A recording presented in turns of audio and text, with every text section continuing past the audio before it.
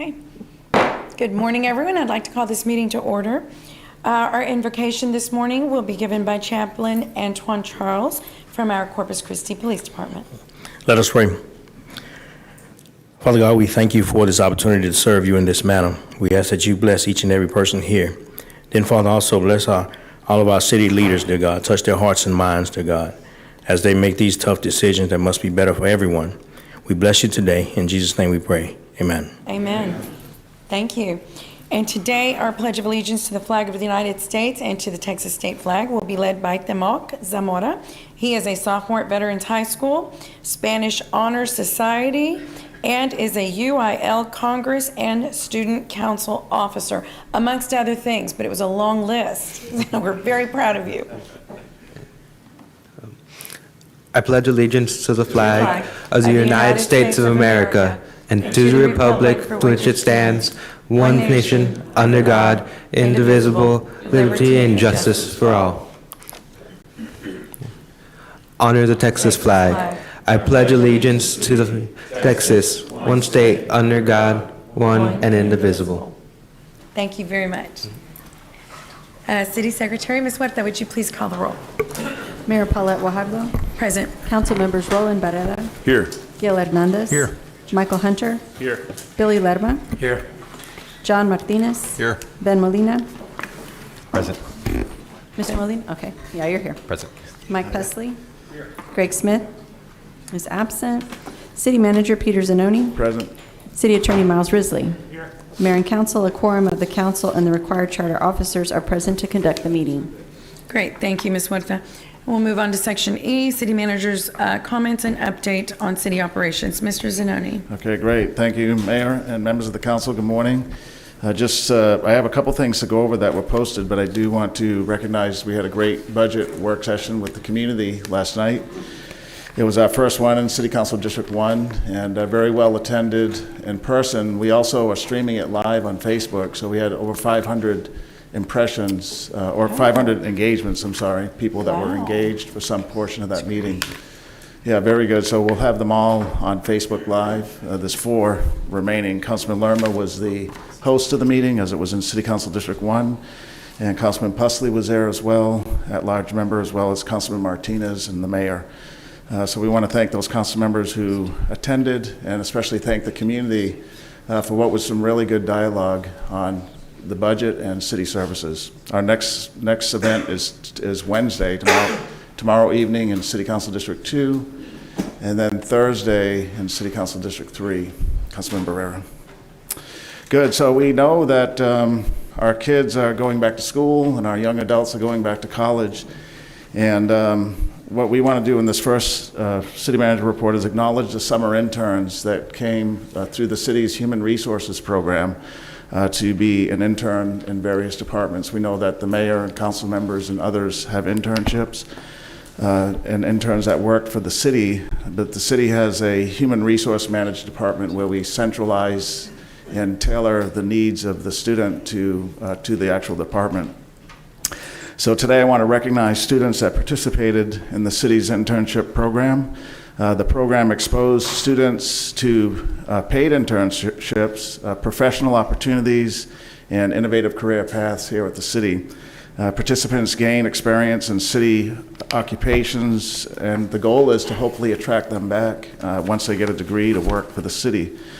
Over the summer, 8 students participated in the city's internship program. 3 were from high school and 5 were from college. Today we have several of those interns right here with us. They haven't left the city yet to go back to school, and we will recognize them here in a moment. An example of the program's success is the recent hirings of Havens Pantoja. She was an intern here, but recently she took a job in animal care services and now is a full-time kennel attendant. So this proves that the program works well and gives them that opportunity to kind of experience the operation before they come on full-time. Our communications department created the video that highlights some of the interns, and so we want to show that to the council and the community.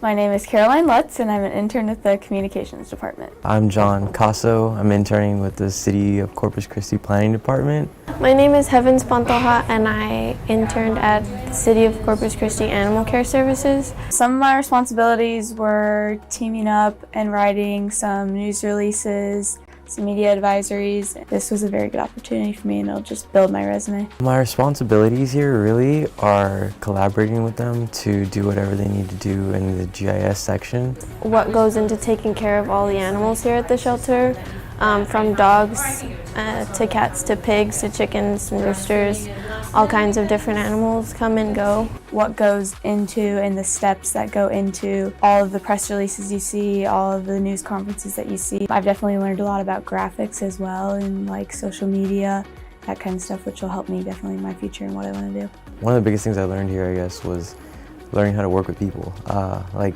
on a map extent. Now you actually get to see how people like their work done, you know, what they might look for from like little details, just anything to make it more readable for the public. My internship was a really big opportunity for me. I've been wanting to work with animals since I was a kid, and because I was working so much and because I was putting in so much effort, they actually gave me a raise.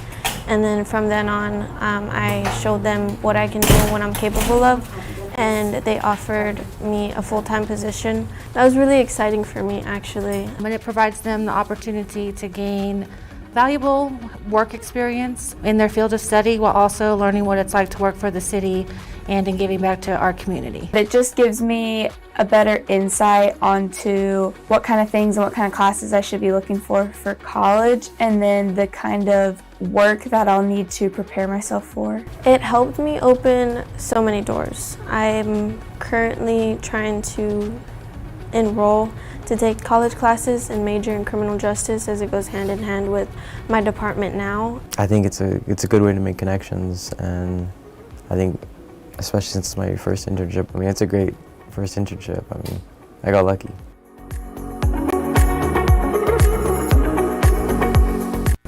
Right, isn't that great? I love it. Yeah, it's it's one person at a time, but we've impacted the lives of these 8 individuals in a tremendous way. You saw Caroline Lutz on the video. I talked to her recently at one of our events, and she said that the intern is more than she ever thought, and she's majoring in communication. So she got a chance to work with the council this summer and us and our organization helping to communicate. So I want to recognize them. We have several in the audience today. I'm going to call their names, and when I do, can you stand up, please? So Havens Pantoja. Havens, she's a brand new employee with the city as well. Caroline Lutz is here. She'll be going back to college in communications. She attends Purdue University. We have Benjamin DeLeon. He's worked in IT. He's going to Texas A&M Corpus Christi. We have Celio de la Cerda. She was with our Parks Department. She also attends Texas A&M University. Jesse Trevino, he worked at the airport, and he's going to Texas A&M Corpus Christi as well. And then John Casso, he is a planning department person. We saw him on the video, and he is going to Texas A&M in College Station. 2 other interns that are not here with us, Vivian Flores, she was in municipal courts, and then Rita Ramirez, she was at the Oso Bay Learning Center. So we want to recognize those individuals. Thank you all for working with us this summer. Yeah. I think that is wonderful, and I'm going Yes. to jump in, Peter, because I am so proud. That video, and thank you for creating that video. We wouldn't be able to see, really, you can just stand and say, well, I was an intern. Yes. Well, okay, great. But that really showed some of the work you did, and just you speaking on that it's a big deal. Thank you. And Heavens, y'all are all a part of the city family, but Heavens really signed up to be a part of the city family, so thank you for that. And I have to ask, just by nodding your head, did you guys seek out this internship? Did you hear about it, or what? Yes? So y'all seeked it out. There we go. That's awesome. So that's wonderful, because we want you to be proud of your city, and now you have hands-on experience. So thank you. Thank you for doing that. Yes, and Mayor, we want to take a picture with the mayor. If you all are going to come down. Where's Sonia? Yeah, we're going to come down to the front. Just a quick picture. Yeah, Sonia, okay. All right, we're taking a picture, Sonia? Yes, please. Okay. How do you go? move it up. Just move it. Yeah.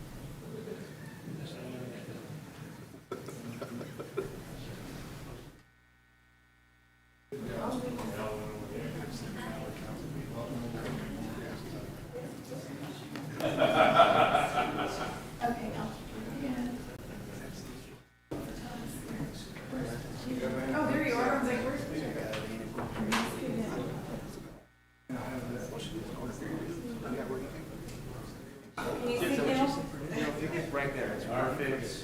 Everyone looks great. My wings. Perfect. All right, big smile for 3. 1, 2, 3. One more. 1, 2, 3. Perfect. Oh, wait, one more.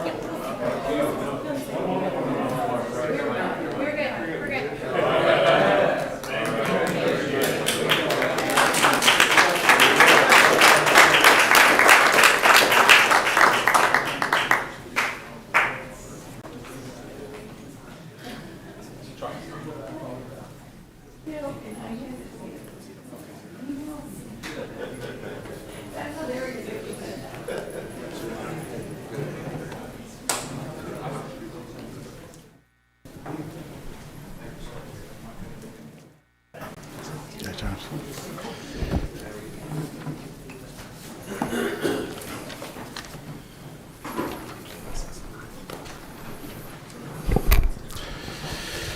All right, Mayor and Council, thank you for taking the time out to take that picture and for recognizing those interns. And we'll have our program again next summer. And so through human resources, students can apply and get directed to one of our departments. So we're going to continue the theme of personnel and people that really run our business here. And we have 2 staff announcements, 2 recent appointments for the city, both assistant directors, Tyler Florence and Russell Dean. And they're going to come up and say a few words here in a moment, but let me give you a little background on them. So after conducting what was a local and national search, I am delighted to announce that we filled 2 of our assistant director positions within the organization. Tyler Florence is our second assistant director in Parks and Recreation, and then Russell Dean is our assistant director in asset management over fleet. And we talked about this yesterday in our budget workshop. So Tyler Florence he began with our Parks and Rec on Monday, July 25th. He oversees the recreation and community services aspect of the department, and he also manages the grant programs. Tyler brings more than 15 years of experience to this job, which is great. His most recent position was in the city of Seward, Alaska. He said it's a little warmer here than there, but he's okay with that. And during this time there, he served as the treasurer for the Alaska Recreation and Parks Association Board of Directors. His previous assignments including outdoor recreation director for Navy Morale, Welfare, and Recreation in Yokosuka, Japan, where his program was awarded the best on-base outdoor program in Japan. Tyler holds a bachelor's degree in science from Colorado State University, and he has a master's degree in Parks and Recreation, tourism from the University of Utah. So that's pretty cool, right? That's a unique degree, but it's going to help him in his job here with us. He is a certified Parks and Rec executive, and he's also a veteran of the United States Army. Yes. So, Tyler, you're going to say a few words this morning, right? Thank you. Madam Mayor, Council, it's an honor and a privilege to be here. I'm immensely grateful for the opportunity to serve the city of Corpus Christi And I'm very thankful for the warm reception and support I've already received from city leadership and from within the department as well. I look forward to learning more about the community here, about the needs and preferences of the citizens, and exploring ways that we can provide quality programs and services and to make improvements that affect the quality of life for residents and visitors alike. Great. Thank you. Welcome. Welcome, Tyler. Yep. Okay, and our second appointment is Russell Dean. He will be the Assistant Director of Asset Management, focused on fleet maintenance, and we know we talked about that yesterday. We have a pretty extensive fleet, and you all see we approved some very large purchases, those fire trucks and our water, wastewater vehicles, so we need good leadership and good service in that area. So we have that in Russell. He began serving as the Assistant Director about a week ago on August 1st, and most recently he served in the city here at Human Resources. He had an organizational development specialist. He wanted to work for the city, just like those interns that left, and he took a job that was okay, but wasn't really in his field, just to be in the city, to get here to work in this organization. So that's important to recognize that people know this is a great place to work and they want to be here. So Russell has a very distinguished career, 20 years in the United States Army. He served as an officer in planning and directing the maintenance of operations at various military units. His experience includes coordinating operations that provided multifunctional logistics for facility maintenance and supply support for equipment and transportation. That's a lot of words, but basically he was over a lot of the logistics, including fleet management and transportation, and many tours across the world. He said he has many years left to work, and he's settled here. They picked out not only the city to work, but the city to live. He and his wife could have moved anywhere, and they chose Corpus Christi, and he wants to be here, so that's awesome. Through his military career, Russell also was responsible for the unit's personnel administration, education, and training. Russell holds a bachelor's degree in business administration and a master's degree in administration from Central Michigan University. So Russell, we're going to have you just say a few words as well. Oh, there he is. All right, Russell. Yes, sir. Thanks, sir. I appreciate it. Yes, Madam sir. Mayor, Council, I'm happy to be here after 26 years of military service, the last 14 of which as an Army Logistics and Maintenance Officer. And my wife and I decided it was time for me to retire. And we decided that we want to make Corpus Christi our permanent home. So I've led small teams, maintenance operations, all the way up to a 400 personnel company, and doing with 7,500 pieces of equipment, which is larger than our current fleet. I've also been in charge of 2,500 contractors delivering goods and services, logistics and maintenance, to over 25,000 U.S. coalition and partners across the world in Kuwait, all on 3 operating bases. So I've got some experience that I bring to the table, right? But you know what I'm really looking for is exciting new second career after having retired from the first one. And quite honestly, I really want to thank Mr. Zanoni, the City Manager's Office, Mr. Mendoza, for giving me an opportunity for another 20 years of government service. Yeah. Thank you. We'll take it. So, Russell, thank you for that. And what we told Russell when I interviewed him, is that this would be the first time we're placing somebody in my 3 years over the fleet operations. And like many of our business operations, it needs some serious overhaul, some critical review on business processes, on training, on all sorts of things. So he knows that. I said, Russell, we're not walking into the job and running it as is. This is about assessing it and making some substantial changes and leading his crews, and he's ready to do that with Charles Mendoza as well. So we thank both Russell and Tyler for spending a few minutes with us this morning, and we look forward to their leadership and leading some pretty big teams for some of our important city services. Thank you both. So now we have to turn to something a little more serious, and that is our drought of record, or almost of record. Michael Murphy is going to come on up and give a presentation. Peter, I wonder Yes. if we should go ahead. Oh, that's It's the noon. Okay. Let's do that so we don't Good interrupt point. you, Yes, gentlemen. I'm ma'am. sorry. Good. Okay, let's do that, and then we'll come right back to the presentation. So that would be section F, public comment. And before we start, I'll ask City Attorney Miles Risley to please review the council meeting rules of decorum, which will be visible on your screens as well.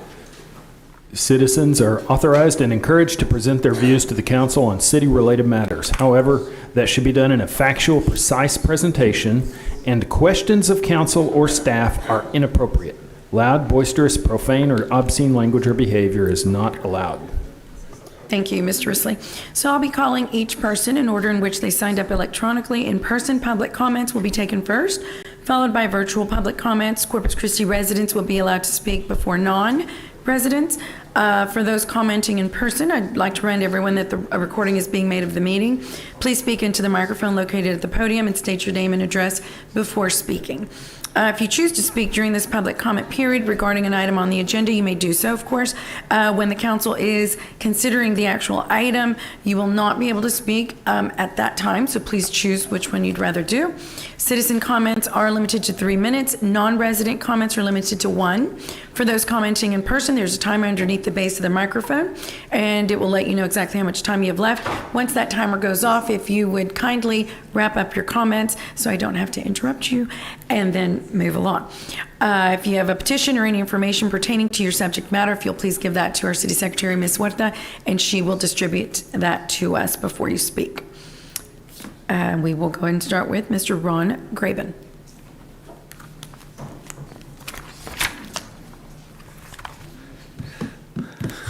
Good afternoon. Ron Graben, 202 Surfside. Sometimes, you know, when you push, and things happen, sometimes it's just good to come back and say thank you. So that's why we're here, to say thank you for all that you have done, especially Councilman Lerner. I know you have pushed on North Beach for a lot. And Mr. Zanoni, thank you for all you're doing. It was just a couple of weeks ago, we were here as a North Beach community and asked to be involved in some of the discussions. And Peter so graciously put together quickly a lot of the city representatives and came down to North Beach, and we appreciate that. And it's not just North Beach, but it's the entire city that's just on the upswing, and I appreciate that. My daughter flew in from Philadelphia with my 8-year-old grandson, and they wanted to go to a section of town. I said, we don't want to go over there. There's construction going on, and it's a mess. And anyway, I ended up over there, and I said, whoa, this is all finished. The streets are done, and it's beautiful. And, you know, it was not just North Beach, but everything. And also, thank you for pushing on the 2018 bond project, where we're going to see those roads completed. And that's why I'm here. So thank you very much. Appreciate it. Thank you. Next, we have Malcolm DeShields.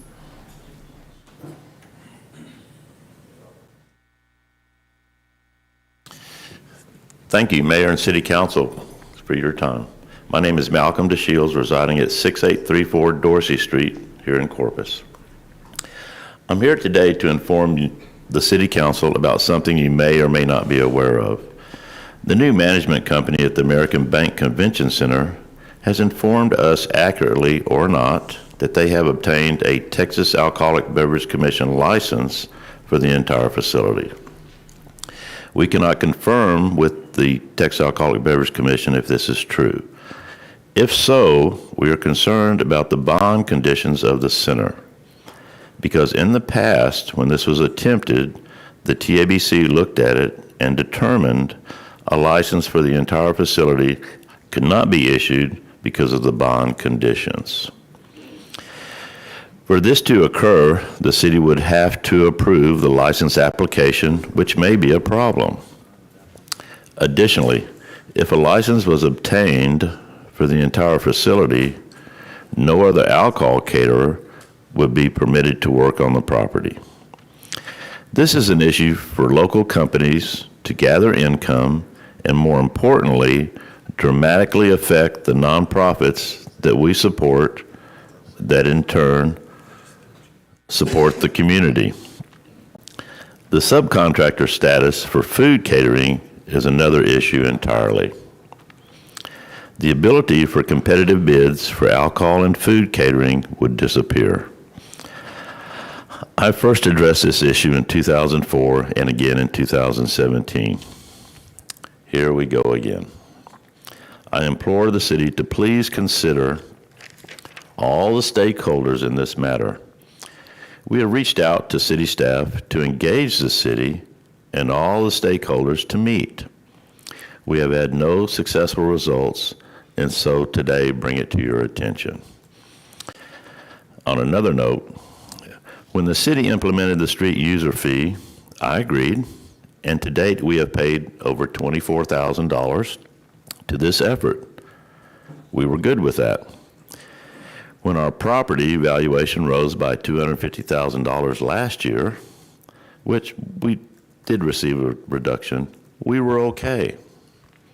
But when our ability to gather income and help nonprofits is limited by the city, we're not okay. Again, thank you for your time and consideration. Thank you. No, thank you all. Oops. Casey? Yeah. Casey Ann, I'm sorry. Casey Lane. Yeah.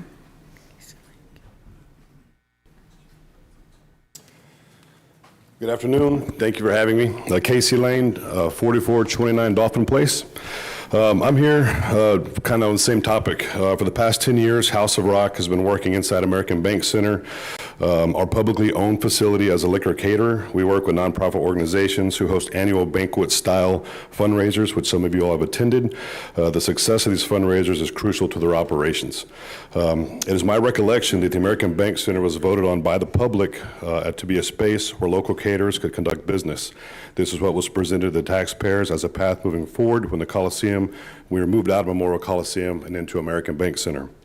Recently, it was announced that American Bank Center was to have a new management company. I heard rumors that the local liquor caterers are going to be blocked from conducting business at our public facility.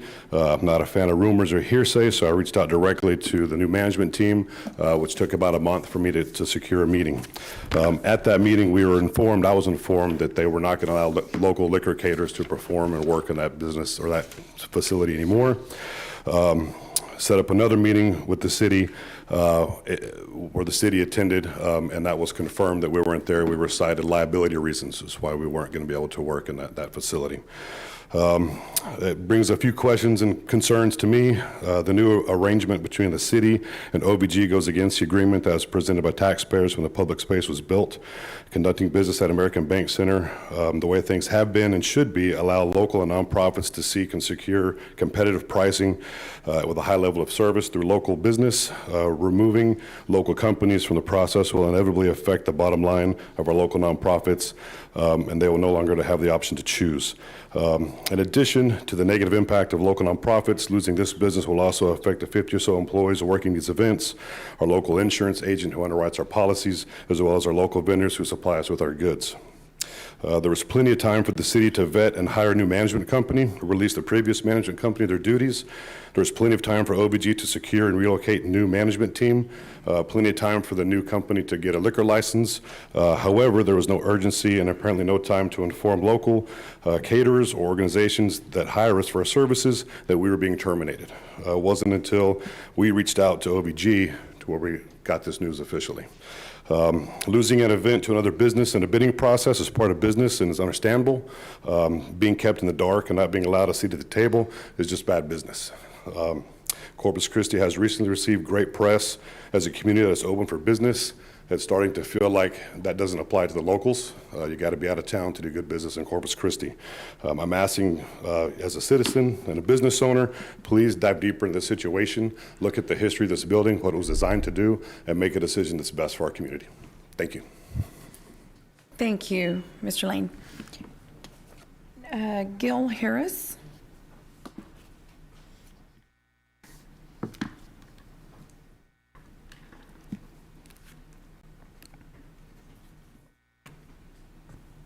Hey guys, thank you for having me here today.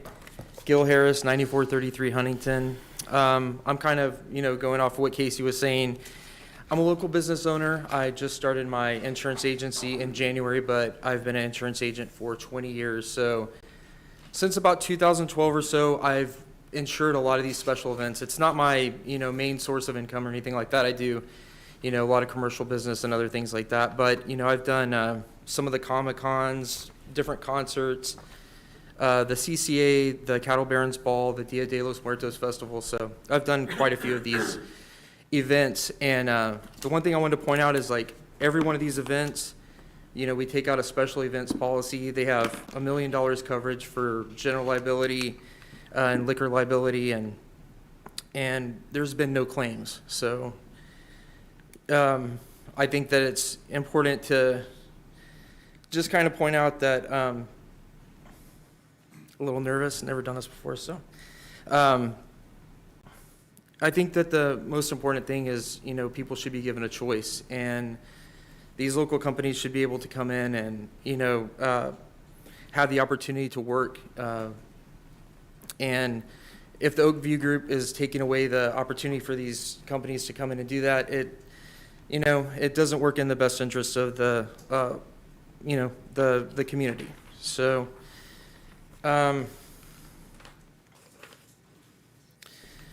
but the main thing I wanted to point out is just that I feel like, they should work with us. They should work with local businesses. They should give people a choice. And not every event that's going to be hosted is going to go with the local company. Not everybody's going to go with Casey. Not everybody's going to go with the Barbecue Man. A lot of them are going to just, take what's offered from the group there. So really, the main point I want to get across is I just feel like this company should give other companies the opportunity to work with them. And that's all I've got. Thank you very much. Okay. Thank you. Heidi Hovda?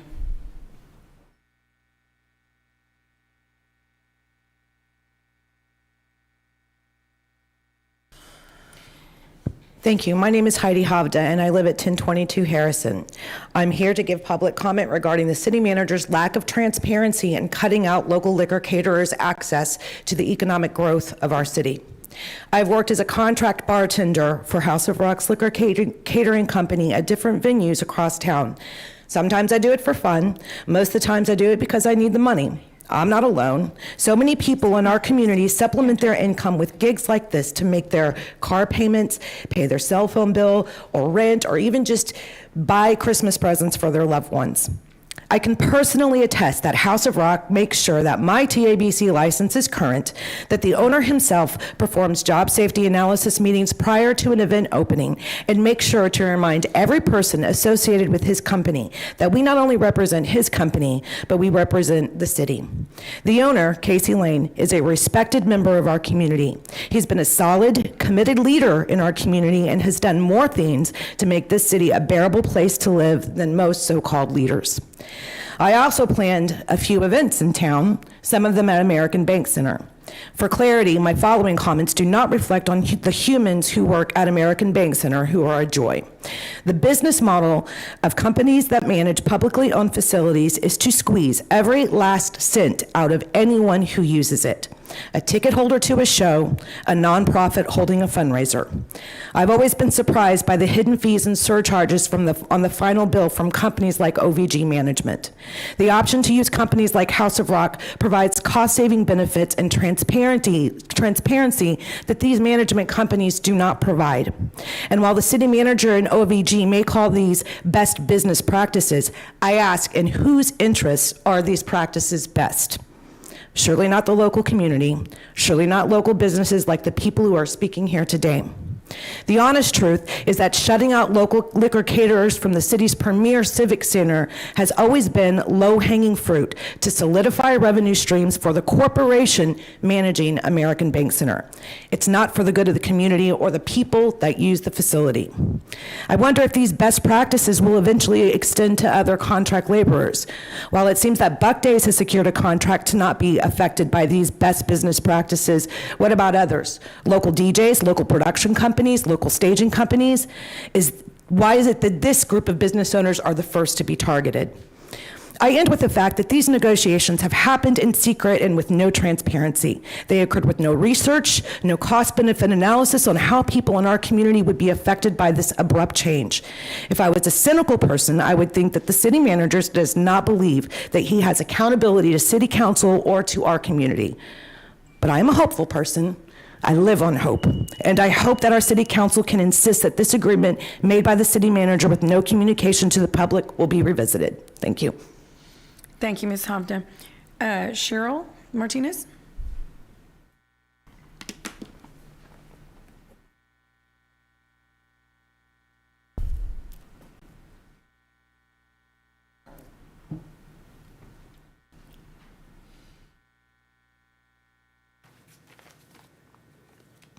Good morning. Cheryl Martinez, 1006 Collingswood Drive. I'd first like to welcome the new Star Spay and Neuter Clinic. We can always use more spays and neuters in our area. I do wish them all success in helping us overcome our problem and welcome them into the animal community. This is not about the group. I'm very happy that they are here in our community, and I do respect what they're doing to help the animals. My reason for being here today is, as president of PAC, I found out that $49,000 was going to be given to Star Group for reimbursement expenses for startup supplies. Although I think that seeing the city get involved in the animal problem is great. We've needed it for a very long time. I have concerns over this disbursement. Why weren't the other spay and neuter groups given assistance? $49,000 worth of supplies is a very large number. I was told by city staff that it was for supplies for their startup. Well, for the first 6 months of this year, I went through my numbers, and for supplies for surgery is $10,000. Was Neighborhood Services involved in this decision, and are there details as to how the disbursement will benefit the city and make the biggest impact for our residents? Neighborhood Services, I don't even know if they assisted with the parameters of how the money should be spent. This was not an emergency situation, so it was not a fair decision, since you have other organizations that have been doing spay and neuter for years without any assistance from the city. In speaking for PAC, we have struggled many times over the years, and we have survived, fortunately. We put our revenue back from our wellness clinic into the city each month. We brought a group in from Austin down here to assess our city, and we paid for it.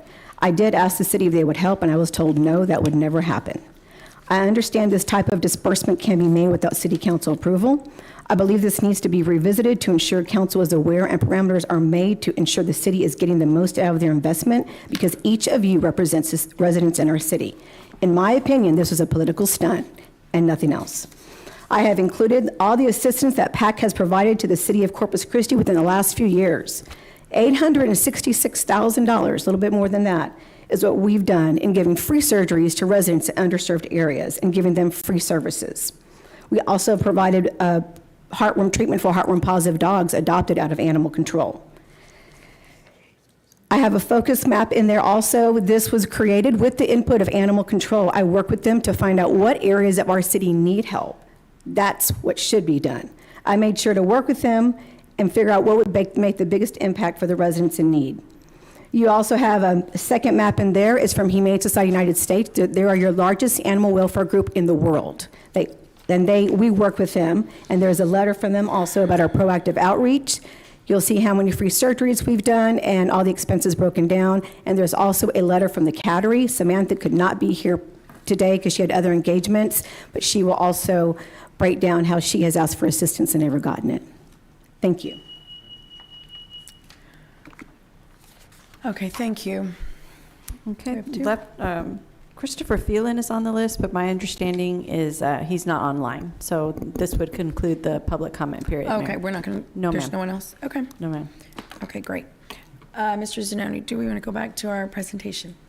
Yes, ma'am. We're going to, the final city manager's report. I did just want to comment, if you don't mind, on the OVG contract. Yes. Just to clarify a couple things. One, the state law did change about over a decade ago that does allow the city to have a license for the entire center. There was some conversation about it may impact the bonds, taxable or tax exempt, but that law was changed, and we're double checking it with bond counsel. But and then we do support local business. We know the city council recently passed a local business preference point system in our purchasing procurement, and OVG has met with the vendors numerous times in a group format and in a one-on-one as well to communicate. So we know that we know we have a new vendor managing the American Bank Center. The reason we selected them is they have a significant presence in Texas, both here in Corpus Christi, but in major Texas cities, running significant venues, not just in Texas, but worldwide or nationally at least, and the types of venues we have here. And across their entire customer base, OVG is the only provider of food and beverage. It's their business model. And for some good reasons, that includes food safety. When you bring food from the outside, there's a little bit of a loss of control, of food safety, certainty. Also, with the TABC license, there's risk in having different vendors bring in alcohol that have a different license under your roof. So we'll continue to work with the businesses. I know OVG has made themselves more than available. And Elsie, who's here with us today, has also met with many of these local businesses. OVG's business model is to include small business and local business in a different type of way. So they've already engaged many. As an example, they're buying coffee from a local coffee seller here in Corpus Christi, right on Alameda, and that's the coffee they serve to all their events. So businesses are being used, maybe just a little bit different than how they have been used in the past, and I just thought that'd be helpful to talk a little bit about that. Great. Okay. For the council. Thank So, you. yeah, so our last item on the agenda is an important one, at least the city manager's report agenda. We're going to talk about the drought, and I just want to, before Mike Murphy gets going here, frame it, and we know that this drought is real. This is a real drought. You're going to see some charts and graphs. We are in this together. We, you, me, the community, the commercial accounts, the industrial accounts, we have to all be in this together. We have to all own it to get out of it. We don't control the weather. Nobody controls the weather, but we can control distribution, and we can control how we use water and how we respond to a drought, which may be a drought of record. And then we want to remind the community that every drop counts, and it's really about using less water. It's thinking about how do we use water today, tomorrow how can we use less of that. Right. Everybody has to think that. So Murphy's going to talk about our levels of water, also our production and use. That's an important one because he's going to show you production and use is up historically and even in the last couple of months. We're going to go over the forecast with you that we just got Monday from the National Weather Service. And then finally, our communication plan to all people, industrial customers, commercial, and residential customers. Okay, great. And before we start that, I think Councilman Pusley had a comment, but before we do the comment, I also want to recognize today is a very special day, and it is Pat Aldridge. It's Pat Aldridge's birthday. So I want to wish Pat a very happy birthday from all of us. Happy birthday, and thank you for your years here with the city. Yeah.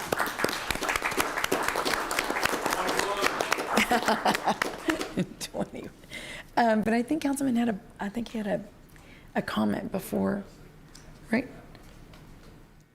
I think he had a comment before we start, so we don't interrupt you. But no worries. Oh, was it? Did he? That's what he wanted to talk. Oh, it may have been, okay. Yeah, okay. Yeah, okay, go ahead. I Okay. didn't realize that. Well, good afternoon, Mayor, Council, and thank you, Peter. You pretty much stated my opening comment, so thank you for doing that. We'll go originally, we got a slide deck that we're going to present. And so this is the first slide, that cover slide was a very graphic presentation of sort of where we're at all around our community, the dire conditions of the drought and how it's impacting our city. The drought is real, and it shows no signs of easing up. We are meeting with experts at the National Weather Service, like Peter said, on a weekly basis, and sometimes on a daily basis. And so this first slide is the weather map showing the conditions surrounding our city, and it shows us in a severe to extreme drought is occurring across Nueces County. And even if you look a little bit harder, look a little bit deeper at this map, you'll see the extreme to exceptional drought is occurring across the upper Nueces Basin, which is the highest level of drought severity. And this is where we get the majority of our water from at this time. Next slide, please. So unfortunately, this is the rain forecast for the next 7 days. And this comes from the National Weather Center. And right now, the projection is bleak, to say the least. It's less than a half an inch of rain is forecast across South Texas over the next 7 days. And you can see from this weather map. And again, this is the biggest reason, and I did talk to the weather person with Channel 6 News, and he agrees that the Saharan dust is forming a bowl over our area. It's keeping water, mostly tropical water, from getting into our area. So that's a big problem for us. Next slide, please. The key takeaway that we got from the National Weather Service is rainfall this past week did not increase the volume of water in Lake Corpus Christi or Choke Canyon. It was nice to have, I had rain at my house. It was nice. And so what I'm proposing is if you did get a little rain shower, then don't turn your sprinklers on this week. Enjoy the benefits of having that. And that's one way to use less water. And more consistent rainfall is needed before any additional flow reaches the lakes and make any volume changes. Hit or miss showers and thunderstorms are expected over the next few days along the coast. Highest rain chances are forecast for Thursday through Saturday. And I'm sure everybody's watching the weather forecasts as we continue to watch them also. This forecast has got, shows their line of very confident in this forecast, which anticipates that we might get scattered showers, but it will have no significant impact or actually zero impact to our current condition. Let me step in. I just wanted to make another point is people hear me talk through the community and through the region. And one time when I was the South Texas Concho Water Master, the major point when talking to people about drought was making sure they understood about rainfall. Where it falls is as important as if it falls. Let me repeat myself. So we need to make sure that we're looking at where rain falls also.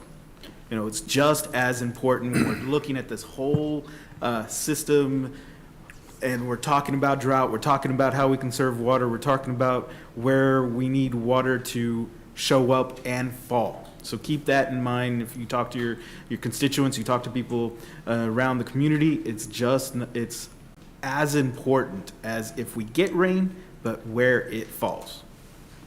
Thank you, Esteban. So let's go to the next slide. We're going to walk through a series of slides showing graphs and charts about lake capacity. So if we could go to the next slide, please. I think they're trying. There we go. Whoop. Go back one slide. There you go. All right.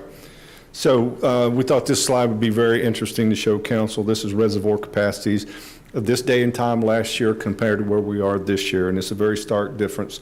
Obviously, the blue column is if everything was at 100% capacity. The gray column represents where we were this time last year. Our lake levels at Choke Canyon was at 49%. Today, 34.2%. Lake Corpus Christi, 92.4% this time last year. Today, 43.8%.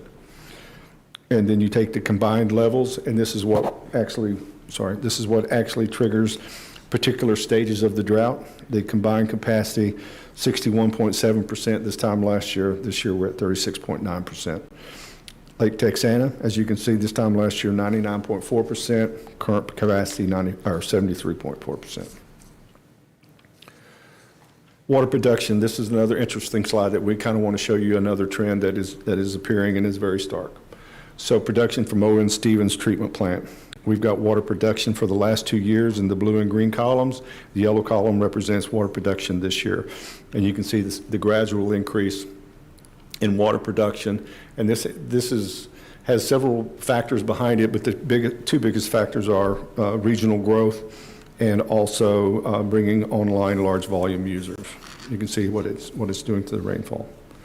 Yeah, just to clarify, production means this was distributing this, selling it to customers. This is water use, same as production. And just to remind everybody that we are the regional water provider for 500,000 people in 7 different counties. So the region's growing, not just Corpus Christi. And hence you can see the July yellow line. Even though we're in stage 1, the statement that we made is true that we went into stage 1 in June, and yet the region used more water. And what we need to see is the opposite. We all need to be using less water. So I just want to clarify that. Okay, thank you, Peter. Next slide, please.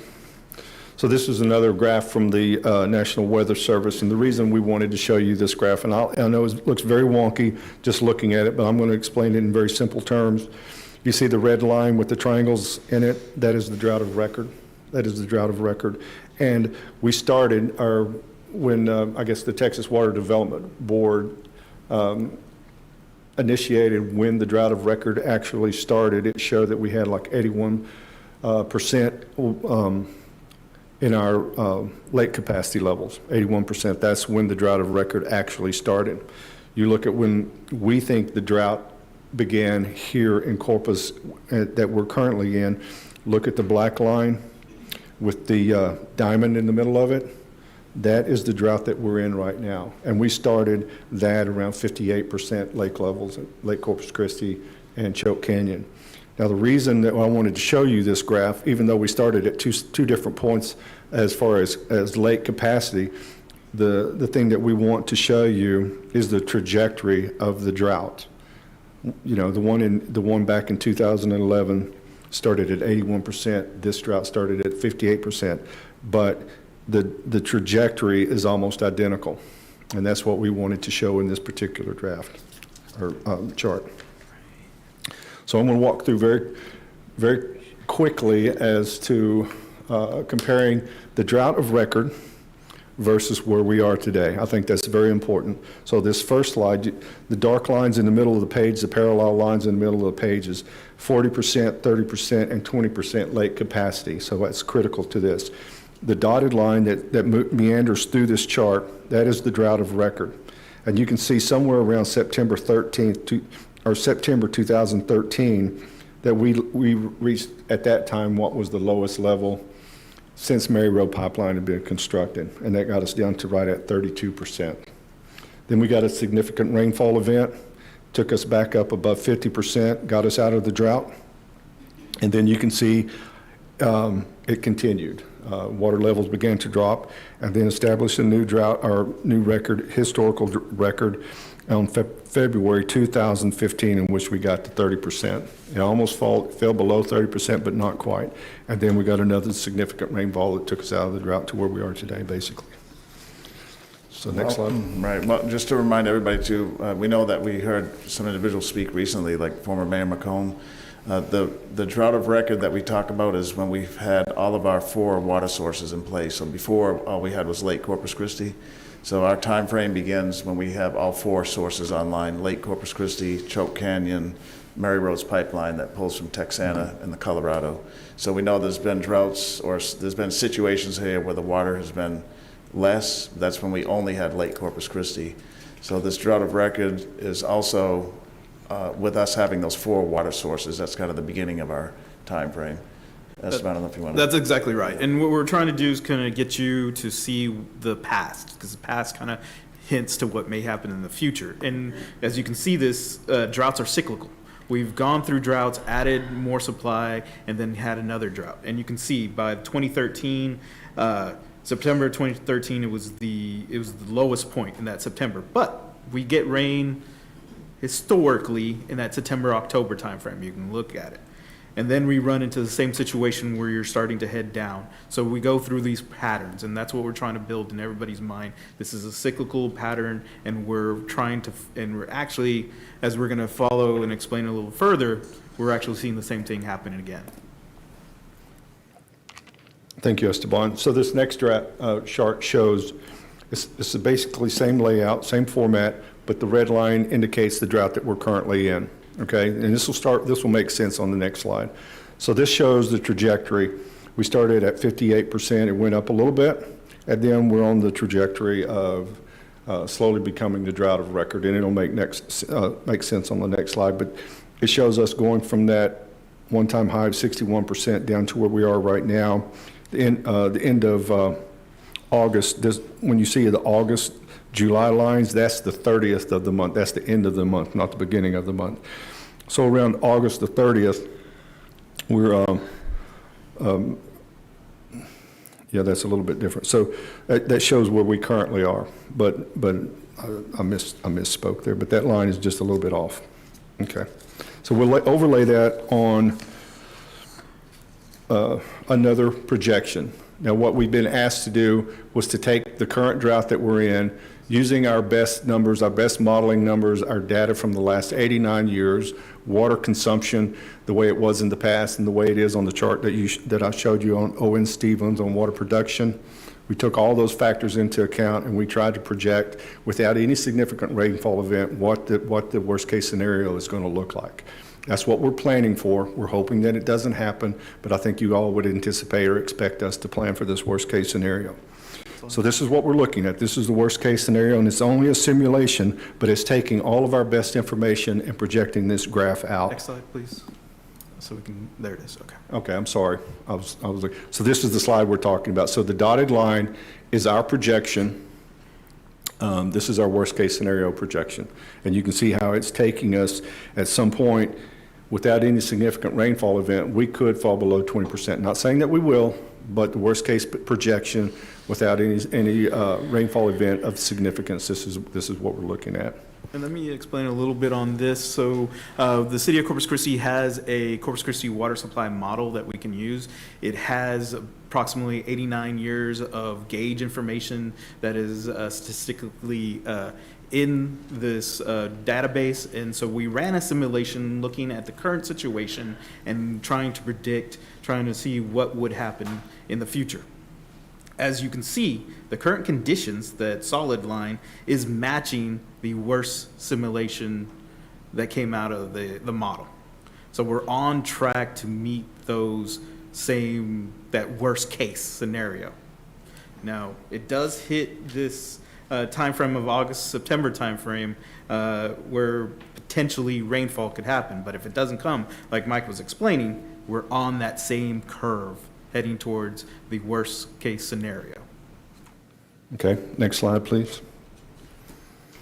All right, so this is all of the charts that we just laid out. We overlaid them on top of each other so you can kind of see the significance on where we're at right now. So you can see the bold red line. That is where we currently are in our existing drought. The dotted line is the drought of record.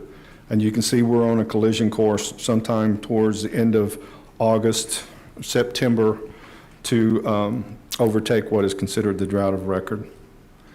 It's pretty dark, pretty stark situation that we find ourselves in. This is very serious, like in Peter's opening comments. This is real, this is happening, and we want to make people aware of it, and we want to make sure that people understand that we're taking every step possible in conservation right now to alert people that this is what is going on, and this is a real possibility. So this is coming. All right, next slide. So we still find ourselves in stage 1 water restrictions. Lake levels today, 36.9%. That's where we are today. As we head towards 35%, we'll be holding, let's just go through I'm going to get ahead of myself. So stage 1 water restrictions. We are still enforcing the water restrictions especially on irrigation. We are seeing some benefit there, but I think what is happening, the term using less water is critically important in this conversation when we talk about stage 1 drought restrictions. What we see happening is people they're watering once a week, but they're doubling up on the amount of water they're putting on their lawns, and that does not help the situation. What we're asking our residents and our businesses and commercial to do is to reduce your consumption by 10%. That's what stage 1 is all about. Now, doubling up on your water day, that's not reducing. All that's doing is you're just putting more water on your lawn on that one particular time. So we want to encourage our community to come together, and when you do water, keep it on the same amount of time that you're watering, but cut back to that 1 day per week. Doubling up does not help. That is not helping at all. And so that's why we haven't really seen an impact on our water production. Okay, that's what we're seeing. So we're still enforcing that. Unfortunately, we're still having to write citations. Today, we've written over 550 citations, and we'll continue doing that, and we're getting ready to introduce a nights and weekend hotline so people can call in. This is one of the issues that we had come up just this past week, so the city manager has asked us to look at this and to come up with a hotline so people can call in on weekends. We're approaching, as you can see from the charts that we're looking at, we are quickly approaching stage 2. And right now, it looks imminent. The reports that we're getting from the National Weather Service looks like we're heading that way. And so one thing we want to start alerting people on, that if it still looks imminent by the time we reach 35%, which looking at our charts, that could be somewhere towards the end of August or the first week of September. We'll reach 35%. Now, in my closing comments, some of the things we're going to do as far as communication goes, one of the things we're going to be doing is as we approach stage 2, our 35%, we'll be having a media event, and the city manager and mayor will be taking part in that media event. where we will talk about maybe entering stage 2 around 35%. Okay? So here's what we're going to do. These are the things. I'm sorry. Oh, next slide. I'm sorry. Next slide. I kind of ran through that. I got off ball. Okay, so our communication plan. So we've been doing a lot of stuff. You probably have seen me and Esteban. We're on TV an awful lot where we're doing news interviews. We did a 30-minute Facebook interview for Channel 6. One night last week, Channel 6 dedicated an entire 10 o'clock hour or 30-minute session to the drought, and I thought that was very well done. We've been talking with Channel 3, Caller Times, Telemundo. We've been doing Facebook, our social media site, webpage, but there's still things that we want to improve on. So we're going to revamp our website, creating what is called a dashboard, which will have information on lake levels, daily usage, and information on how everyone can save water. That is going to be, it's going to be updated daily. It's going to be upfront on the City of Corpus Christi's main website. So when you go to that main website, it's going to be there. So we're working with our communications department right now. We are planning meetings with large volume customers. We're working on that as we speak. We have a meeting set up on Thursday with smaller cities in the area that receive water directly or indirectly from Corpus Christi Water, in which Peter will be talking to the city managers in these other cities. We're going to hold a media event, like I said earlier, as we approach 35% mark, and then we're going to continue our interviews. We've already done 24 since stage 1 began, and then, like I mentioned, social media posts, Facebook posts. We're also looking for opportunities to, as we get into stage 1, have a presence on some local billboards. And unfortunately, we're going to continue the enforcement of water restrictions. 550 citations have been written as recently as yesterday, and we're going to continue to move that forward. And Murphy, can I just, Yes, sir. I think you went over it pretty quickly, but we are meeting with large volume customers. Bob Paulson, I'm not sure if he's here. He was going to be here, but it doesn't look like it. But he's helping us set up that meeting. It's either going to be Thursday, Friday, or Monday, because we know the drought contingency plan that's approved by City Council has language that addresses how they respond in a situation like this. But we're going to be seriously talking to them. There's over 20 about some voluntary reductions in use or reuse in water. We need them to help out as well. It can't just be everything's on residential. So just want to point that out. That's part of our strategy, is that we need to have a conversation with them. We had one about 2 weeks ago, but the forecast is not improving and the water levels are dropping. So it would be irresponsible if we didn't sit down with them and have a frank conversation. So that's coming up as well this week or Monday. Yes, sir. And we want to thank Bob for helping us with that. So the last slide in closing, the drought is real. We want to make sure that everybody understands that, and that's why we put this series of charts and graphs together so you can see it in black and white and red and blue. Like Peter said earlier, we cannot control how much water, or we cannot control the weather, but we can control how much water we use. That is reality. We're all in this together. We want people to know that we're in this together. This is a community issue, and the community is all consuming. I mean, it's large industry, small businesses, commercial, and of course residential. We're all in this drought together. Using less water is our key. That's the goal. Stage 1, we're asking for a 10% reduction in water. Right now, we're pumping about 100 million gallons a day out of Owen Stevens. Our goal in stage 1 is to get that volume down to 90 million gallons a day. So with that, thank you very much. Okay, thank you. Councilman Leroy? Thank you, Mayor. Mike. Yes, sir. I don't know how I want to put this, but I feel that our staff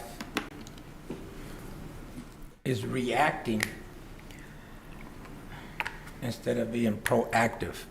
Many months ago, we should have been doing this. We always get reports from the National Weather Service. I mean, you guys stay up to that. I know you do all that, but to me, I feel like we are reacting to the situation instead of being proactive.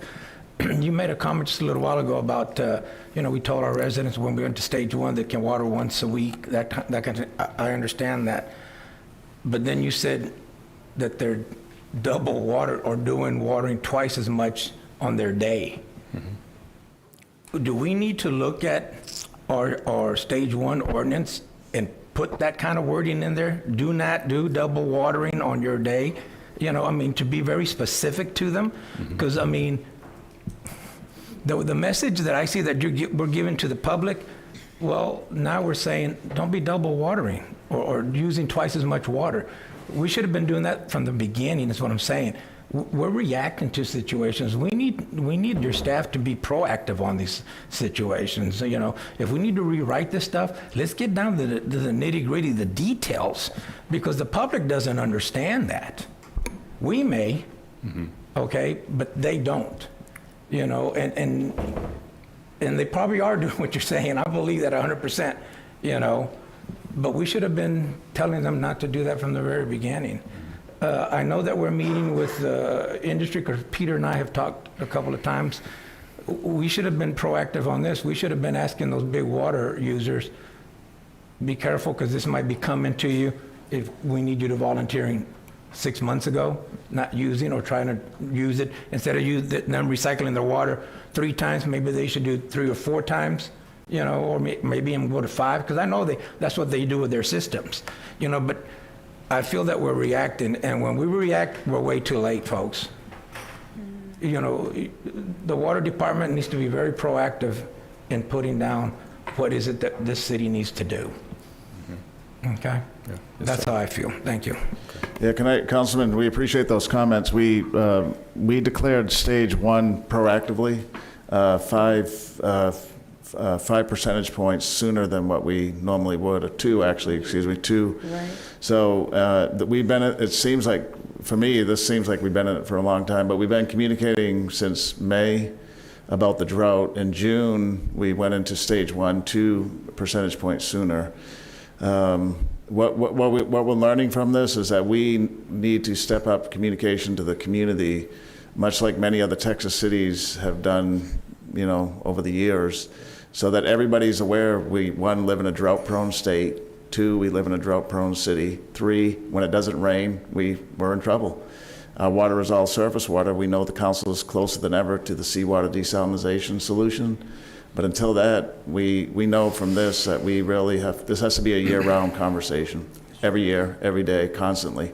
It's very much how it is right up the road and through many cities in Texas. So we do appreciate those comments, but I did want to say we have been proactive. That's why we're recommending 35% as stage 2, not 30%. Right. That's why we've been sending daily updates on reserve levels, and we're about to put it on our website. Yes, sir. Yes, sir. I know that. I understand that, but I'm just saying, right. By some of our customers doubling down on their water on their watering day, we didn't get the message across the way we should have been. We agree with that. I feel that we're at fault of that. Because I didn't think they were going to do that, and they are. I think, Councilman, if I may, this is very much about education, and we are being proactive by putting, like what Peter just said. I'm not going to repeat it, but that is being proactive. Number 1, number 2, there's a million different ways, and it isn't just social media. It isn't just a stuffer, utility little insert. It isn't just any one thing. It's all of our voices. And I would invite the council members to use your platforms to say, hey, you said it yesterday, Peter, in the community input session. You said, remember, we're under stage 1. We have to continue. Councilman, you have to go wherever you go, whatever you do in your district. Start and end by saying, and I want to remind everyone, we're in a drought. It is about constantly telling people. And there's different ways to do that. There's TV. My mom's not on, she's a little bit, but hardly on social media, but she watches the news. So we need to make sure that the news has something about the stage, about where we are, right? The conditions of drought. Yes, ma'am. So and it's important for all of us. Everybody, and it would be real helpful if the media would report it each and every day at every time that they speak. Right, They should and I think begin, that's they should part- begin their message with saying we're in a drought, okay? And at the end, remember, we're in a drought. The media should be saying that. We shouldn't have to tell them to do that for us, okay? Because this is something that Corpus Christians need to understand. Sure. You know, and we need everybody that has a voice out there to say it. And I think the media has the biggest part of this to play in. Right. Okay. Councilman, we do want to thank Chris Six, who's Andrew Christensen's here right now covering this story, and Hi, we know, Andrew. we know KIII, Did you get that, KIII has Andrew? covered it as well. Yeah, we want to thank KIII for covering it as well, and our Color Times, they have done. Yeah. But we thank Andrew he's here with us right now, from Chris Six, so thank you. Yeah. Okay. Councilman Pusley. Yes, thank you, Mayor. So, Michael, I appreciate all this information. It's good to know. It's important that we let people know what the issues are. And I think going forward, this is just a little side note, Peter, conservation in this community ought to be a 365-day a year, every year job. I've said it. I mean, we live in a drought-prone area. We live in the Wild Horse Desert. And when Todd Hunter held his symposium about 7 years ago, the first person to testify was the weather chief for this whole region. And he told us point blank, it's never going to rain enough to keep up with the growth of this area. So you have to just get prepared for that. So conservation needs to be a constant issue here that we have to educate people about. And if we have to set ordinances and restrictions on watering your yard and doing things like that, then we need to do that. And, you know, I've had a lot of people ask me, well, what about all these car washes? Are they going to see restrictions? I know many of them use water recycling, but what about the ones who don't? So those are important questions. But we've now discussed the problem. Can we talk a little bit about some solutions? And I know we've had some meetings with people about different solutions. Can we let the public know a little bit about where that's going? Yes, Councilman. So as we know, we have different classes of customers. So the residential customer, the solution is use less water, abide by the stage 1 restrictions. That pretty much means reduce irrigation on your property. I'm talking about supplies, Peter. About what? I'm talking about. Oh, okay, great. Okay, well, let's talk about that. We did already talk about the prior one. So, as I mentioned, we know City Council is very close, closer than ever, on our desal plant number 1, which would be in the Inner Harbor. As a reminder, the real estate is nearly complete. This City Council approved terms for the real estate transaction. I had Miles hire some outside legal help to go through the contract so we could get it done sooner. He's close to having that done. Bringing real estate contract to put the property under contract is within weeks. We have the power purchase agreement underway. We have all 4 permits, but these 2 in particular are at TCEQ, and we're working various ways to get TCEQ to expedite that. And we have a $220 million loan approved. So everything is in order with the exception of the permit processing at TCEQ, but again, we're working different strategies to get that advancing. So that's one. On the second site, the La Quinta site, that is also progressing. This council said look at real estate terms for that as well. The staff continues to do that. That would be the step 1. And we have a willing seller, so good news on that site. We're looking at alternative water sources as well. We know the Evangeline Aquifer is right up the road, and this councils have talked about it for over a decade. We had another meeting with the Evangeline people last Friday. That was the second in about as many weeks. And this last meeting, they brought some real price points to the table. We had big picture pricing for what it would take to drill what is now 19 wells and different distribution options that would be provided to us. They came in last Friday with actual pricing per acre feet. So we have that available. That timeline for that delivery, though, which would be maybe the quickest, is still 2+ years out. The desal, pending permit approval, is about 2 years as well. And then a third option includes looking at alternate locations for desal plants, and that's underway as well. So we know that about 3 years ago, we had the respondents from what was a request for information come in to present to City Hall. There were numerous companies initially who submitted, and about 6 or 7 who came in that second meeting at the request of several council members. The prevailing sentiment from that group of folks was we're best off with seawater desalinization, but we're also looking at other sites, Councilman. We appreciate you being focused on those as well, to include the Evangeline. So Yeah, I'm that's sorry I wasn't able to make that meeting. No worries. We appreciate you being I was under the weather. Right, no worries. We appreciate you being at some of them. I will say that the Evangeline Water Group is really increasing their professional capacity.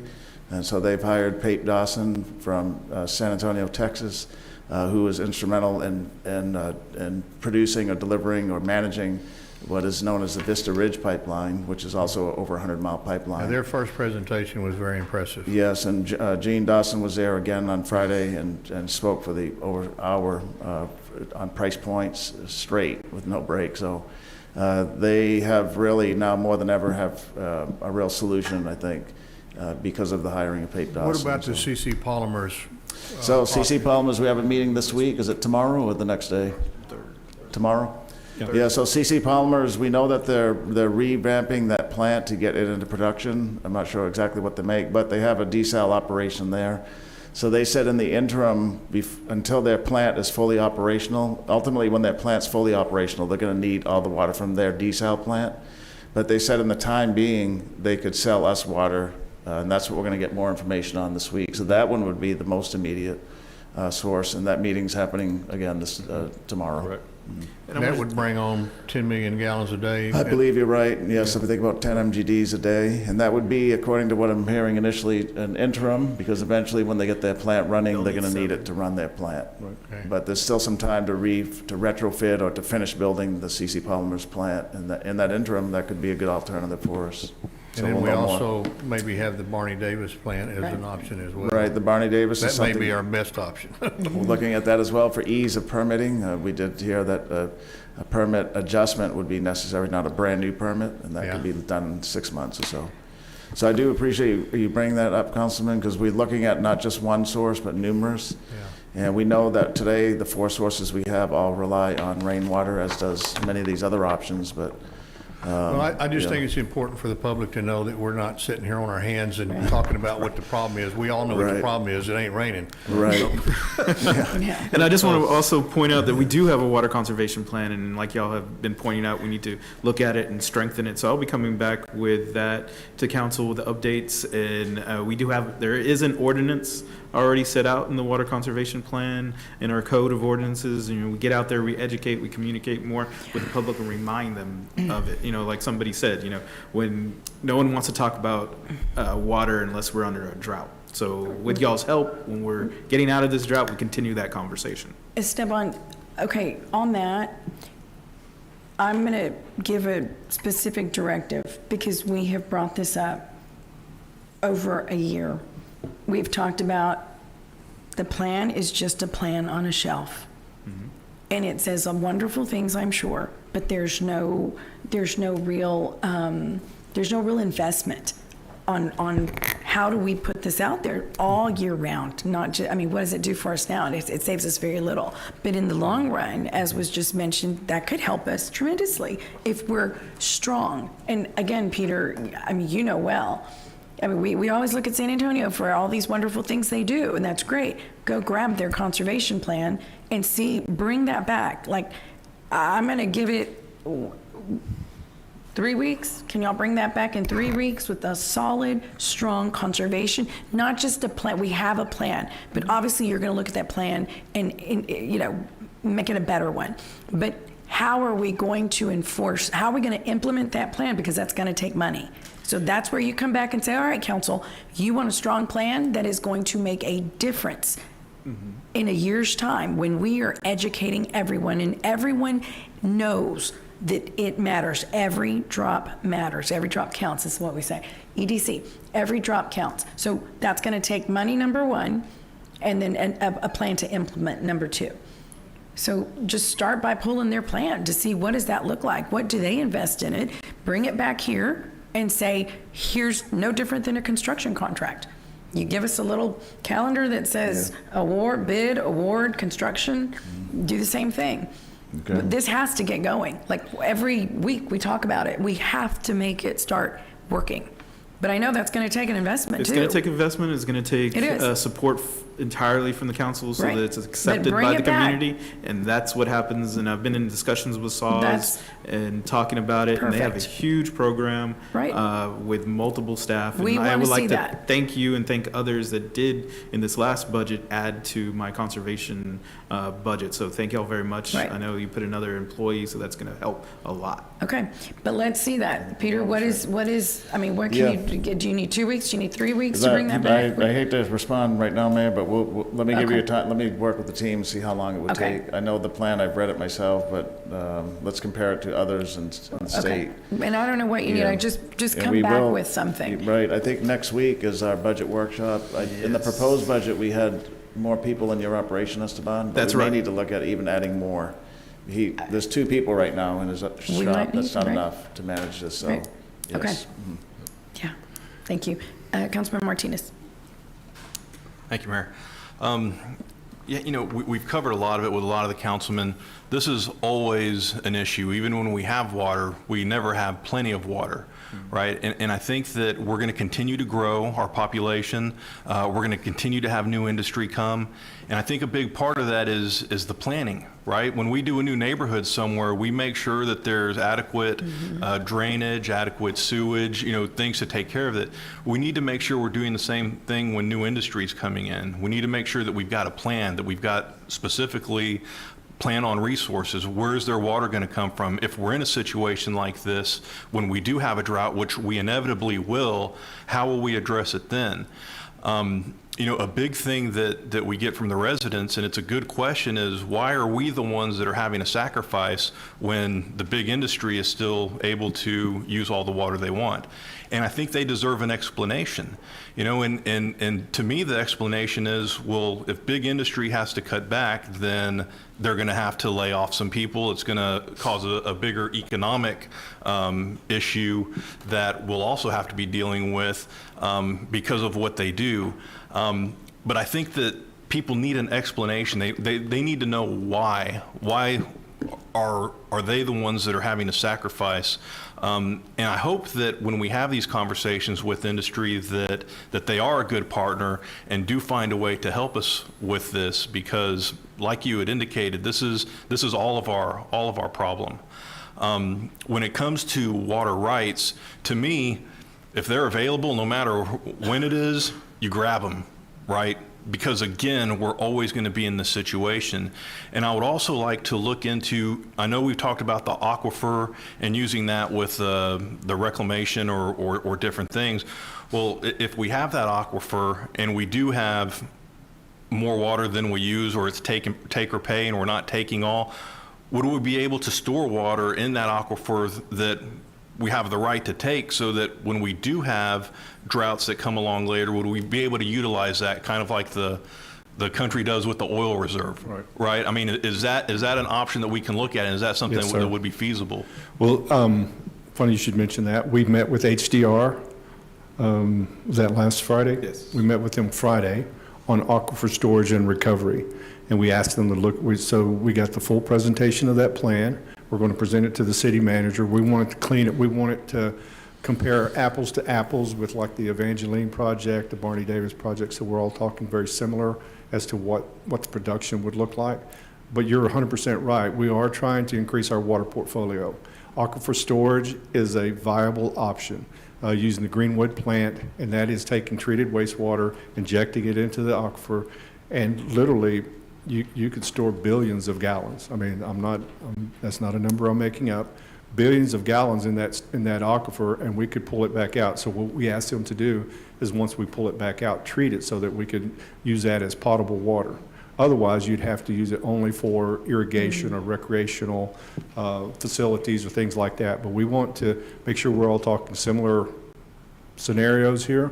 So what we asked them to do was take it back, go through a reverse osmosis program, and provide potable water coming from the aquifer. So we're going to look at 2 stages, what it would look like as raw water and what it would look like as treated water. So we are actively pursuing that.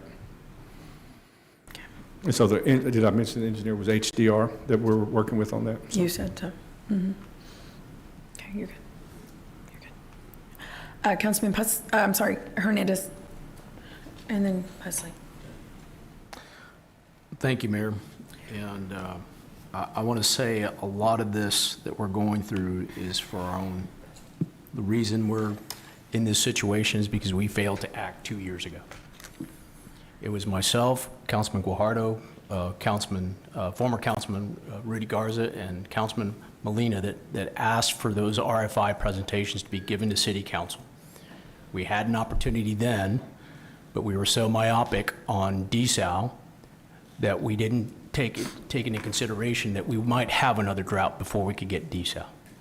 So I want to make sure that we understand that this is a lot of self-inflicted wounds here with regards to this drought.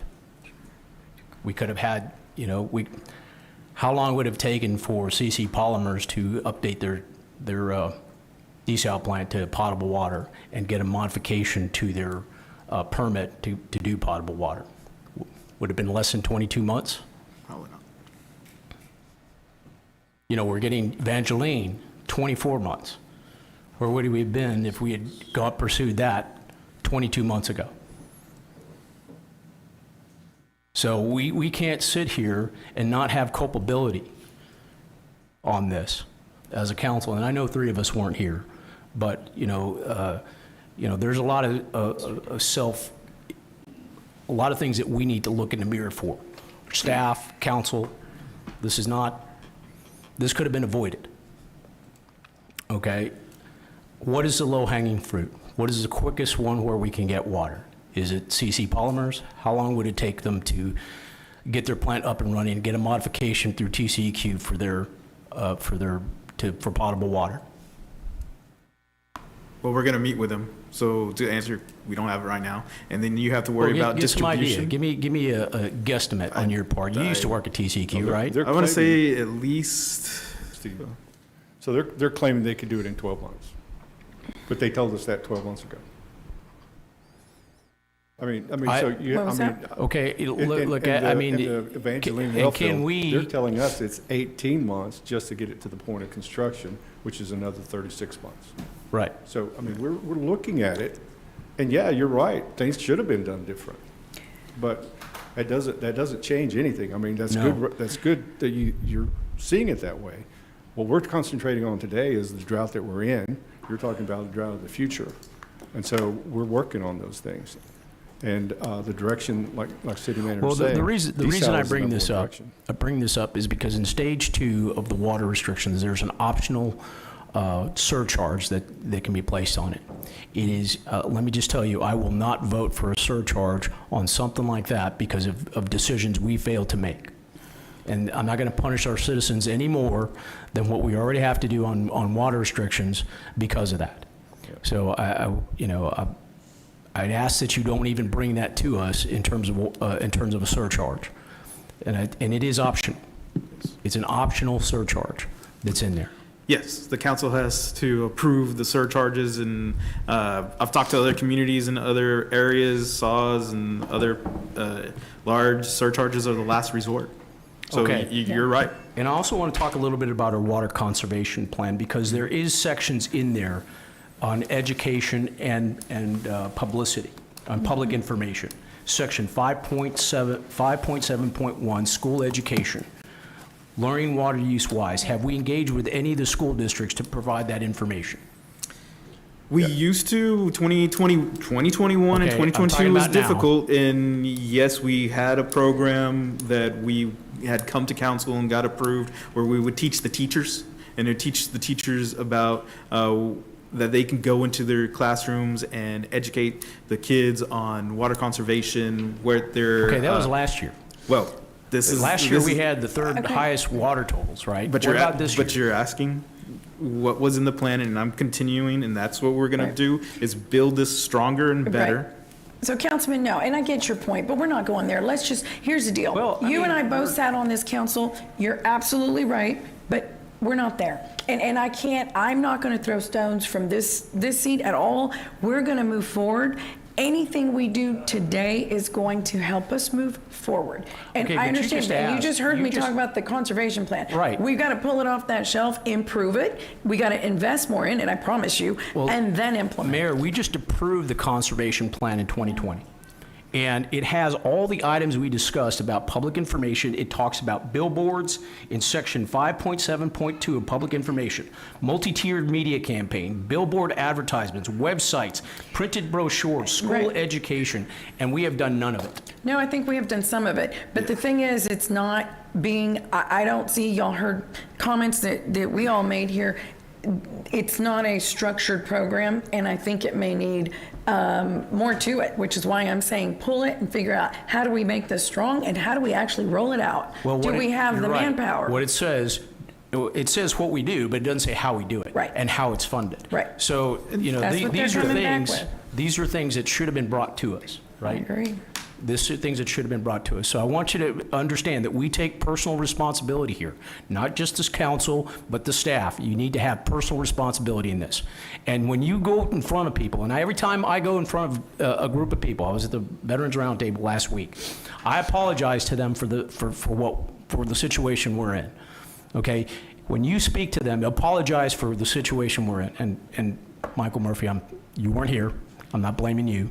But it is our lack of our inaction that this happened. Please invite me to any presentations that you have. A drought contingency plan, okay? But, it is incumbent upon us to take responsibility. We should take responsibility and do everything we can to mitigate this in the future, and it's not just one solution. Don't put all our eggs in one basket. And now we're reacting, and now we're probably gonna have to pay more for stuff like this, for alternative water sources, because it costs more. No, well, right? So we could go on and on, but Councilman, we're not the first. There are hundreds of councils before us, and it's not going to do any good. I mean, we're trying to do what we can do, and that is we're looking. Councilman Pusley just asked a great question. What are the different ways, right? And what's a brief? Absolutely. We do need an update on every single one, a more detailed one, but we are doing that now. But I know what you're saying because I was here, and you and I were part of that, and many people on this council. So and I applaud you. You not only did you bring the RFI onto the council with the other three with myself and Rudy and Councilman Molina, but you also voted to do an RFP to go forward on those things. So I think we're in alignment with that, and we should have done that. But and we're in this situation now. I get it. Yeah. I'm upset about it.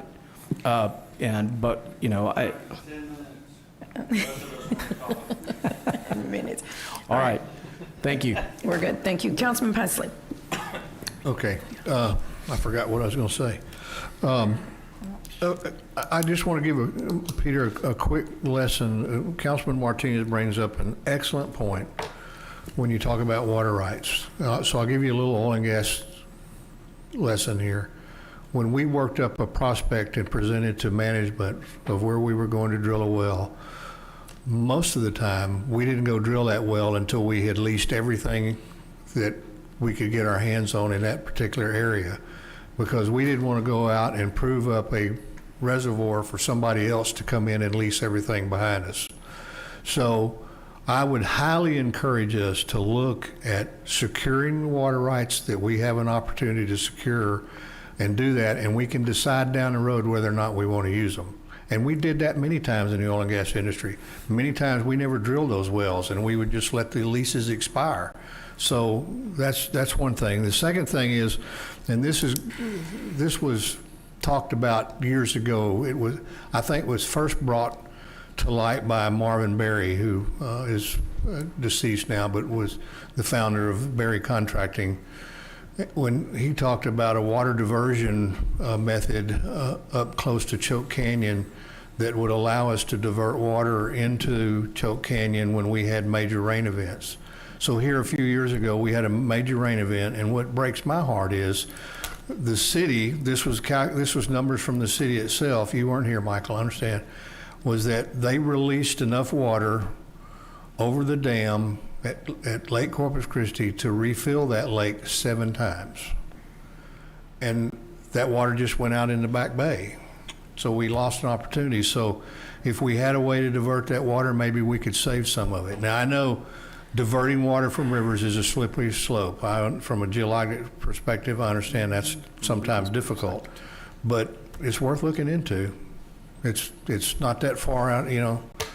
If I wanted to say if we could build a bridge, but we don't seem to be able to build a bridge anymore. No. But anyway, thank you. That's all I had. Thank you. Councilman Barrera? Thank you, Mayor. You know, there's been all kinds of variables. I want to commend you guys. I mean, we've been knocking you around like pinballs.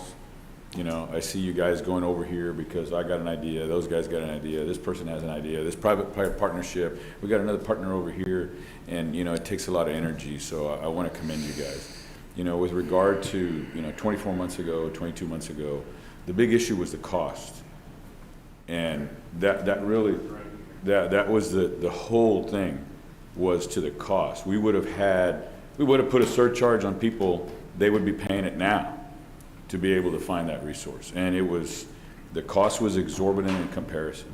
And with regard to the RFI, there wasn't anything, there was a lot of holes in it. So I take issue with admonishing staff. We're all in this together, but you guys screwed up. I mean, I just think that's really, that's really insulting. And so I wanna commend you guys, because once again, it's taken a lot of patience, and I'm guilty of it as well. And, you know, and Peter knows, all of you know that I use colorful language when I'm not here. And Peter has often been the victim of that. So what is it? And I think that's the thing. I want to, once again, I appreciate you and your team. You haven't always moved in the direction that we want. I think sometimes we tend to be very dysfunctional because once again, we forget to mention the cost 24 months ago and 22 months ago. It's convenient now, it's 90 days away from the election for us to go ahead and try to say we're doing something about it and we're not going to agree to an additional surcharge. But, you know, right now, you move based on what the council is. I agree, we need to ramp up our marketing efforts and from a bureaucratic standpoint, that's not always what's done. And, you know, Cindy's granddaughter I had to babysit her by myself the other day, and I made tortillas, by the way, for her. But she was brushing her teeth, and she had the water on the whole time, and then something else, and I went up to, what are you doing? You know, and so she's 9 years old, and so I agree we need to get into the schools and do what we can, and they need to understand. But, you know, that's part of the process, you know, and I agree with you, Peter. I think highly the fact that you're willing to move us into stage 2 at 35%. That's a hard decision to make, but I think the public needs to understand. I just want to let you know that I, for one, I as one councilman, do not feel that you should be admonished, and I appreciate the fact, and I apologize for pushing you around like a pinball when the rest of us have done that too, because you've explored every option to a fault, in my opinion. And that's just basically to support the whims and the impulses of council members. So thank you. Councilman Hunter. Thank you, Mayor. I just want to make a statement here on the numbers listed from the RFI of 2019 and 2020, where the desal Inner Harbor was $3.71. It was the lowest price. And that is why we voted for it. The others voted for almost $1.05 more. Just say, so we're going to throw these facts on the table and call people out. I'm throwing them out too. Thank you, Mr. Hunter. Okay, Councilman Martinez. I just want to go back on a different topic, Peter. On the we had the group of people that came and talked about the alcohol sales at the ABC Center. Yes, sir. Just a couple of things. I would really like for us to look into that a little more. To me, when you're talking about liability, you really limit your liability when you use contractors instead. You can also do things in there to include indemnity provisions that would protect the city or the ABC Center, I think, usually. So if the issue really is the liability, maybe we need to look into that. I know that alcohol sales are usually one of the biggest money makers, and so I'm sure that that has a part to play in it. But I really would like to help our local businesses if we can, and look at those different options. Yeah, Councilman, we'll figure out how we communicate to you more about it. The liability issue was really stated more from the presenters. We didn't state liability issues, but we do need to remember the city. This is a venue for the city that runs if we have money to run it. And so sales that are done by the managing partner today brings money to the operation, as opposed to a small business person or a local business person. So we're focused on, one, fixing the roof, fixing the AC, rehabbing the building, making it a destination for people to want to go to. If we don't do that, nobody's selling anything over there. Yeah, no, I understand, but if that's the consideration, then let's say that's the consideration. Well, there's numerous considerations. That's one of them. But so that's why we'll bring some type of a presentation to the full council with ABC, so we can make sure everybody's on the same, has all the same information. It's not just one thing; it's many. It's it's the current managing partner's national business model. It's I don't want to use the term best practice. The presenters use that, but. It's consistency and customer experience. It's revenues to the operation. It's either we pay for it through venue revenues or we use people's sales tax dollars if we want to keep it. Yes, sir. And that's all I want. Yes, sir. We'll get something on the agenda, probably the next meeting. Okay. Thank you. Okay. Thank you. Okay, I think that's all, Peter. So I think that concludes. Yes, to this organization for doing neutering or spading or whatever they're doing. And so if you could bring back an explanation of what we're doing there, I would appreciate it. We can do that, Councilman. No problem. Mm-hmm.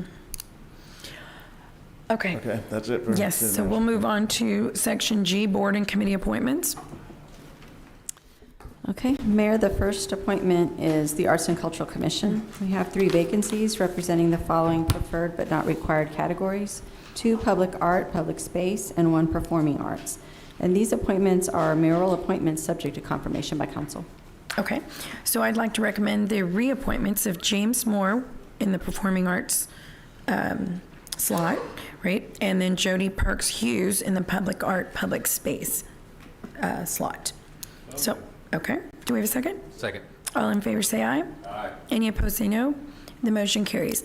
And I would also like to recommend the new appointment of Emily Barrera in the marketing position. So I'll entertain a motion to approve the recommendation. Okay, all in favor say aye. Aye. Any opposed say no. Motion carries. Thank you, gentlemen. Next, we have the Nueces County Tax Appraisal District Board. There's 1 vacancy. I understand there's a desire to postpone this appointment for further recruitment. So at this time, we're recommending a date of September the 6th. That would allow applicants, it would create a deadline of August the 23rd for applicants to apply. Just to give people a little more time, for us a little more time to promote it, the council a little more time also to forward any applicants you'd like us to contact, and that's the suggestion. Okay. Okay. Second. All in favor say aye. Aye. Any opposed say no. The motion carries. Okay, and last we have the Parks and Recreation Advisory Committee. There are 5 vacancies. We do have 3 members seeking reappointment. They are Twyla Stevens, Linda Lindsay, and Robert McNabney. And their attendance is, rates are before you now. Move to reappoint. Okay, all in favor say aye. Aye. Any opposed say no. The motion carries. Okay, so that leaves us with 2 vacancies, and you do have a good list of applicants to consider. If you want to start making nominations, that would be helpful. Okay, we'll open the floor to nominations, gentlemen. Nominate Duke Canchola and Elizabeth Bloomquist. I nominate Chris Pena. Okay. I'd like to nominate Kelly Summers and Joey Jewell. Yeah. Duke and Bloomquist. Elizabeth, right? Oh, Bloomquist. Okay, I didn't hear that one either, Norma. Okay, right. So Bloomquist, Conchola and Bloomquist, Benya and Summers. And Councilman Barrera, who was yours? Chris Pena. Okay, Benya. And then I heard Summers, right? Joey Jewell and Kelly Summers. Okay. Joey Jewell, got it. Okay. And we have 3.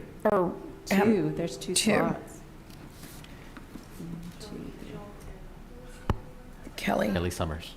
And in my ever-present crusade to bring more representation to Council District 1 for parks, I'd like to nominate Timothy Wetzel. Wow, okay. Very good. Okay, council, you want to, we can start this round of voting. If the council members would pick two. Let's start with me or over there? Is that okay if we start Okay, with? here's fine, Councilmember? sure. Okay. Chris Pena and Kelly Summers. Can you bring that up? I can't see it. Can the? Oh, right. Oh, we don't have it. No, they have a Oh, the camera right camera. there. I'm sorry. Okay. Oh, she got it. Okay, thank you. Okay. And Councilmember Pesley? Wetzel and Kelly Summers.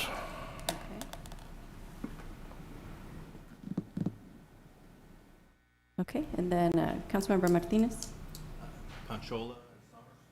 Okay, Conchola and Summers. Duke, Conchola, and Wetzel. And Wetzel, okay. Jewel and Summers.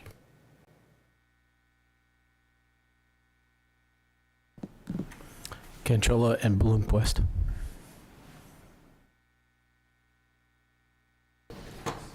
Oh, yes. Who's missing here? Yeah, we're Michael. We're and missing quite a, yeah. Yeah, let's just wait for them.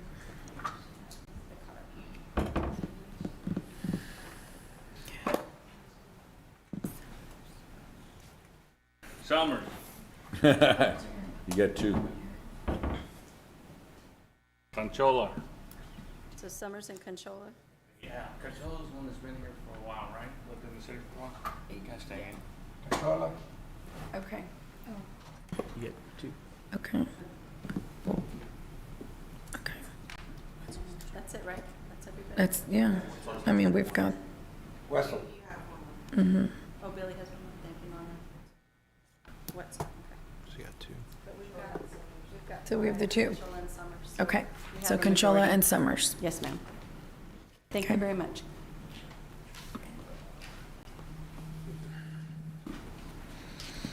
Okay, so that wraps up boards and committee appointments. Our consent agenda items is, there are items 2 through 13. Does anyone have any item they'd like to pull? No. Or do we have any request from the public for public comment on any of the items 2 through 13? Gentlemen? Okay. All in favor, say aye. Aye. Any opposed, say no. The motion carries.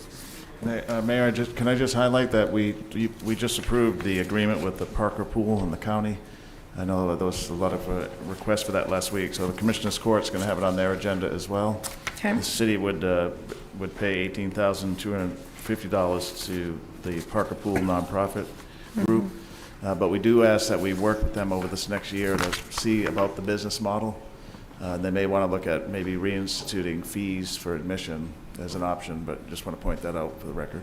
Okay. Thank you. Your documentation presented to council, it stated this will be the last year the city will. Well, that's what we said last year too, Councilman. That's why we we need a changed our serious look at mind? the business model.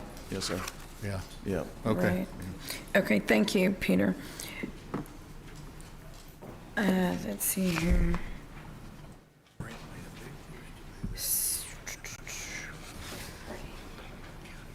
So we can, well, let's get some public hearings. Are we?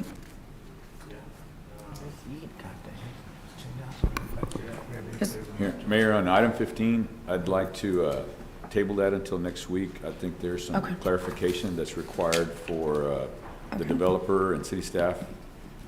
Okay, second. Okay, all in favor, say aye. Aye. Any opposed, say no. Motion carries. Let's go and go to item 16, case number, pardon? Item number 16, the property owner would like to be present, He's not present.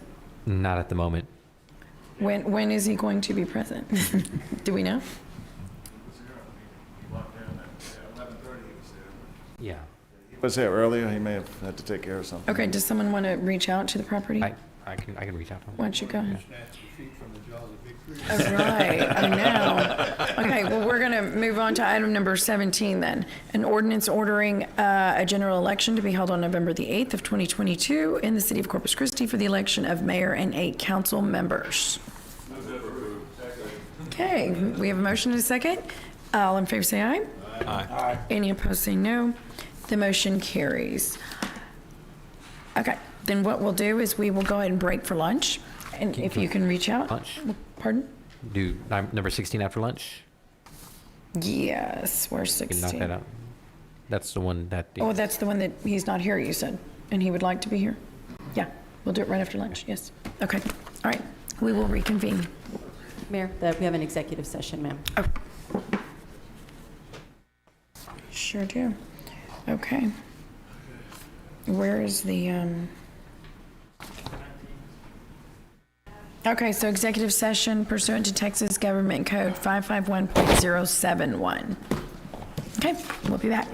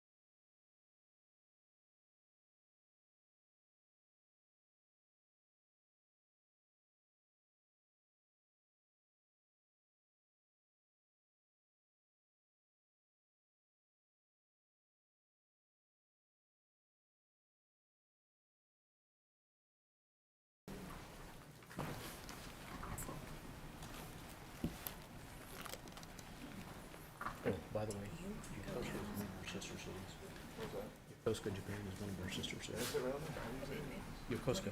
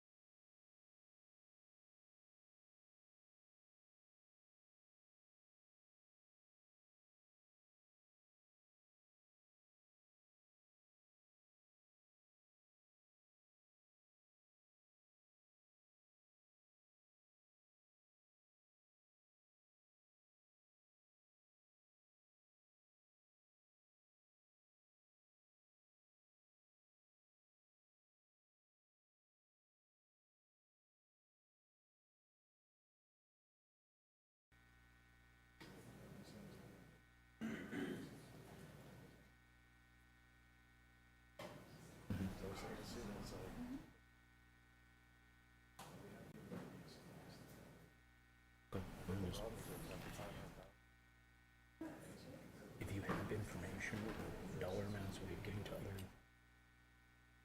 Okay, well, they're bullshitting us because they've already gotten money from.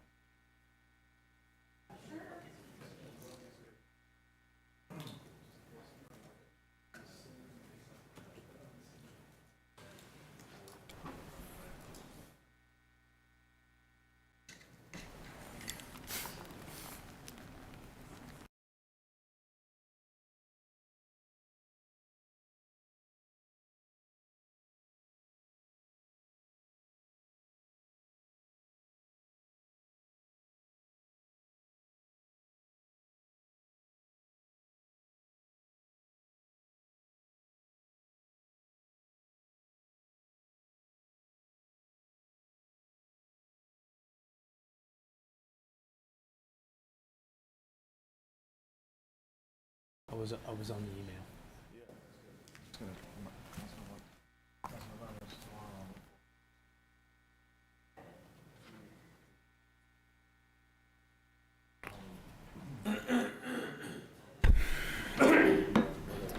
How you doing, Mike? I'm doing well, thank you. Doing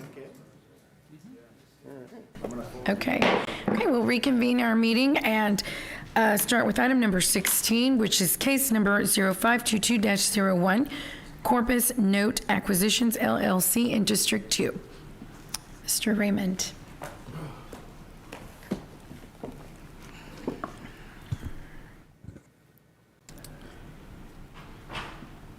Waiting for the presentation. Oh, we can't really hear you. You can't hear me? No. Sorry. They pulled it. Waiting for the presentation. Oh, waiting, okay.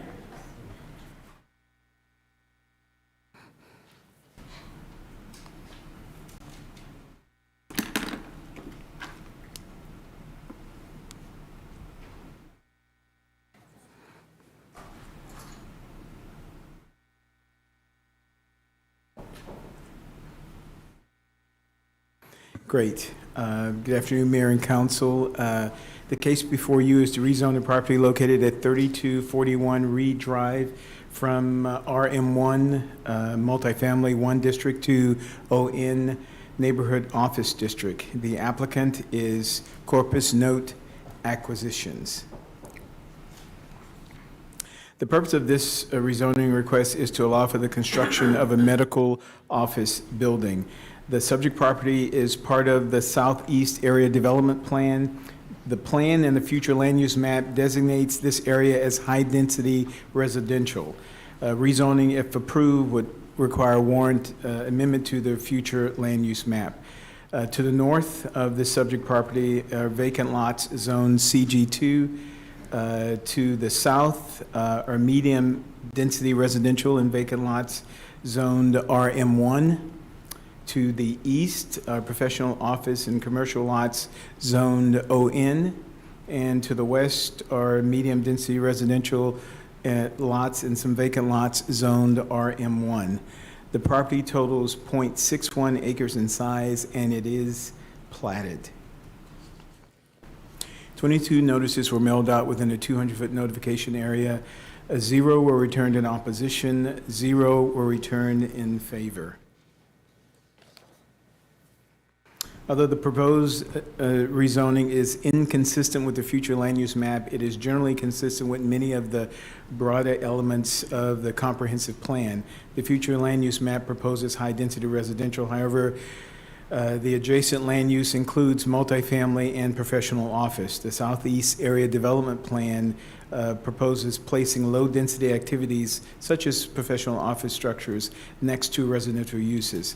The proposed rezoning also is near an Ontario Street and other commercial uses. Planning Commission and staff recommend approval of this change in zoning, and I stand by for any questions. Okay. Do we have any questions? Gentlemen? Okay, I'm going to go ahead and open public hearing. Is there anyone in the public that would like to make comment on item number 16? Okay, there being none, I'll close public hearing. If the applicant is here, would he like to make any comment? Come on down.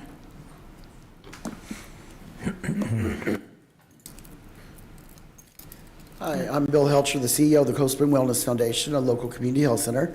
I'm also a resident of that neighborhood. I live on Texas Avenue for the past 25 years.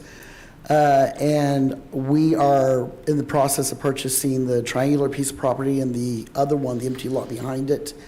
The empty lot, our vision is to build housing for elderly and then construct a small clinic on the triangular piece that would actually be a community clinic as well as a focus for the geriatric population. So we're very excited. Yes, as we are as well. Thank you, Bill. Thank you for being here today. Thank you. Councilman Molina.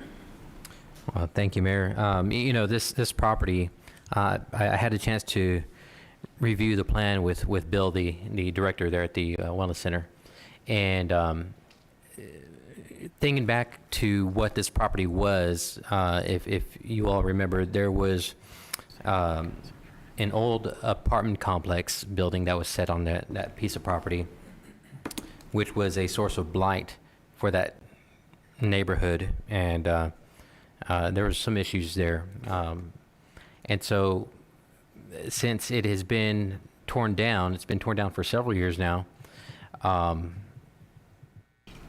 it is sat vacant and empty, and having this development on this piece of property here is going to help breathe new life. We have a lot of investment going on into the Lindell neighborhood. Specifically, right now we have Swanner Street, which is being rebuilt, and then we've got several more streets coming down the pipeline. So I think this is a great time for this particular project to be moved into place. And of course, I fully support this project. Thank you. Great, thank you, Councilman. Okay, I'll go ahead and close public hearing and entertain a motion to approve the ordinance. So moved. Second. Okay, any further discussion? All in favor say aye. Aye. Any opposed say no. The motion carries. Okay, Mr. Culbertson, thank you for coming early, and that skips us over to item number 18, recommendations on attracting and retaining young talent in the coastal bend. All right. Good afternoon. Mike Culbertson from your EDC, here with good news.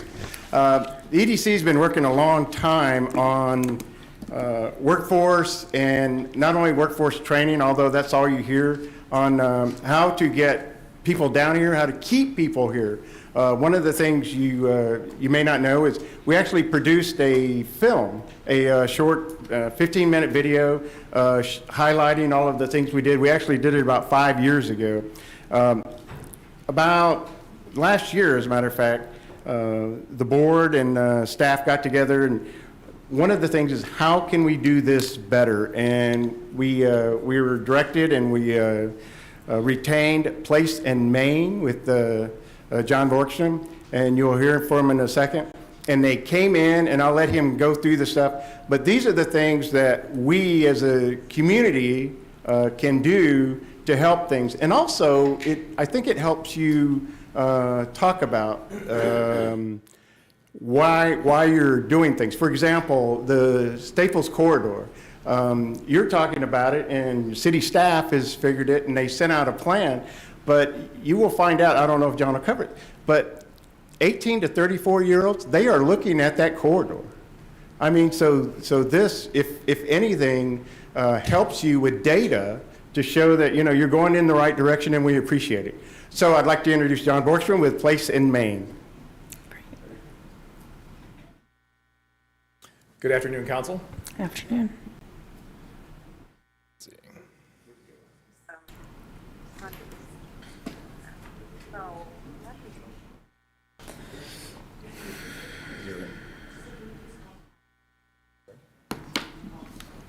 If you could please call up the PowerPoint.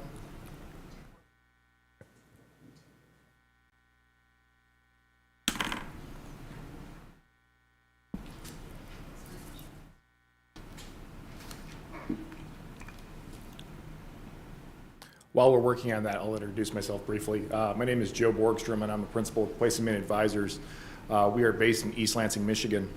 And what I'm going to present to you today is the results of phase 2 of a place enhancement plan that we were contracted to work with the CC, our EDC, which came on the heels of obviously phase 1. And phase 1 was about taking a survey of the community and getting an understanding of what people felt was important to them as it results within the community itself. So my background is I've spent about 25 years of my career doing economic development, doing downtown redevelopment and real estate redevelopment finance. Our firm has been around since 2016, and we were working with communities all over the country. We partnered with on phase 1 with a professional by the name of Dr. Catherine Laughlin, who is a world-renowned specialist in place attachment, with the goal of trying to create a plan that the region, that the Coastal Bend region, and with Corpus Christi at the center of that, could implement in order to help create a more sticky type of community that will allow us to allow the community to retain talent, with a particular emphasis on 18 to 34-year-olds, which we know is a demographic that the community has a tendency to not be able to retain long-term. So it was one of the things that we wanted to make sure that we addressed. When it came down to what the strengths and the weaknesses that the survey found, we found that one of the biggest strengths was the family friendliness of the region. That it was a great place for seniors, great place to raise kids. But what it failed with was, or what it was weak on, was the ability for young professionals in particular, for places for people to meet, social opportunities. And there was concern about some of the governmental services like roads, infrastructure, those types of things. And I know what I'm about to present to you, many of these things are already being addressed, and we want to make sure that we are echoing some of the great things that are already going on within the region, both within the city and some of the regional partners as well. We know that the city planning staff is hard at work on addressing some of these key issues. So I want to just make sure I preface with what I'm about to say is this is not done as a critique. It is meant as done in support of a lot of the efforts that are currently going on right now. The key recommendations for Corpus Christi, we really organized under 3 headings. One is aesthetic and community assets, social offerings, and economic offerings and place connectedness. And I want to talk about each of these recommendations. One of the largest recommendations that we have as a priority is the need to add at least 2,000 housing units to the downtown core and the adjacent neighborhoods. A couple of things that we know that not only in the Coastal Bend region, across Texas, across the United States, that there's a severe shortage of housing. We believe that a good urban core has about 10% of its housing units within that urban core. Now, 2,000 units sounds like a lot of units because it is, but I will tell you that if we were to take that 10% number and apply it to Corpus Christi, that number would be 4,000. So even though 2,000 is a lofty number, it actually only represents probably about 5% of the housing stock within the community. So we believe that this is important for a couple of reasons. One, it helps address a needed housing issue. Two, it addresses a needed housing issue for key demographic areas that Corpus Christi wishes to retain, including baby boomers and millennials and Gen Zs. All of these entities we are seeing now kind of move away from the single-family model and look more for walkable, dense urban areas such as downtowns.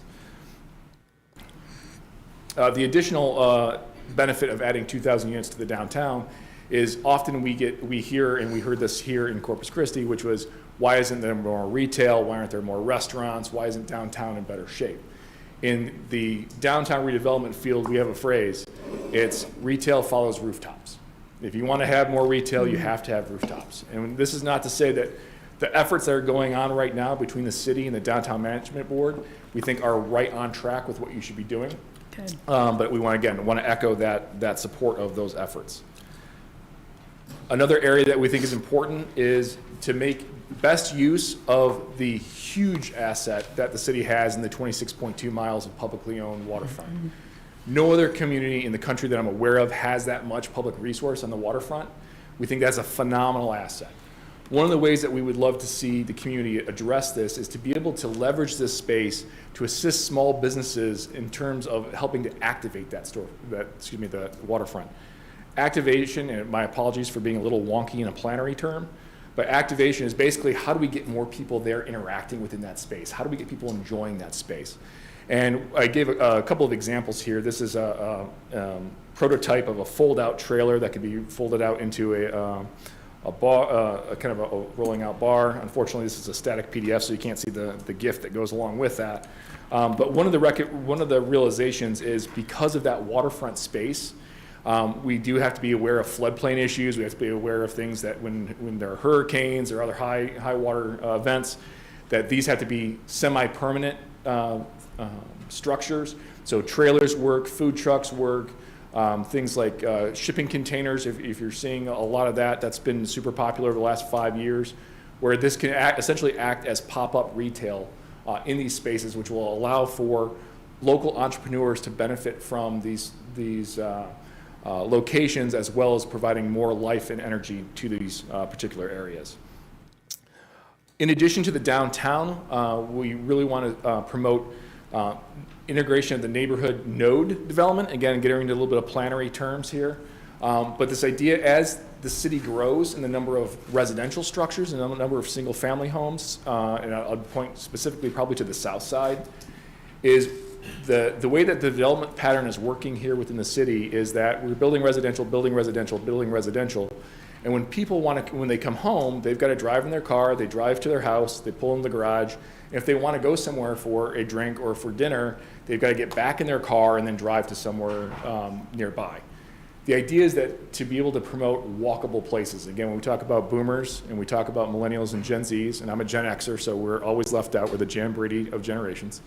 But Gen Xers want this kind of stuff too. But this idea of creating walkable places, and walkables, it should be anything within a quarter to a half mile. But creating these types of nodes we think are really, really important. And I wanted to show this example. This is in Huntsville, West Huntsville, Alabama.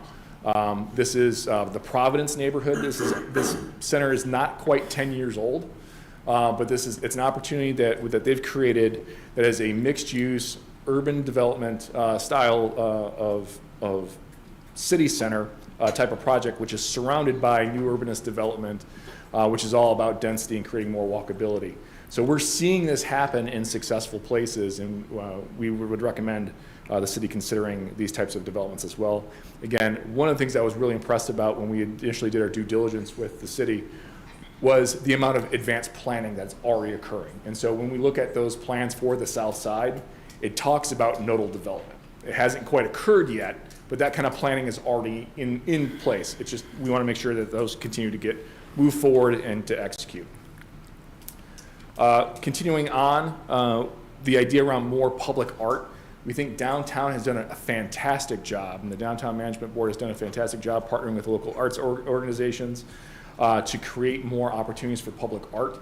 We'd love to see that carried throughout the community, not just in the downtown core, but when we talk about other neighborhoods, to integrate that more and to integrate that within the region. We had a very nice meeting with stakeholders from around the region this morning, And we talked about this effort, and there was a lot of interest from the rest of the region to participate in, say, like an arts trail. So something that kind of connects the region a little bit more. And I wanted to give this example. This is Searcy, Arkansas, which took a dark, dank, awful-looking alleyway and cleaned it up, and then they allowed for local artists to come in and do small murals. It went from an eyesore within the community to a place where people come and take their senior pictures or their wedding announcements. You know, it becomes one of those things that becomes a generator for the community, and we certainly think that can be the ability here in Corpus as well. Social offerings, we think it's really important, and this was heard loud and clear from the 18 to 34 demographic.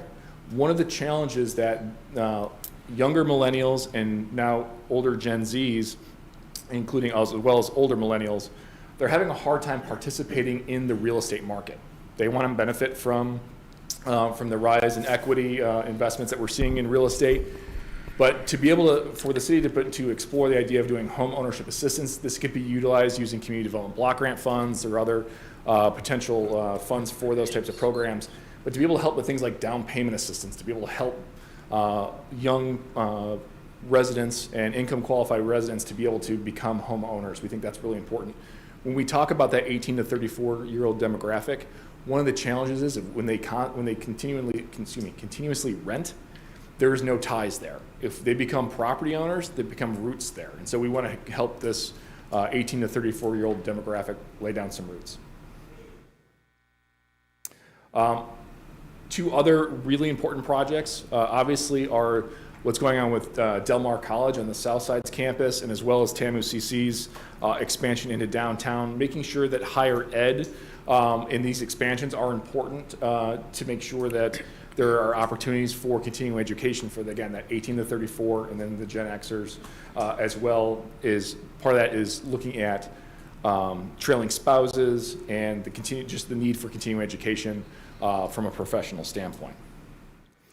A couple of the key again, I want to echo some of the recommendations about the 18 to 34-year-old demographic in particular.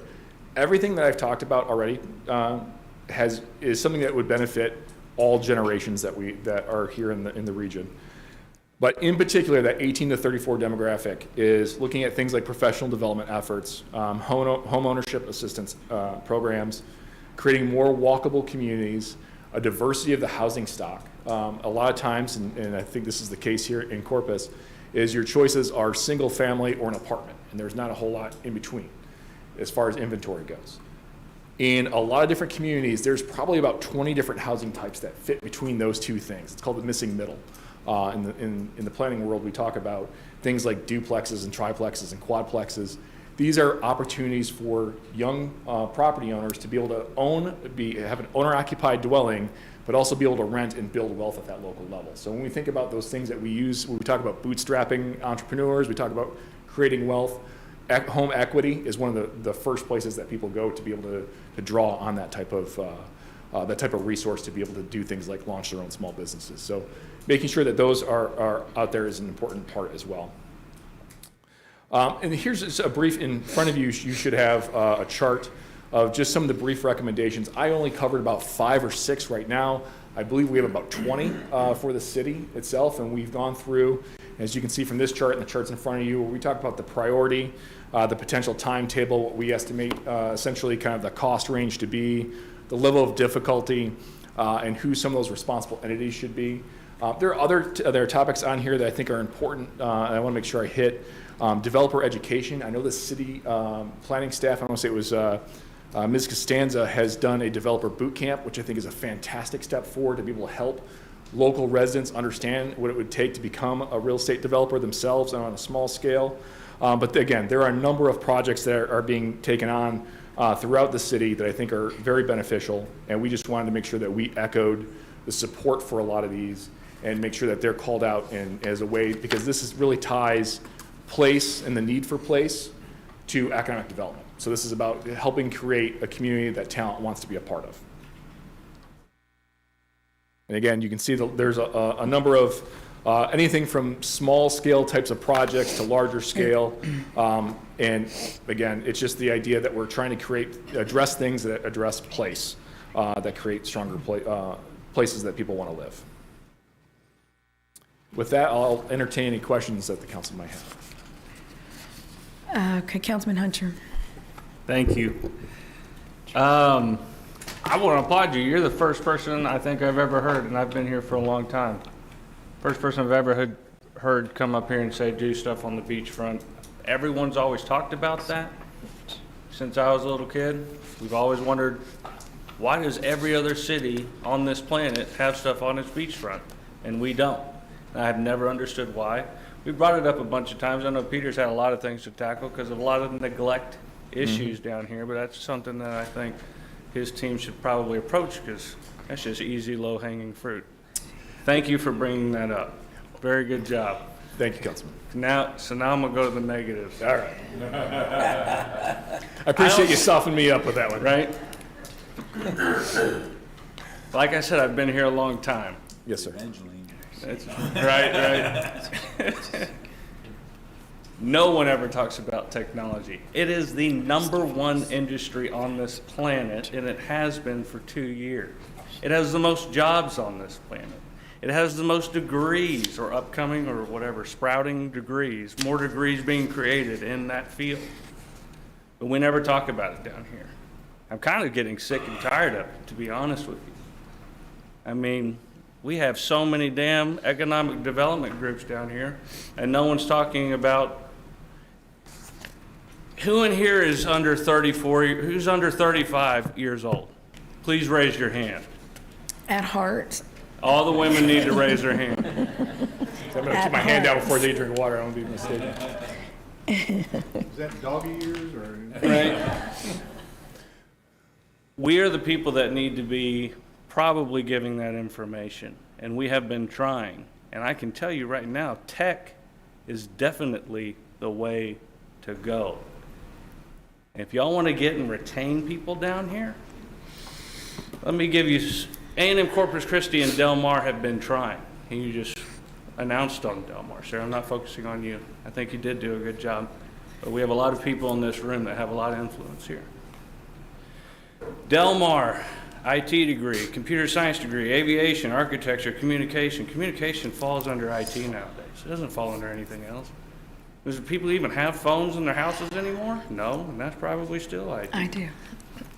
TAMUCC, Management Information Systems, Graphic Design Systems, Science and Engineering, Computer Science, Geology, Geo-Information Systems, Geospatial. Those are all degrees that you can get here at Corpus Christi. You don't even have to go outside of the city, and we can get those degrees here.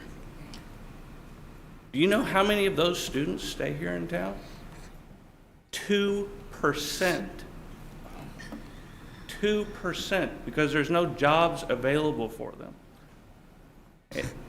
Problem is the people that do hire them are our giant industry groups, which I applaud, and I think that that's great that they're keeping local talent, or at least they're trying.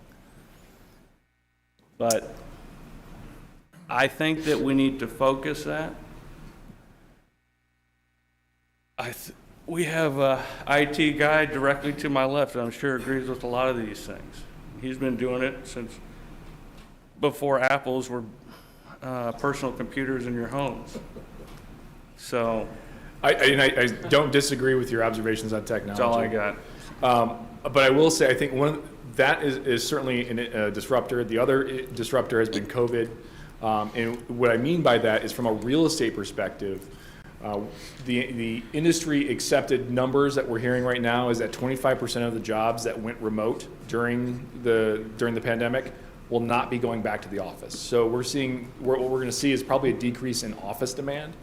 But what that means is that 25% of that workforce is going to be able to choose where they want to live, instead of having to report to the office every day. And that's where, the idea around creating quality places, again, I don't disagree with you at all in terms of technology, but for the purposes of this plan about creating places that people want to stick and be a part of, I think that just spells out the need to be able to make sure that we can address I agree, those and I things. can tell you, for someone that speaks with all kinds of different tech people every single day on a computer through a headset, the last thing they want to do is be in their car driving 2 hours to the other side of the city to get home.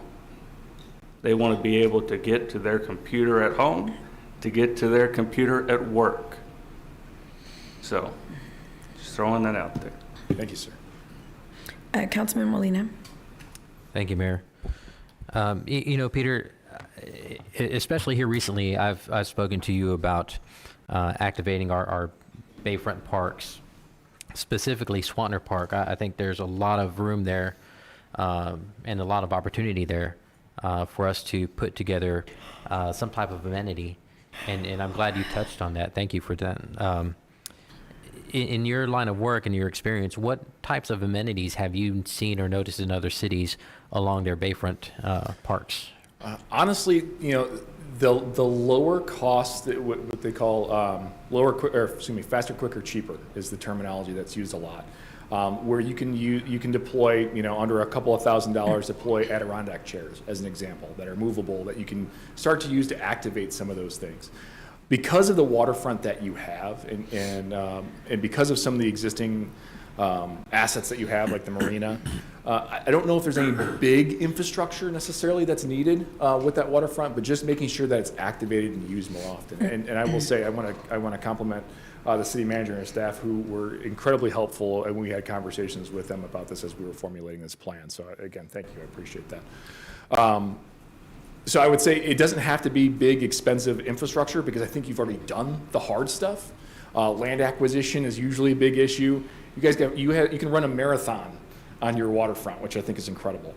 But I think it's looking at now at those little activation things like Adirondack chairs and allowing you know, those pop-up containers and those types of things to be able to be used in that spot. But as far as public infrastructure, actually, like when you think about cement and that kind of stuff, I don't think there's necessarily a whole lot of that needed. I think you can do a lot of it with temporary space, and that satisfies a lot of different categories in terms of not wanting to get into the floodplain and getting into a lot of those floodplain issues. If it's temporary, then it doesn't have to, you know, meet a lot of those federal standards. So it's helpful to be doing that. So I would say, I don't think there's a whole lot of big ticket items necessarily, because you've already done that with the marina and all the other great things. It's just now leveraging the rest of the assets. Well, thank you for that input. And Peter, again, going back to Swantner Park, I'm hoping that's something we can. I hope that's something that we can activate here in the near future, and I'd like to work with you on that. Sir, Councilman. Thank you, Councilman. Councilman Barrera. Thank you, Mayor, and thank you, Mr. Borgstrom. I served on the Transportation Authority Board here for 8 years, and I was chairman for 2. And we're blessed to travel. And Councilman Hernandez served for 2 terms, correct? Yeah. So one of the times when we would go to, you know, other communities, and you see these walkable initiatives and this connectivity, you would see transit-oriented development, because typically younger individuals aren't necessarily interested in having a vehicle. Correct. You know, they're or they may, and they don't utilize it. And you know, here we're in South Texas. I mean, I own a big truck, and you know, but I can tell you that, you know, my youngest boy, my daughter lives in New York, and she's got what do they call those things? That little Subaru whatever thing. And then my youngest boy lives in Austin and actually works in Houston. In technology, petroleum engineer by education, but he customizes software. Now, he had to reinvent himself, but my point is with him, same thing, he drives a Toyota RAV4 because he's more interested in a walkable community, a park nearby. And so I appreciate all that you have, and you look at the communities that he's lived in, they echo what it is that you're stating here. And I guess, Peter, the thing is, I think we need to consider, and we've had this conversation, I guess now is the opportunity to at least say it publicly, is I think our Parks and Recreation Department, all too often, we've created attractions like splash pads, and I like what we're doing with, what we're considering with Labonte Park and Cole Park, but I think, and we've talked about McGee Beach, and, you know, accentuating that attraction. And I know we're making improvements to North Beach, but I think the thing is that once again, where it's basically walkable. The challenge with North Beach is you got to drive over there, and we'd have to look at accommodating and getting more homes. But I think you have that opportunity with the connectivity between the marina and McGee Beach. There's an area to walk, but it's just it's hot. And to get to a restaurant, you know, you have to either get to Water Street or to Aka or what have you. If you're moving from the beach, I guess we've got to figure out that way of connectivity.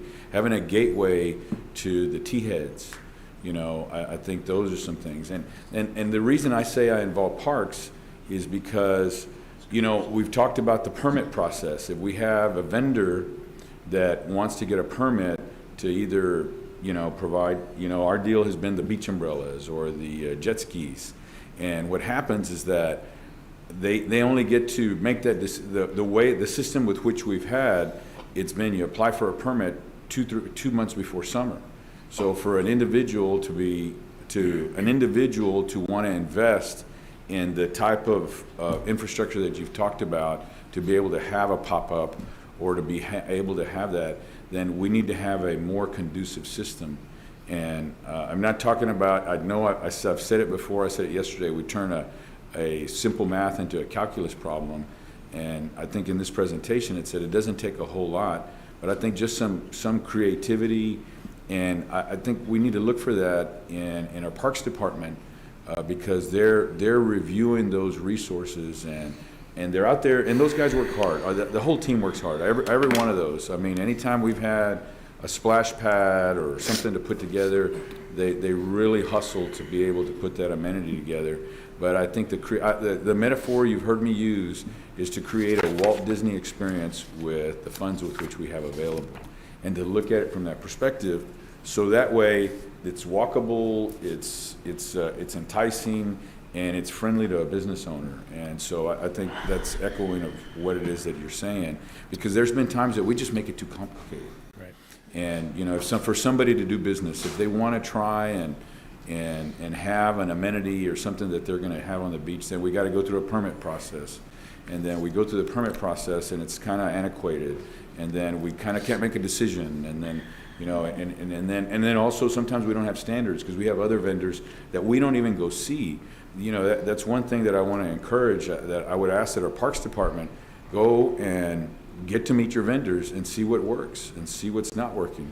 You know, I was skeptical about, I forget, what's it's not the snow cones, but what the lady that was selling by the American Bank Center, what was that product?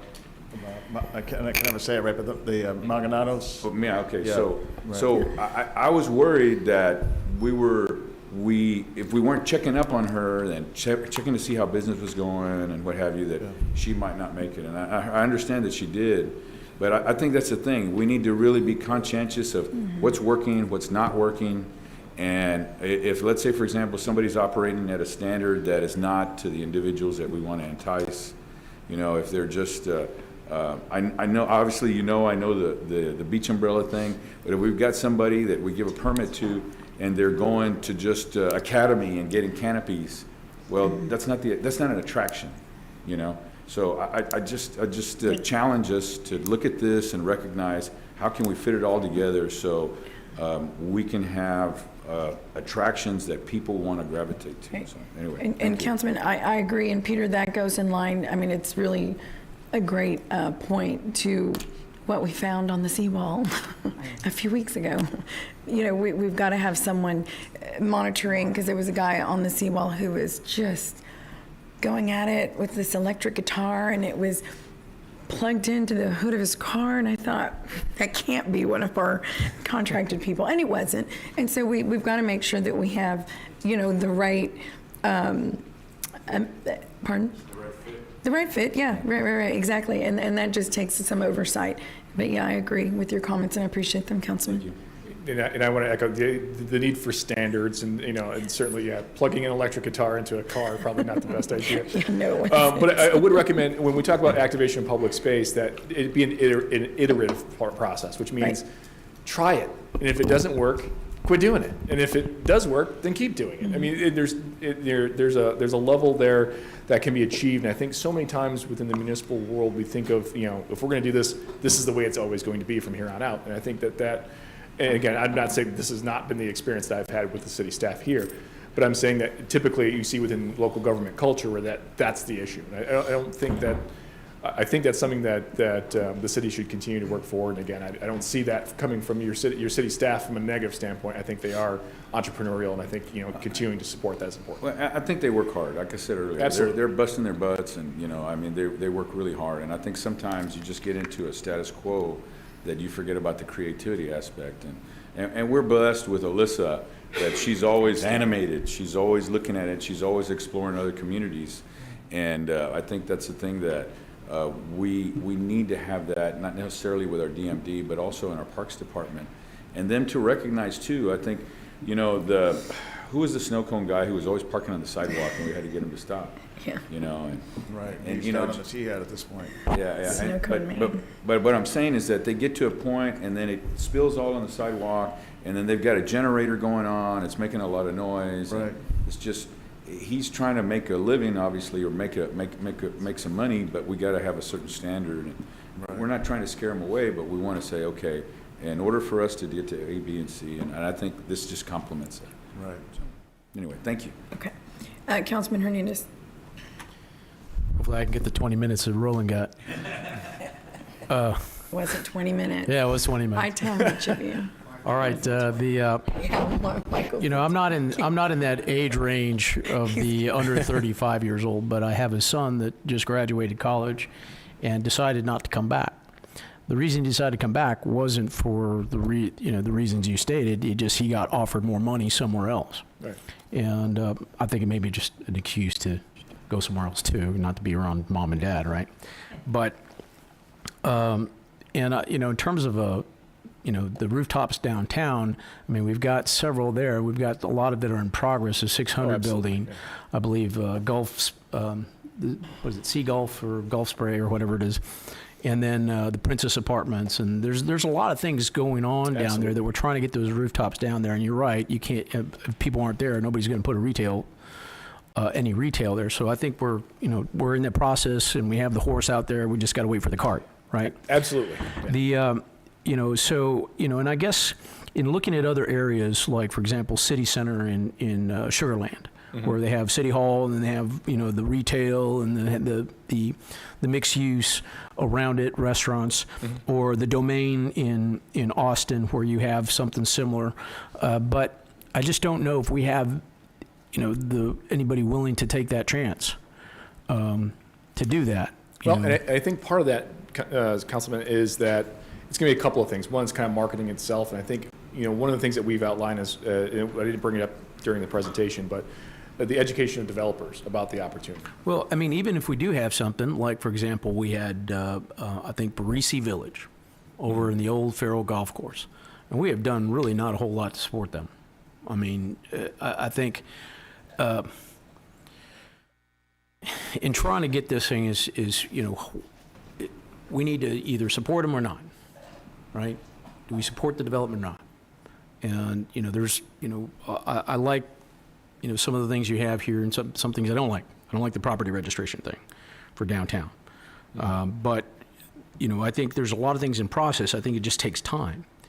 Like I said, until we get employers to pay more, we might keep more talent, right?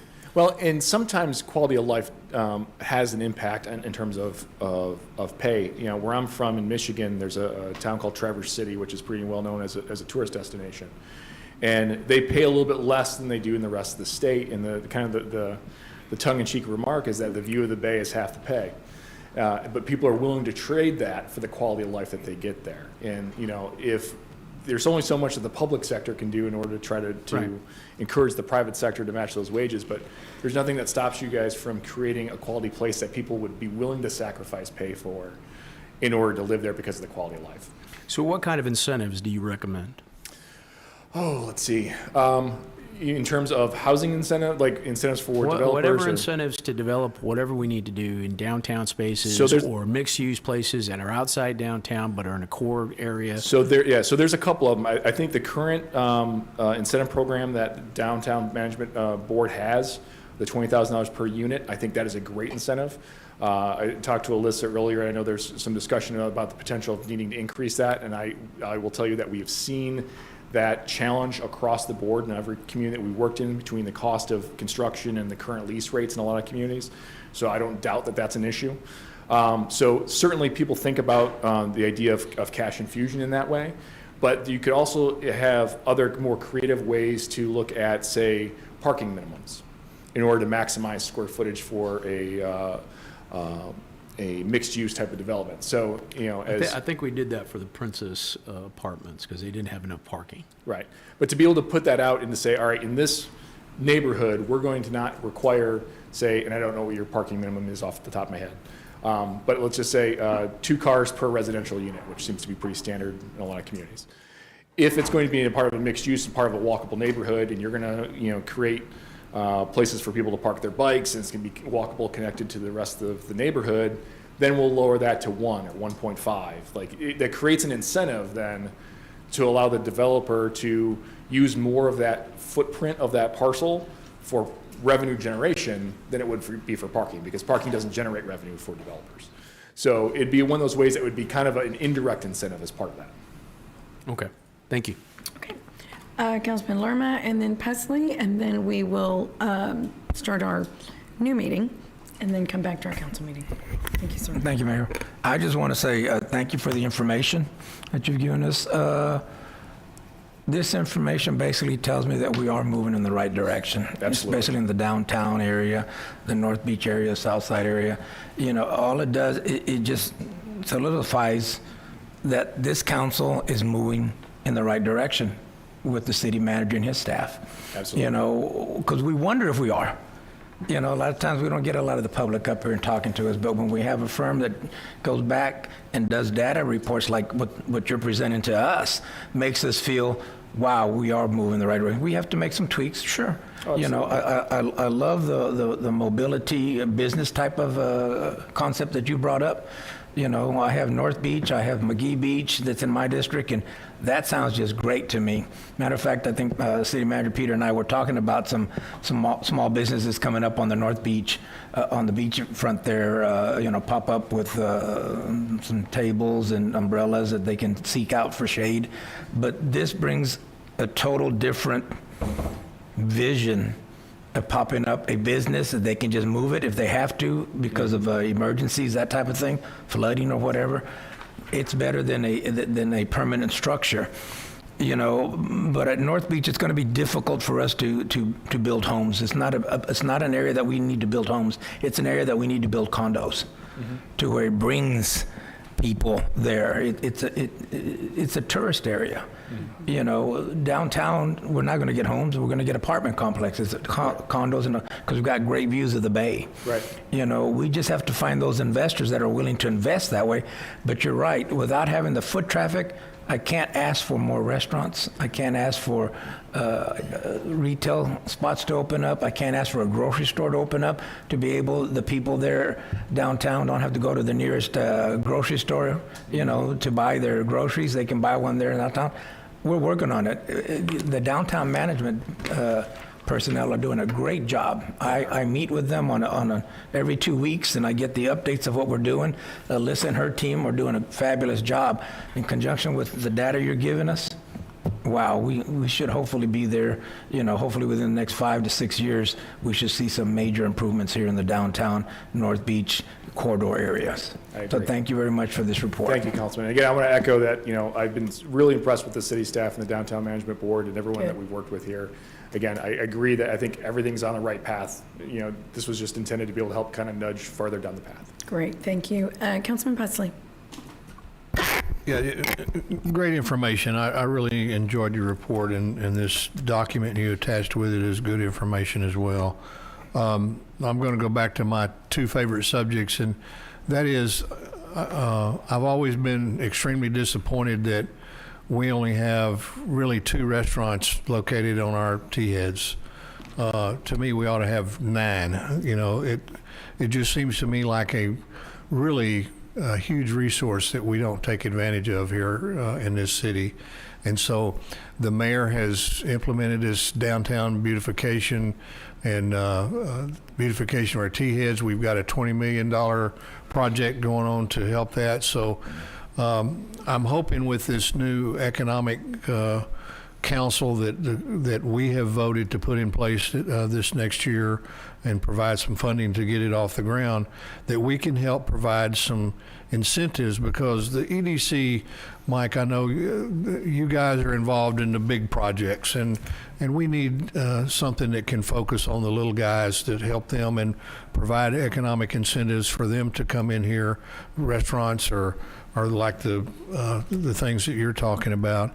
And so I think that will have a huge impact on our downtown area and our walkability of downtown, and bringing it back. We're going to light up downtown. We're going to add more lighting and make it, nicer at night.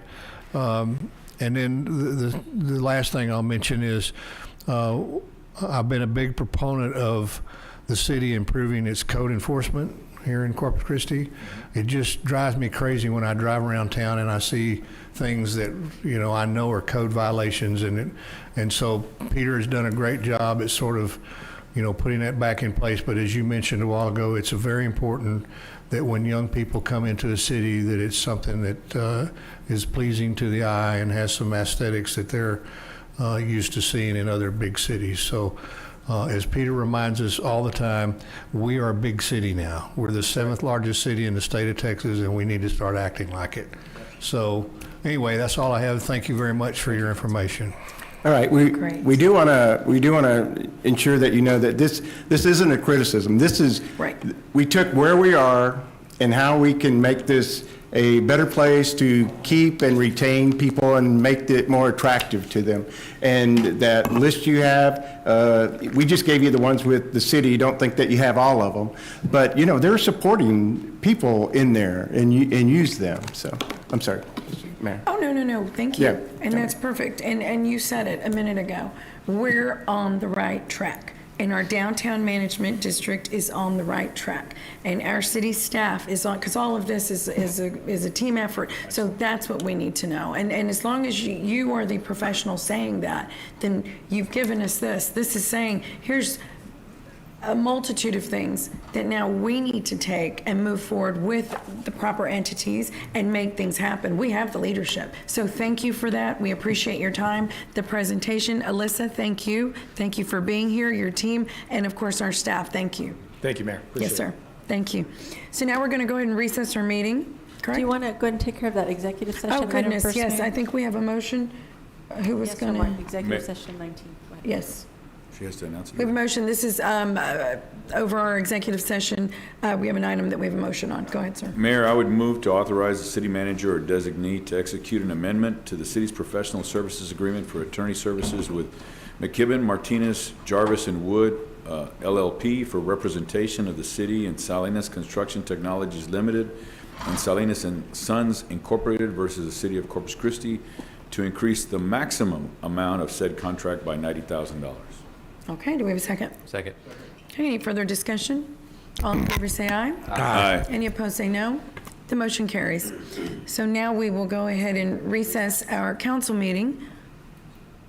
For the joint meeting with the Planning Commission. Yes, so if the planning, if you guys, if you can come up and have a seat, do we have specified seating, Rebecca, or anywhere?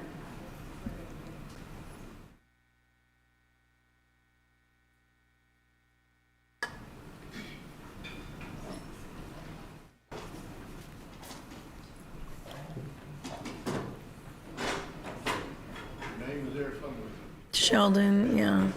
Cameron, you're over here, I think, right in front. Cynthia, you're right there. Yes. I'm not sure who's, can you flip that one there so we can? Michael Miller, you're right over here.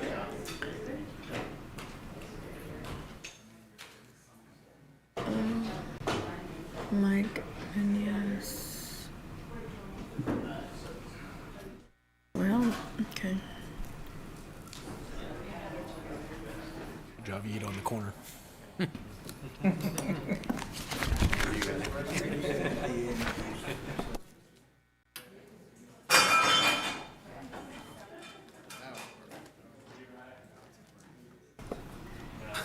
Does, what's his name again? Does he have a chair? Oh, he does.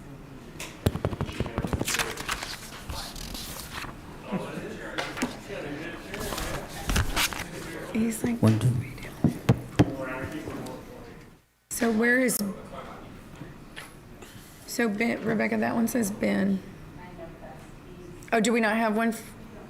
Oh, okay. Of course, that's right. Okay. Okay, so welcome. I think we'll go ahead. Do we need to say anything? Yeah, but I was Yes, going to ma'am. ask everyone to just introduce themselves. We're going to do roll call. Do you want to just do that first introductions before Sure. we start the formal meeting? Sure. Okay. Would Sure. y'all like to start with Cynthia, you some want to start? introductions? Yeah. She'd like you to introduce yourself, please. Okay. Yeah. Make sure your Mic is on. microphones are green. They're lit green. Hello, everyone. My name is Cynthia Salazar Garza, and I am on the Planning Commission. Can't hear her. Okay.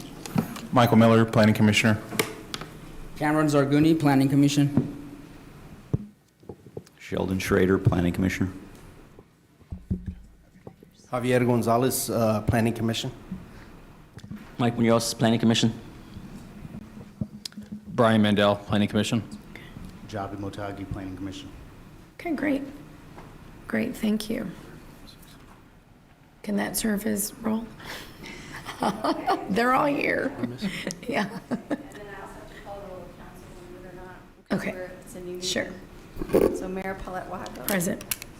Council members Roland Barrera. Here. Gil Hernandez. Here. Michael Hunter. Here. Billy Lerma. Here. John Martinez. Here. Ben Molina. Here. Mike Pesley. Here. Greg Smith is absent. City Manager Peter Zanoni. Present. City Attorney Miles Risley. Here. Mayor and Council, we do have a quorum of both the Planning Commission and the City Council present to conduct the meeting. Great, great. And we have Ben Pollock, our liaison with us, Yes. and Commander Jerka. Thank you. Welcome. Let's see here. So we're going to go ahead and do. Should I do this? Oh, no, no, don't.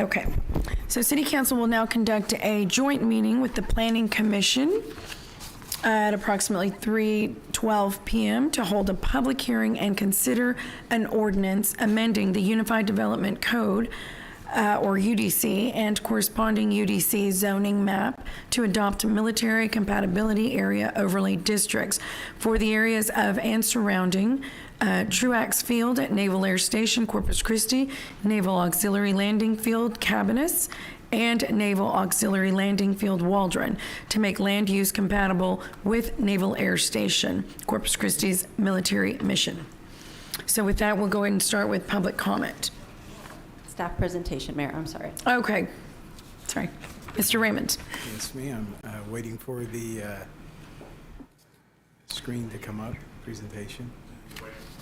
We're waiting for the presentation. Right. Yes, sir.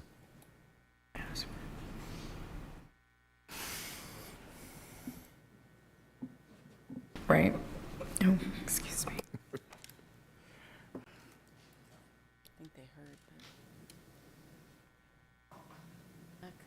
Oh, this is going smoothly. Okay, let you go, thanks. Okay.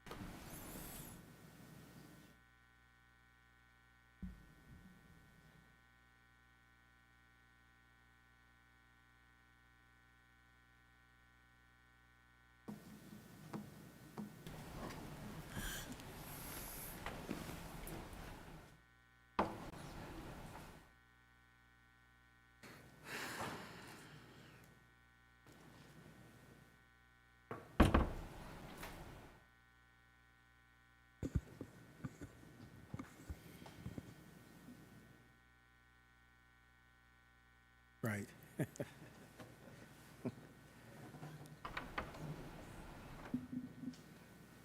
are always challenges.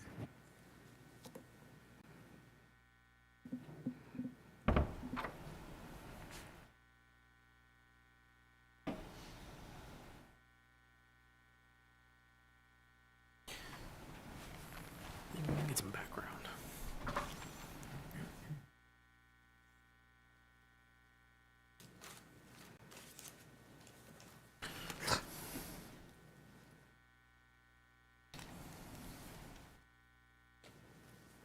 It's part of the presentation.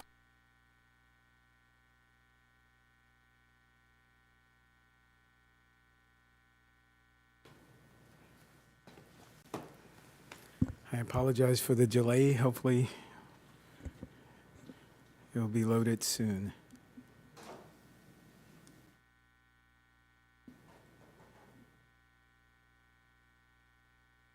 Okay, it's ready. It doesn't show on this screen, but that's okay. They're That's having okay. some issues today. If you just say next slide, they'll forward Okay, it for no you. problem. Sorry about that. Great, sorry about that.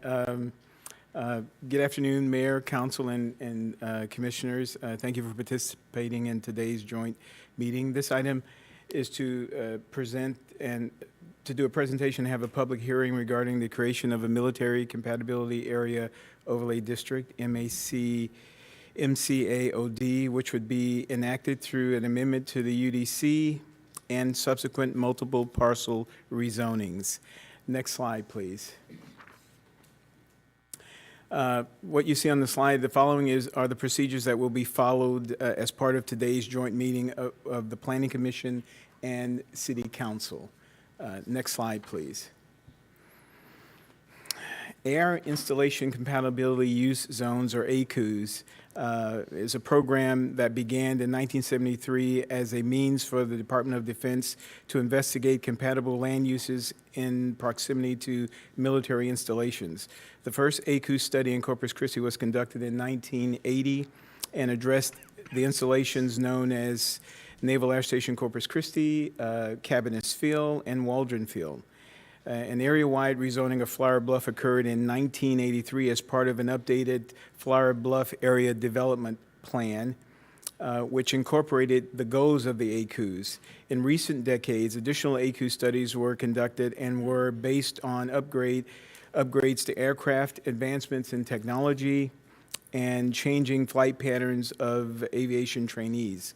Additionally, in 2013, a joint lease land study was conducted to further research compatibility land uses and next steps in creating an environment that protected structures as well as the Navy's mission.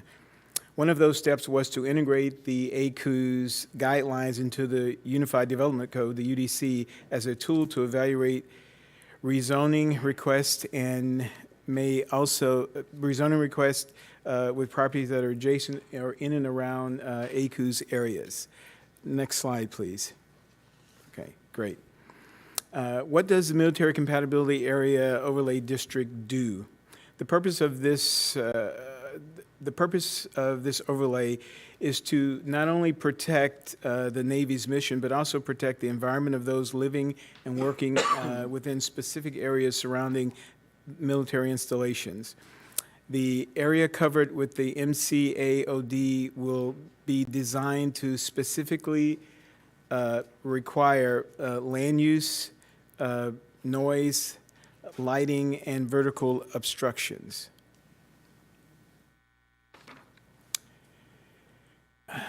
The city started this process, I want to say, in early April. We took this as a briefing to the Planning Commission. It's not on the slide. I'm just giving background. We took this to the Planning Commission on May 4th, and Planning Commission just had concerns that this is moving way too fast. And incidentally, it's only been 5 months. It's still very fast, but it's something that we needed to do. But they recommended that we go through our normal process of engaging the community, getting public input, and just pumping the brakes a little bit. So what we did is we scheduled meetings in all of the council districts, as you see there. Flower Bluff, of course, being the most impacted, though that we had our most attendance with the Flower Bluff public meeting, but we also reached out to the Coastal Bend Home Builders Association, the United Corpus Christi Chamber of Commerce, Corpus Christi Realtors Association, and of course, our City of Corpus Christi Development Task Force. We engaged all, we tried to answer all of the questions, got back to those who had additional questions. So in the month of June, and it says July, and I apologize, it was the month of June, we spent the entire month engaging the community and specific organizations to communicate and talk about this, what this overlay would mean for the City of Corpus Christi. The Military Compatibility Area Overlay District, MCAOD, is focused, of course, on 3 naval installations, Navy Air Station Corpus Christi, Cabinets Field, and Waldron Field.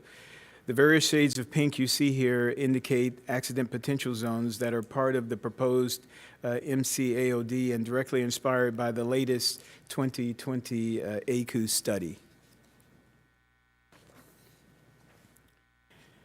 Definition and boundaries. The MCAOD is defined by several zones. The clear zone, accident potential zone 1, usually referred to as APZ1, accident potential zone 2, noise subzone, vertical obstruction subzone, and a light subzone. The light subzone of the MCAOD focuses on the height and the shielding of all fixtures, all light fixtures. All light fixtures shall be fully shielded to prevent light output emitted above 90 degrees at any lateral angle around the fixture. Incidentally, this light requirement is exactly the same as in the UDC. Nothing has changed with this in this regard. The noise subzone of the MCAOD focuses on the noise level within new residential dwellings. This is a picture of Waldron, incidentally, on Cabinets and on Naval Air Station Corpus Christi. The Naval Air Station Corpus Christi, the noise contours go more out on the base and extend over the water. On Cabinets, they're within the base confines of itself. Whereas here in Waldron, the contours protrude a little bit to the northwest outside of the boundaries of the installation, and also you see points to the southwest and southeast, I should say, and to the south. New residential buildings shall be constructed with sound insulation and other means to achieve a desired noise level of 45 decibels or less inside of structures. Garages and similar accessory buildings that do not include living space are exempt from this requirement. Vertical obstruction subzones of the MCAOD focuses on the height of structures within traffic patterns. Potential obstructions could include natural terrain, man-made features such as buildings, towers, poles, turbines, wind turbines, cell towers, and other vertical obstructions that could impair airspace navigation. Vertical obstruction subzone of the MCAOD has various scales of measurement called surfaces. The purpose is the ability to assess the impact of structural height within a 3-dimensional space. The area within the vertical obstruction subzones are the primary surface, the clear zone surface, the approach departure surface, clearance surface slope, the approach departure clearance surface horizontal, the interhorizontal surface, the coronal surface, the outer horizontal surface, and the transitional surfaces. Each area has a specific boundary of inclination and elevation. Vertical obstruction subzone of the MCAOD also incorporates a measurement tool entitled Imaginary Surfaces. Imaginary surfaces focus on the placement and height of structures and/or landscaping within various layers of this subzone.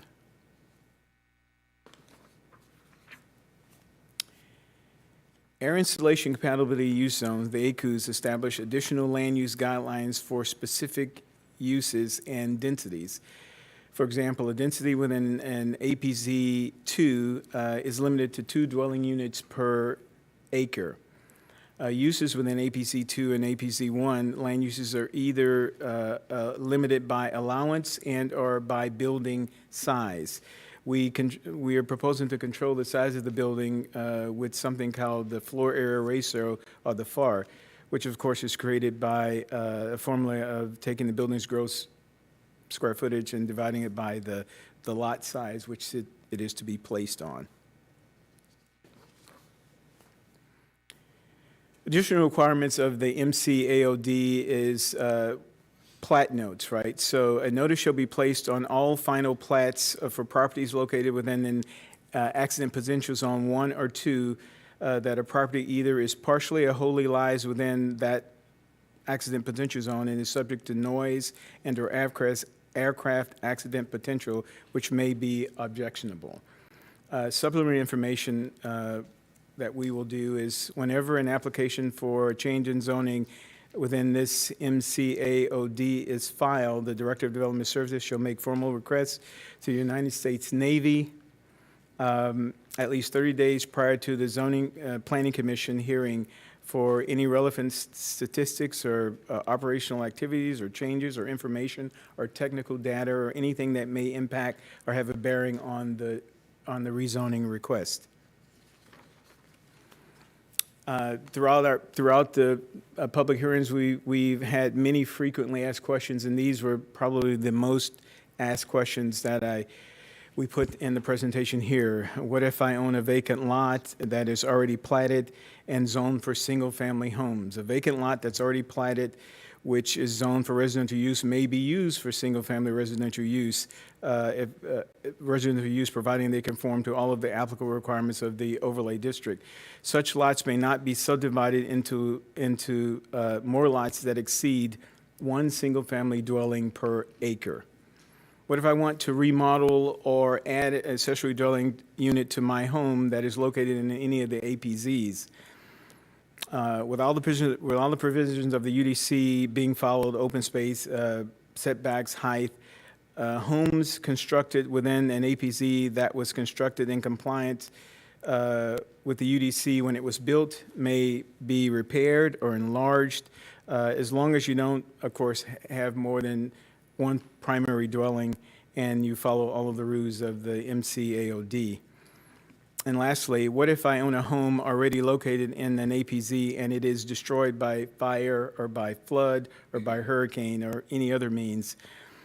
The UDC currently already addresses nonconformities which would allow reconstruction or repair of nonconforming structures or uses that were damaged or destroyed by fire or accidental or natural disaster. So those were the most of the questions that we got during our time visiting the community in the month of June.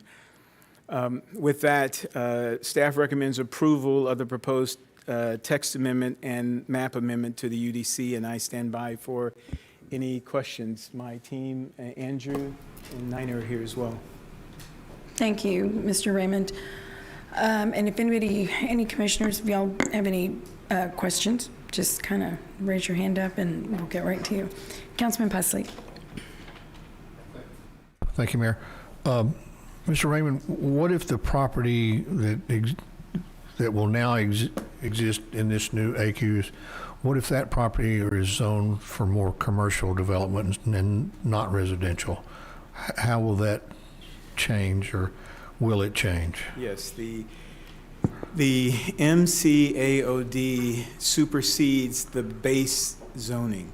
Okay. So if it's commercially zoned CG2, neighborhood office, the overarching, the MCAOD tries to reduce density and reduce the gathering spaces, so you can still do commercial development, just maybe not a Walmart or HEB or any You large. just have to fit under the Yes. requirements of this policy. Yes. Okay.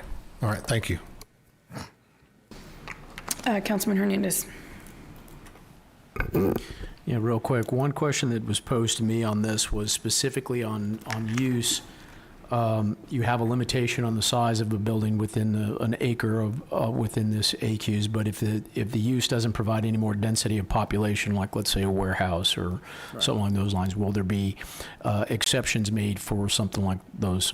And those are what probably would be more permittable in those areas, yes.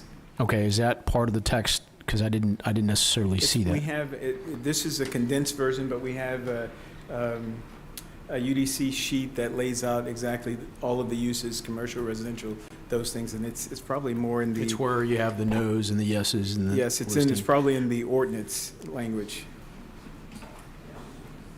Okay, I just want to make sure, from this conversation that it's there. Got you. Is it under exceptions? It's just above the table, so 653. table. Prohibited, limited. It's on page 3 of the ordinance. Page 3. It's an entire list of what is allowed, what's not allowed. Right, but in terms of the actual size of the structure per acre, there is a limitation, I believe, of what, 0.28 and 0.56 in APZ2? So, for example, if you have a small, let's say tile, they're selling tile and carpet and tile. They have a small area where they're actually selling the or a showroom, and then the rest of it's warehouse. I mean, obviously, you would need more space for the warehouse, but nobody's actually in it. That's a perfect question, Councilman. Very much like the scenario in the UDC when we look at parking, where you may have multiple uses within one building.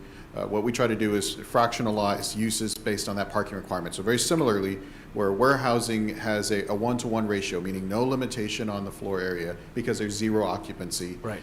We would count that aspect of the building at that floor area ratio, and whatever showroom, let's say for a tile business, would be counted at the FAR of 0.22. So that storage area wouldn't penalize the building size since that has a zero occupancy.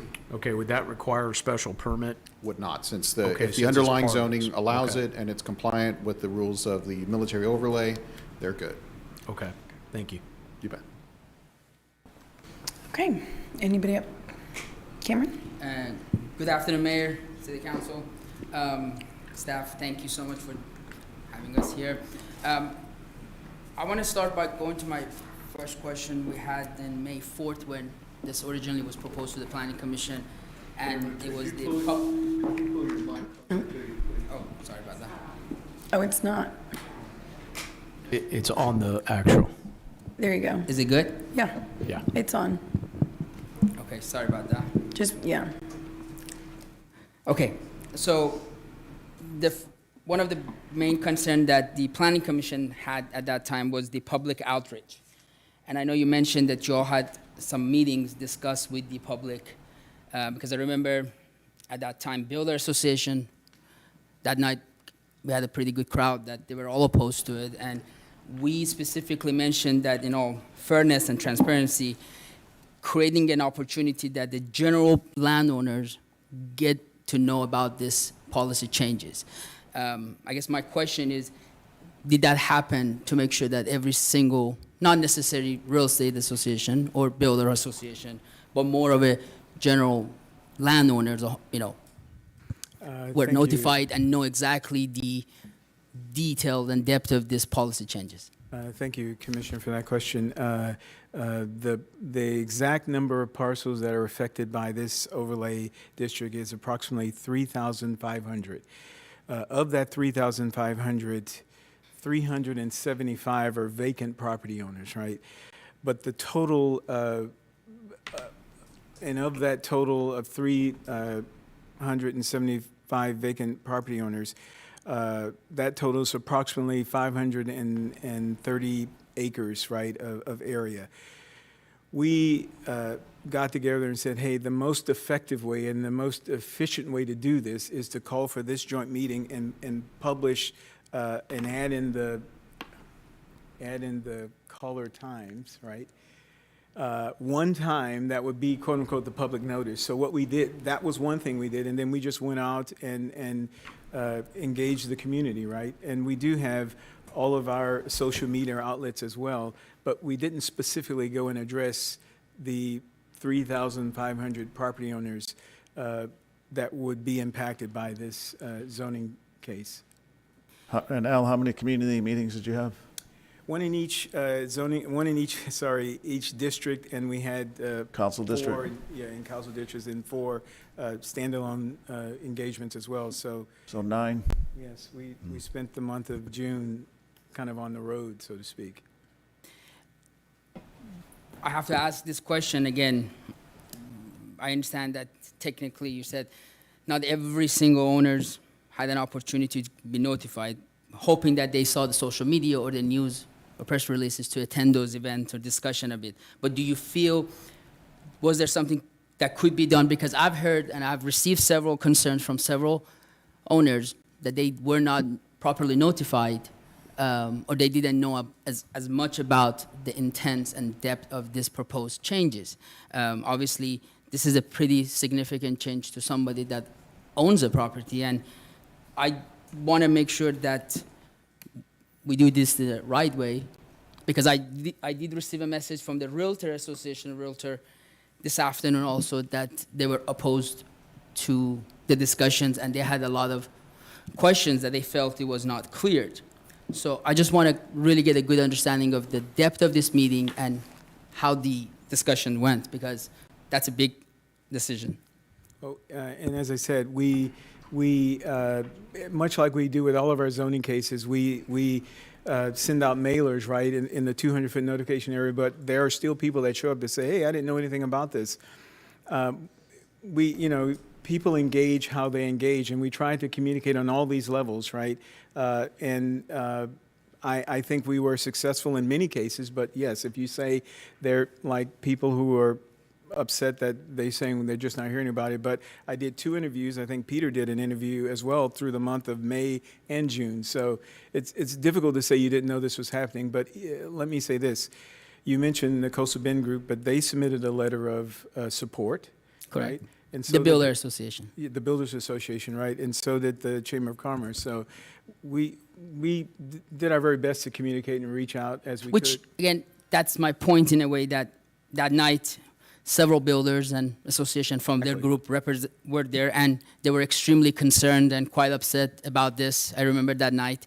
And obviously yesterday I heard that they were in favor of it. So was that same approach done with others to explain everything for them, the changes and the policies that That's a great point. We went to the infrastructure, I think it's Chamber of Commerce Infrastructure Committee. We did the Coastal Bend, as you said. We did the Realtors Association Group, and we had another meeting with them just, I think, last week, Andrew, right? Last Friday. And there was no comment. There was no mention of this letter. This letter sort of surprised us today or yesterday, whenever it came. But where there were agencies or groups that we could meet with that this was important to, we tried to get on their calendar. We did. We even met with the Downtown Management District. Anybody and everyone that we thought needed to know what is happening, we did our best to get on their calendar. Did we get everyone? Probably not. But I think we did a very good job of getting this message out and letting them know, hey, you still can develop. You just probably can't do what you could have done years ago. So, okay, thank you so much. Mm-hmm. Yes, sir, Mr. Mandel. Thank you, Mayor. My question has to do with the driving force behind this ordinance and then this overlay district. Since the beginning, since we were notified, I'm not really sure what is wrong with our current procedure of evaluating plats that fall under the APZ. What's wrong with the current way we do things that's driving this new ordinance? Sure, great. Great question. Currently, right now, without this ordinance, they're just guidelines, right? someone is building an apartment complex in an APZ that we go, okay, wow. So we reach out to the Navy and say, hey, do you have comments or concerns about this? And they may say, yes, oh my gosh, we've got to do something. But it is only recommendations. It's not requirements, right? Passing this ordinance codifies the APC 1, APC 2, and their requirements and what's allowed. So therefore, this ordinance supersedes what the base zoning requires. So if you could do homes, let's say you could do RS6, right, and you have 20 acres, right, well, and you're an APC 2, instead of building whatever you would have built at RS6, you only can put, I think, 40 homes there now. So it gives teeth to what we didn't have before. And we've had some issues here that I'm sure I don't want to go into that made the city go, wow, we should have done something way back in 2013, but now we're doing it, right? So better late than never. And we want to make sure we do what we can to protect the installations that are here, right? So this is why this is the overarching change. It's giving teeth to what was once guidelines. Now they become requirements. Thank you. Mr. Miller. Of the, you said 347 vacant properties, is that correct? 375. 375 vacant properties. How many of those properties have incompatible base zoning right now? I don't have that in front of me. Do you, Andrew? The reason why I'm asking this question is whenever this first came out and I got a letter from the mayor and the city manager, it didn't have a lot of information in it, and I was kind of excited about it because I kind of thought it was going to manifest as more of a zoning moratorium to where whatever your base zoning is never going to get any more intense. And so I'm just kind of curious now to see how many incompatible properties there are. Sure, perfect question. I spent a lot of time in our GIS layers and have charts of data to try to find out what were you zoned, are you vacant, what is the size of your property. So of those 374, the most impacted was Waldron Field, ironically. Everybody seemed to think Cabinist was going to be the big concern. But Waldron Field has 66 vacant properties that are currently zoned single-family residential, which sounds like this massive number. But in reality, the average size of those 66 properties is 2 3/4 acres. So these are not 50 acres of land, 100 acres of land, even 20 blocks of 20 acres. These are small parcels that have already constructed single-family homes. So if you can imagine on the east side of Waldron Field, those are existing residential properties that have already been built out, already platted, already zoned. On the west side of Waldron, even though you have some patches of single-family, the lack of availability of wastewater keeps those lots at half-unit acres in order to have a septic tank. So in essence, other rules level out the playing field and not allowing the increased density, even though it's a quote-unquote incompatible zoning district. And so in summary, of that 375, sure, how many are there? 66 only, or is that just Flower Bluff? Just around Waldron Field, there are 66 that are zoned RS6 of the original 375 vacant tracts across all three fields. And the largest kind of congregation. Yeah, because Flower Bluff is unique in that there are some RS6 zone properties that aren't currently platted into developable lots. Exactly. That don't have those utility extensions, and it's going to be, well beyond my lifetime before that ever happens, in most likelihood. But there are numerous commercial properties in the NASCC AQs that, I kind of fall back on the what ifs. What if a storm comes through and levels Walmart? Will Walmart be able to rebuild? That's a question. And that is why, so at the end of the day, it falls into two categories. Most of the concern fell around reconstruction of single-family homes. If I have a house and it's destroyed, am I allowed to rebuild? In the essence of commercial, that section of the UDC, which is Article 9, covers nonconformities, that there are some percentages that you can go up to depending on the value of the structure. So if there is minimal damage, may not be a problem, it preserves a nonconformity. If it's a complete catastrophic loss, we'll probably have to take a second look and see if compatibility, and that's where it involves the Navy in that conversation. So it's not to say we want to add insult to injury, your business is destroyed, you can't come back. It's to say maybe at what level are you coming back?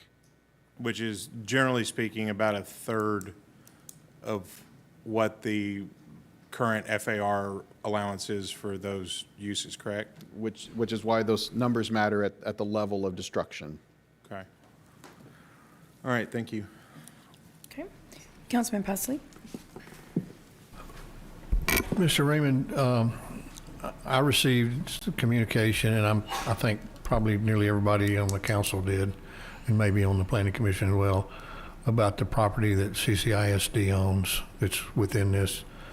Have y'all had conversations with them about how their property is going to be addressed and what can happen? I know they share a great deal of concern because, you know, they were going to build a high school in one place, and this happened before my watch, but the city insisted they relocate somewhere else, and so they did that, and now we're going to condemn their other properties. So can you address that a little bit for us? Because it happened before my watch too, but let me share with you what I know. First, we're not going to condemn anything, right? There's still, whoever owns the property, whether they've sold it or are about to sell it, right? So they are going to be able to do what they can do on the property, right? Right now, currently, if you don't if this overlay doesn't pass, we would have if they said, oh, this is zoned light industrial. Think about what I'm saying. It's zoned light industrial, which the letter said, hey, this home builder wants to do single family homes. Well, he's got to come before this group and then go before that group and say, hey, I want to build single family homes right in the airfield of while we move the school. So that's a challenge too. But the bigger challenge is that he couldn't, and we would reach out to our friends and get the Navy's comments, but he probably couldn't get platted with this new single-family development, and he probably couldn't get rezoned. So even if this doesn't pass, there's still, like I was telling this gentleman, there's still guidelines, and we go and say, hey, let's try to make the smartest decision we can. So if we knew the school moved and we had this issue with the apartment complex that's there, we're not going to allow single-family homes there. In theory, and I'm not speaking for you, I'm just kind of suggesting what it would be. So in theory, no. As far as I know, the city has not talked to CCISD about, hey, their accusations about what we can and cannot do, or whose fault it is, or whatever. We have not, although we are engaged with the developer, and as you all know, I sent a kind of a follow-up to you saying, hey, this is what happened to this apartment development. It's not a perfect solution, but it's better than what it was when we first started this odyssey of going down this rail. So no, we haven't reached out to CCISD to talk about this, right? The letter was the first that I've heard of it since as of yesterday, sir. Okay, thank you very much. Yes, sir. Mr. Schroeder. My response, I guess, on this is a few comments. The fundamental thing that I guess we're all trying to weigh here is because really these flight paths have been in place a long time. This is not a big change in the real context of what the Navy does. They've made some analysis and decided to propose extending the designations to a little bit broader area than they were before. It typically happens when these kind of things are done because they've determined they think it's a little more risk. I think the real issue is how we decide to deal with that in a practical way. And I think the most important part is notifying, making sure people understand what they're doing that might not otherwise know. My concern is just really from a resident standpoint is if I'm a commercial property owner or a large property owner, there's paths for me to know about what these risks are, what these flight paths are, and things like that.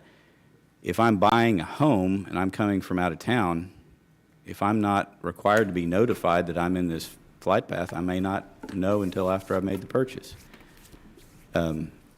If I'm sending my kids to school, Carroll High School, am I notified that when I register them in this school that that's greater risk? Is it required? Do they do that? I don't know, but those folks don't know. So I think that's the concern, because we've always strived to be a really good partner with the Navy, and I think they have done the same thing, recognizing that they're a federal institution. And so in reality, it's not a huge change. It's just we're entering the area that many of these communities that the Navy had to leave were in years ago when they were starting to grow. So keeping that in mind, I think those are the things that I think are the most important to recognize, regardless of whatever we decide here, because it can be handled either way, but it's really about clarity and communication. Thank you. And Mr. Chair, you make a great point, and Andrew reminded me, what wasn't in the presentation that should have been in the presentation is this. If this ordinance is passed, also included in it is 6 months to rezone your property, so that if your property is not compatible and you're one of those 3,500 property owners that says, oh gosh, I'm whatever I am, we'll allow a rezoning without a fee, right? So that'll be from 6 months of the passage of this ordinance. So that's a good thing to help facilitate people getting back into conformity with in business. So I wanted to make that point. Okay. Yes, Cameron. But that zoning change must follow the supposed new ordinance that Yes, sir. meet the requirements. So Yes, sir. those changes are in place. Right. So once this is passed and you find out, oh gosh, I'm non-conforming because let's say I'm an RS6 right in the shadow of the runway. Well, we can work with you to say, let's put a zoning that you can live with and we can live with. But there may not be.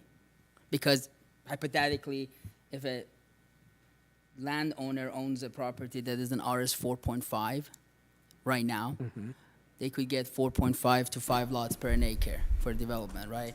With the proposed zoning, they only will get 2 units per If they're an acre. APC So 2, right. that's something that I was trying to kind of, I guess, ask the question earlier about that public outreach of it. Do they truly understand the changes that this proposed amendment create? Understood. I understand your point, and that's great of the support that they will have that, but they need to understand that if they, in their head, they thought that they could get, Understood. X amount of. And you make a great point, and I wanted to make sure that council understood. In any APZ, you can still have a residential home, right? In APZ 1, you can do 1 per acre. In APZ 2, you can do 2 per acre. So it's not void of single-family homes. You can still do it. So if he's a RS 4.5, he can still build homes. He just can't build as many as as the zoning would have given him prior to this. Okay. Right, and I'd like to, for the record, state that the realtors are in support of this ordinance as presented. Great. Mr. Miller, yes?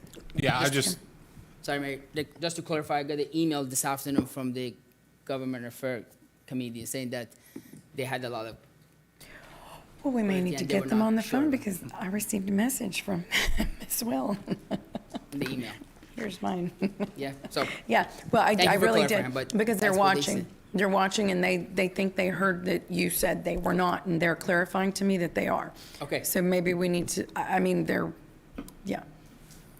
Show the email. Okay. Mr. Miller?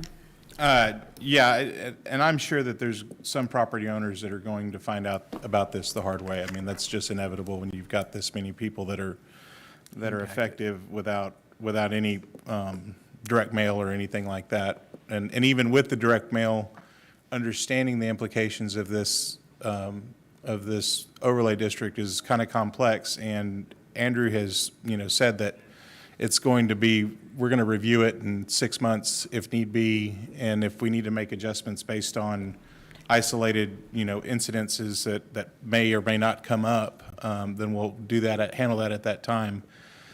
But the other thing that's not properly communicated is the implications of what would happen if, God forbid, there was an accident, and also what the implications would be should the Navy deem us unfriendly neighbors or just out of sheer overcrowding and CCAT and Navy leaving this community. And the fact of the matter is, 80 or 90% of Flower Bluff is affected by this overlay district, but 100% of Flower Bluff would be affected by the Navy base closure.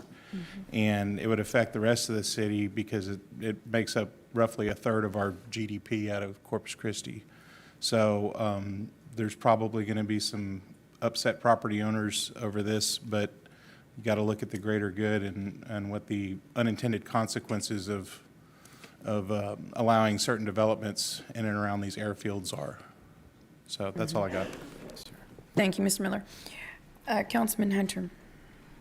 So here's another question that keeps popping up, is what you just mentioned. So if we don't pass this as an ordinance, the Navy's going to leave the city. We know that for sure? I didn't make that statement. We've been hearing that a lot, and we do have some military personnel back here and some representatives. So if they'd like to come up and clarify that, that would really be good information. Well, when we open it for public hearing, right? We'll be opening public comment here in a second. Thank you. Mr. Pesley. Yeah, Al, did you say, Andrew, that you found is non-conforming within the Flower Bluff, I think you said. AQ's 275 properties? 370. Or 375? A total of 117 are vacant properties. Okay. Of those 117, 66 parcels are zoned single-family residential, RS6. Okay. But the average size of each of those parcels is just over 2.5 acres. Okay. So these are not large parcels of entire subdivision that would come in. It might have a house here or there, but because of the lack of utilities, you're going to be bound by those half-acre lots anyway. Were they independently notified that they may be out of compliance if this passes? Not directly, but we've had excellent communication with the Flower Bluff Citizens Council. They were in full force at the public hearing that we had there at just adjacent to Parker Park. So I know the word got out because I received a fair amount of phone calls to clarify. Sure. And that's the good thing is as the discussion happens, you can use the word getting out to the city's advantage of disseminating information and making sure that folks get clarity on their property. Yeah. Okay, thank you. And Michael made a good point there a while ago. I have several friends who live in Beeville, and they will attest to the dramatic impact upon their community that the closure of Chase Field had on them. So it's a great point. Thank you. Councilman Barrera. Thank you, Mayor. I guess I just want to ask a couple of questions. I was really going to wait for public comment, but so we had a conversation yesterday, and I think you brought it up today, Mr. Raymond, that 3,500 property owners, in essence, are affected. I mean, Correct. Did we extend any effort to communicate with those 3,500? As I said, other than what was published in the paper and our month of June getting out, and it's on our social media and those kind of things. But did we directly send mailers out or go knock on doors or call? Okay. No. Now, typically, you've answered my question. Now, typically, whenever we have a rezoning, what's our process to notify within the 200-foot radius? Yes, we do send out mailers, right? When we post a rezoning sign that says, here's the rezoning from X to Y, and here's the planning commission date and the proposed council hearing. Now, I remember when I had to recuse myself, and I got 2 mailers. It's typically 1 or 2. Most of the time, it's 1. It's 1. So. It's 1 for planning commission, 1 for council. Okay, so there you go. So that explains why I got. So I guess I'm thinking, if there's 3,500 and we mailed out 3,500, it's roughly, if we did 2 mails, we're talking about $4,000. And I just for the life of me can't understand why we wouldn't have spent $4,000 on mail and probably maybe another, I don't know. It's not like it's shiny and nice and that we'd send out when we do the printing. I think that would have been prudent. I'm disappointed that we didn't. And did we do, I'm disappointed that we didn't directly contact our partner down the street on Leopard, meaning CCISD. I think, once again, you know, Al, I have to commend you on all the work that you did. I'm going to digress a little bit here. You and your team did to get Carroll High School open on time. As somebody in my district, I was proud. I could tell you, Principal Arredondo was talking about the team effort. I mean, I know right now it's a temporary C of O, getting everybody put together. I would just think that with all the intercommunication that you had, hey, did you know this was coming?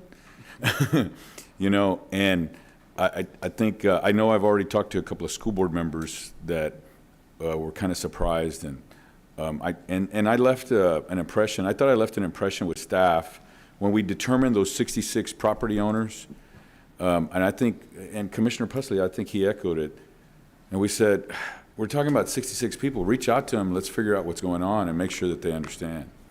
I'm disappointed that we kind of went through this blanket system and was hoping that we'd capture everybody. I'm letting you know that. Understood. Did we also, and mind you, you know, well, I'll give it a little bit of pre-context. I'm going to go on more longer than my 10 minutes probably. Did we, yeah, thanks. No, you're on. Anyway, one thing, did we think to engage in how it was going to affect, how it was going to financially affect the individuals that own property? Because now we've rezoned this property. Because sometimes somebody says, hey, I'm going to avoid that property. You know, what is it? I don't want to engage in the bureaucracy to be able to get it to a point where it's marketable.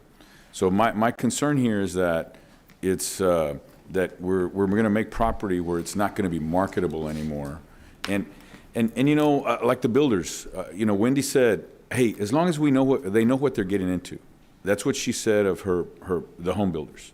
As long as they know what they're getting into and they know what the challenge is, and I think a minimal amount of their builders were affected, their developers were affected. So they looked at it holistically and as a group and said, okay, we support this because we support the Navy. And as I've said, I have two properties out there. One was my first home that my son now lives in, which is an APZ-1, you know. And I remember in 1986 when we bought the house, we would watch the planes there on Saratoga. Wow, neat. Ooh, here comes another one, you know. And I had several family members that worked out at the base. You know, I had when I was growing up, you either worked at a refinery, or you worked at the base, and you made it. You know, and the majority of the people I knew worked at the base. So we've spent all this funds. You know, Tammy's just done an amazing job. Amazing job. I can't compliment her enough, and the job that she's done with the military task force, the governor's office on these DAG grants. Can you tell me how much money that you've been able to procure through DAG?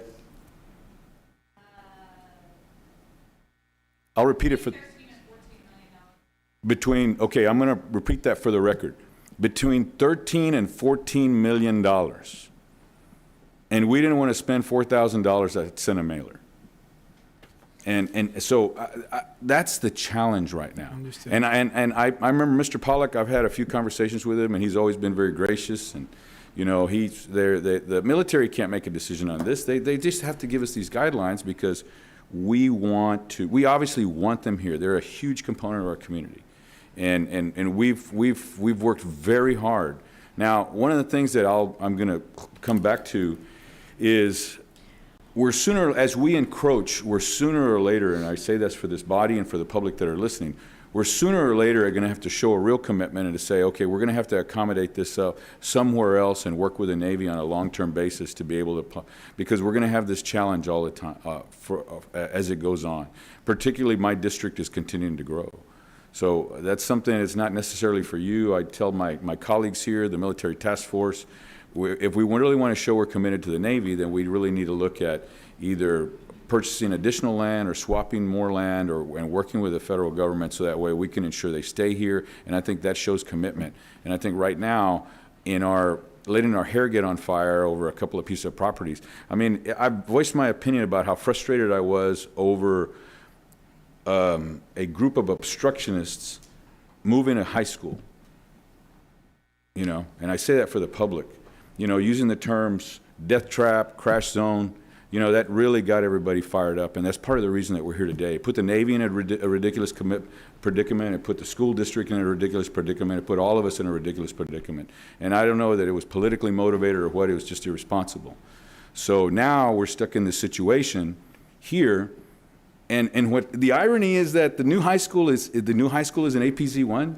Is it 2? Okay, so we moved really from one area to another, and you know, it was just, I don't know, it just, my thing is that I think we really need to consider if we really are committed to looking for other properties so that way we can work with the Navy so that way they can facilitate it. And I don't know what we do for that, but I'm disappointed that we didn't send out 3,500 mailers. I'm disappointed that we didn't contact the school district in particular. I would have preferred to see, particularly we have dialogue with those 66 property owners specifically, and then we've been able to answer to it. I mean, it's already been, we started this in April, so it's been 4 months. So, okay, those are my comments. I'd like to hear public comment, and then I may bring some others up. Thank you, Mayor, so much for allowing me the time. If I may, I just wanted to say. You're at 9 minutes. I want to respond. You're right. We talked yesterday, Councilman.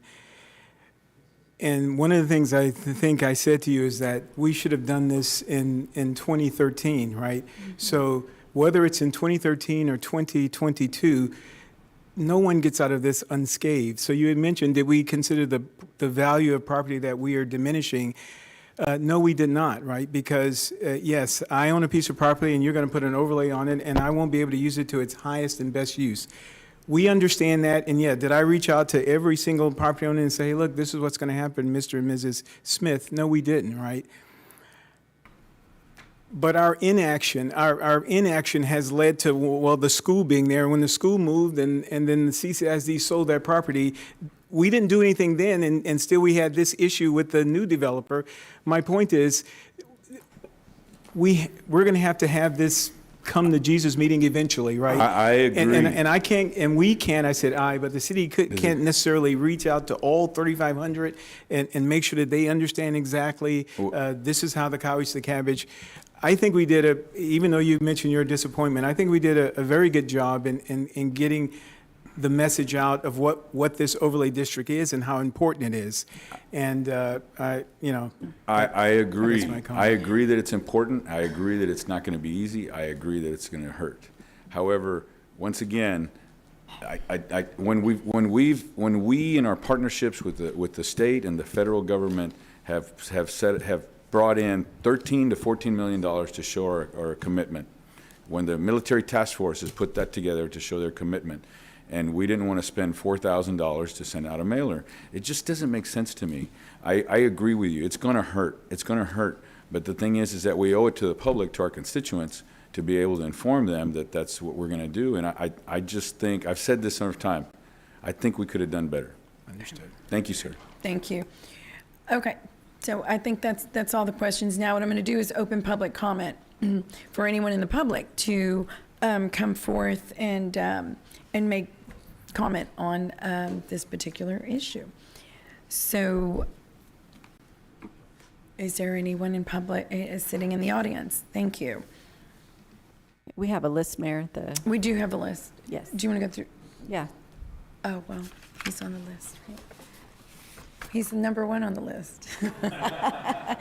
And welcome, Captain Jerica. He is our commanding officer. I'm going to go ahead and introduce you, if you don't mind. Our newly, I think 3 weeks? 5. 5 weeks. 5 weeks. I don't know if Corpus this thing's Christi. on or not, but welcome. He's our commanding officer of Naval Air Station. So welcome, sir. Yeah, thank you, Mayor, for allowing me to speak, and to city council members and you fine ladies and gentlemen up here.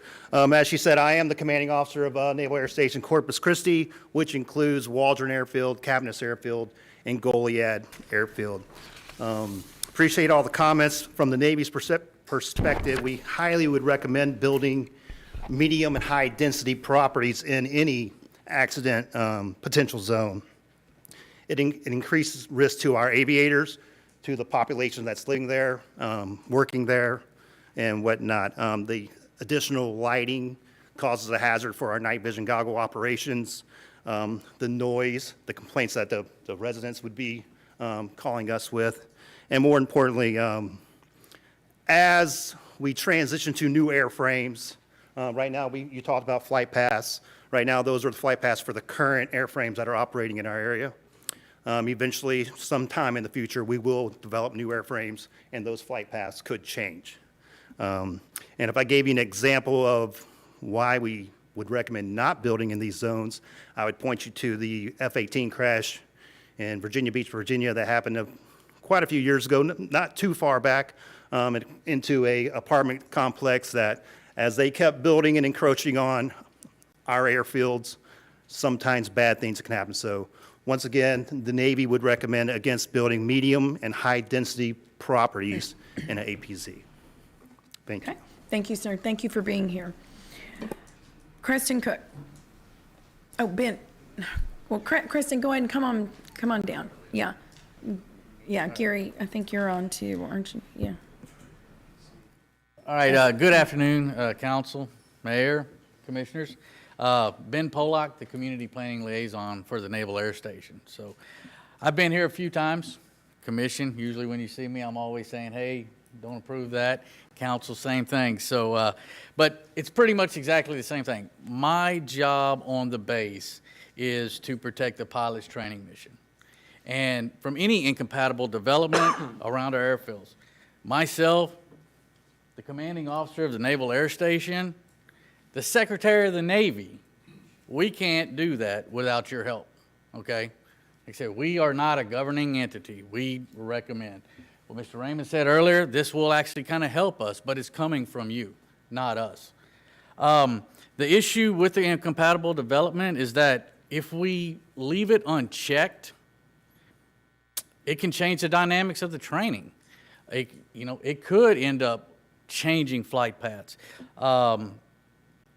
And eventually the airfield could potentially become unusable because the pilots can't complete their training syllabus.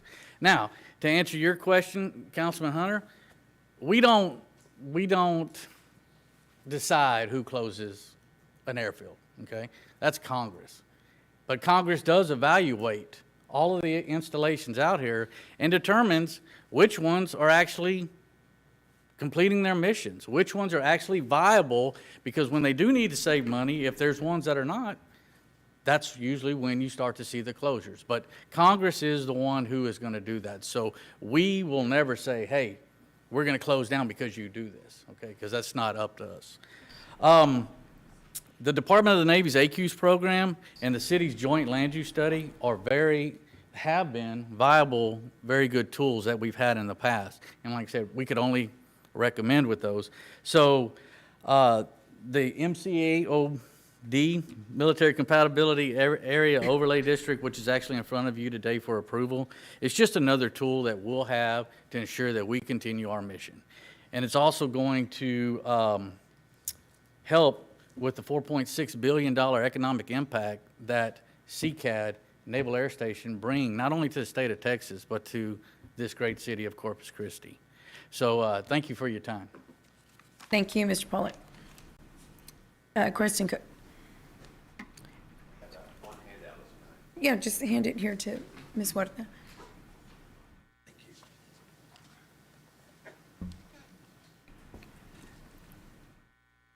Thank you for having us here today. Kristen Cook. I live on 4718 Mars Hill in Corpus Christi, and I'm Executive Director of the South Texas Military Task Force. Good afternoon. I'm also a member of the Texas Governor's Committee to Support the Military. And in a recent meeting that we had, I mentioned this overlay district, And of course, the members are throughout Texas, and all of them looked at me and said, well, we've already done that. San Antonio, Fort Worth, they ended up sending me information about their overlay districts and encouraged us to support this. Our local military installations represent an important sector to our area's economy.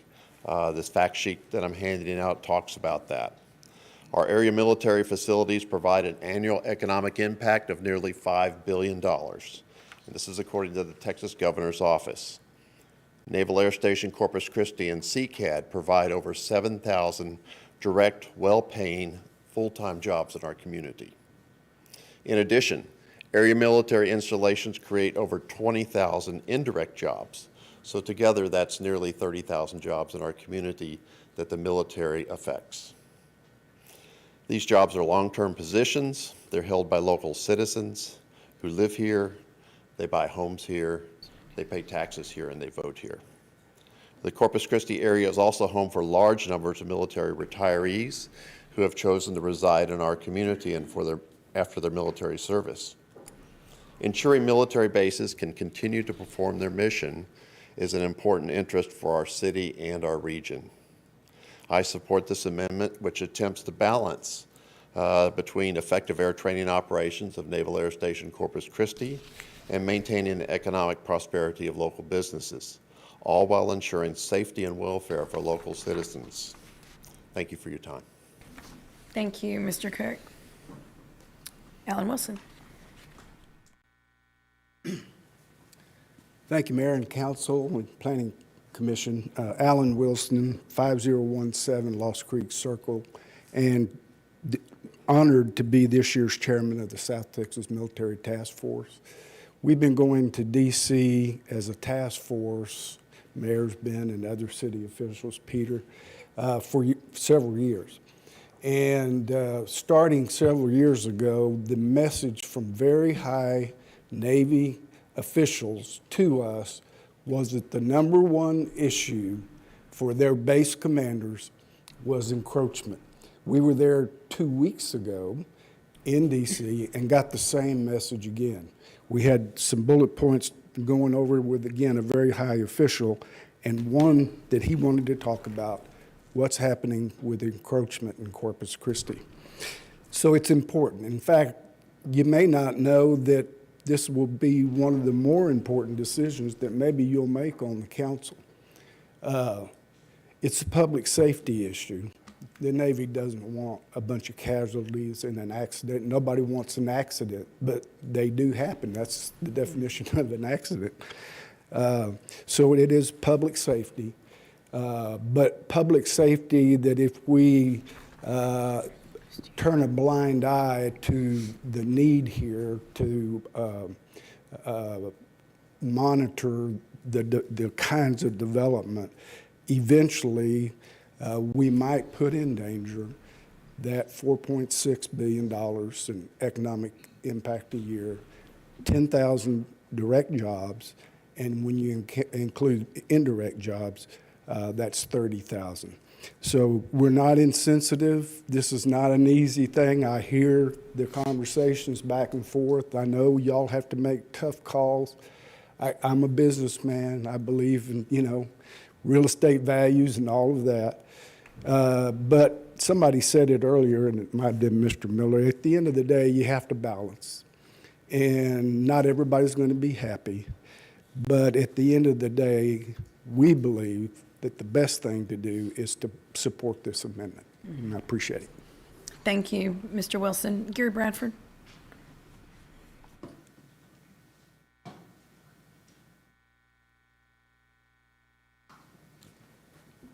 Mayor, council members, my name's Gary Bradford, 5701 Oso Parkway, Corpus Christi, Texas. Not only by age, but also by tenure, I'm the oldest member of the Texas Military Task Force. I came on in 1991. I'm also a commissioner on the Texas Military Preparedness Commission, the DAG folks. I'm not speaking for the governor today. I'm speaking for the task force, so make sure that's in the record. Mr. Hunter just got up and left. I was going to address the issue of the base being closed. But in my tenure on this task force, I've lived through two BRAC closures. One at, what's the base over in Ingleside? Navy Station Ingleside, which was closed. And then Corpus Christi Army Depot and Corpus Christi Navy was also put on the BRAC list. Fortunately, through the city's efforts, through the task force efforts, through congressional efforts, we were able to knock that one off the list and it did not get closed. So why is that important? As we look at what you're looking at today, and if they ever come back with BRAC and they start looking at bases, what did Corpus Christi do to protect these bases? Encroachment is huge. In my other job at the state, Shepherd Air Force Base up in Wichita Falls, has 3 of their flight plans have been closed down because of wind farms, encroachment. They are in danger of being closed. We don't want that to happen here. This is, as many people have talked to you today, this is a safety issue. Think about this. We have young men and women that are crawling in that cockpit for the first time with an instructor. And they start flying. They're in aircraft that are, some of them 25, 30 years old. We have mechanics that work on them all the time to make sure they're safe as they possibly can be. But things happen. When they come off that runway and they start turning to the left, that's the most dangerous part of their takeoff. And they're going up and escalating into about 500 to 1,000 feet above the ground. And they come back in. So anything's below them, if it happens to, if we have a mechanical accident or an error by the pilot, we could have an accident. We want to make sure that what's below them is protected as best possible. I stand here definitely in support of this proposition, and I'm here to ask any questions if you like. Thank you. Thank you, Mr. Bradford. John DeBala.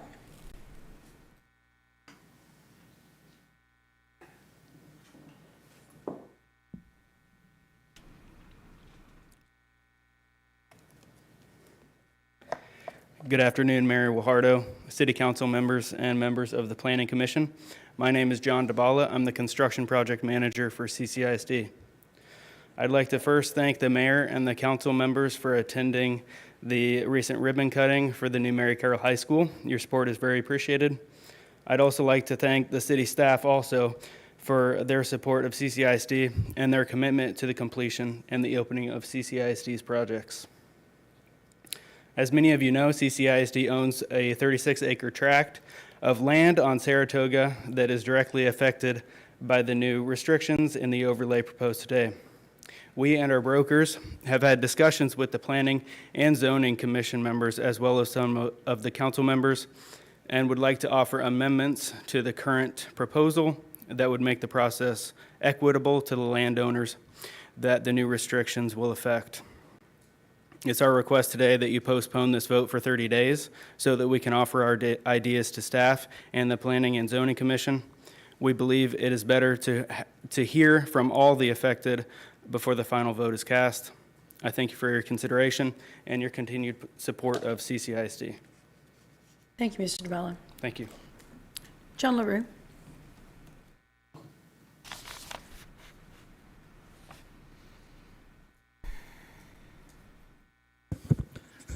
Good afternoon. I'll try to be brief. A lot of what I was going to say has already been covered by the other members of the group, but I am here as President and CEO of the United Corpus Christi Chamber. One of our responsibilities is the South Texas Military Task Force that is lodged under us, so we are responsible for that entity. And just to be clear, that entity is responsible for advocacy for not just Naval Air Station Corpus Christi, but also Corpus Christi Army Depot, U.S. NAS Kingsville, the U.S. Coast Guard facility, which is at the airport, Corpus Christi sector, and we work closely with the port, which is a strategic military port. So there's significant impact from the military on all those activities. As Alan mentioned, 2 weeks ago, we took what used to be an annual trip, but with COVID and others became probably a 2-year trip till we were there.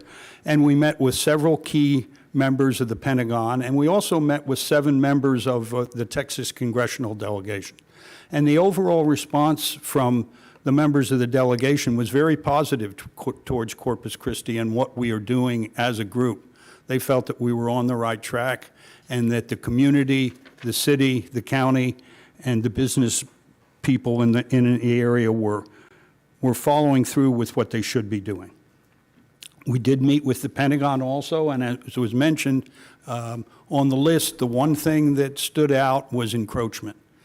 And we heard from several that encroachment is a big issue in some other areas, and they are actually looking at the potential of moving out of those areas because they can't do what they're supposed to do. And to answer Mr. Hunter's question, I don't think anybody's here saying that if you don't pass this today, that the Navy's going to pack up and leave. But you are setting the stage for future action that could lead to that. It becomes less productive and less efficient. And as was just mentioned, the young men and women that get in those planes, this is training. This is their first assignment. This is basic training for Navy pilots, not just Navy. We also train NATO pilots here and Air Force pilots. But this is their first assignment, so you want to be sure that they have everything right. And if we do something that puts something in their way, you're setting the stage for a potential accident. So I think we have to be very careful of that. The Navy, as they said, they're never going to tell you you can or can't do that. That's your choice. You're the governmental body. But the impacts of your actions in the long term could be significant. One other thing I want to say is this base was recently chosen as the #1 Navy base in the world. That's how good of a base we have. They were chosen by the Chief of Naval Facilities, who we met with and you met with before, Admiral Lindsay. The #1 naval base in the entire world, not just the United States. That says something. So not only are we proud of that, but that's something that goes a long way towards our goodwill in Washington. We don't want to do anything that would disturb that.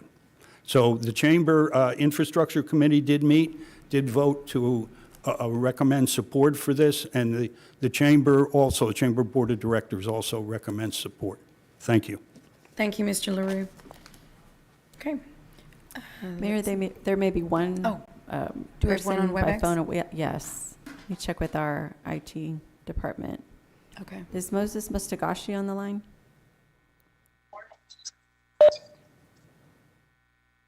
Hello, Mr. Mustagashi? can y'all hear me? Yes, we can. Can you go ahead and make your comment? I'm going to set the timer.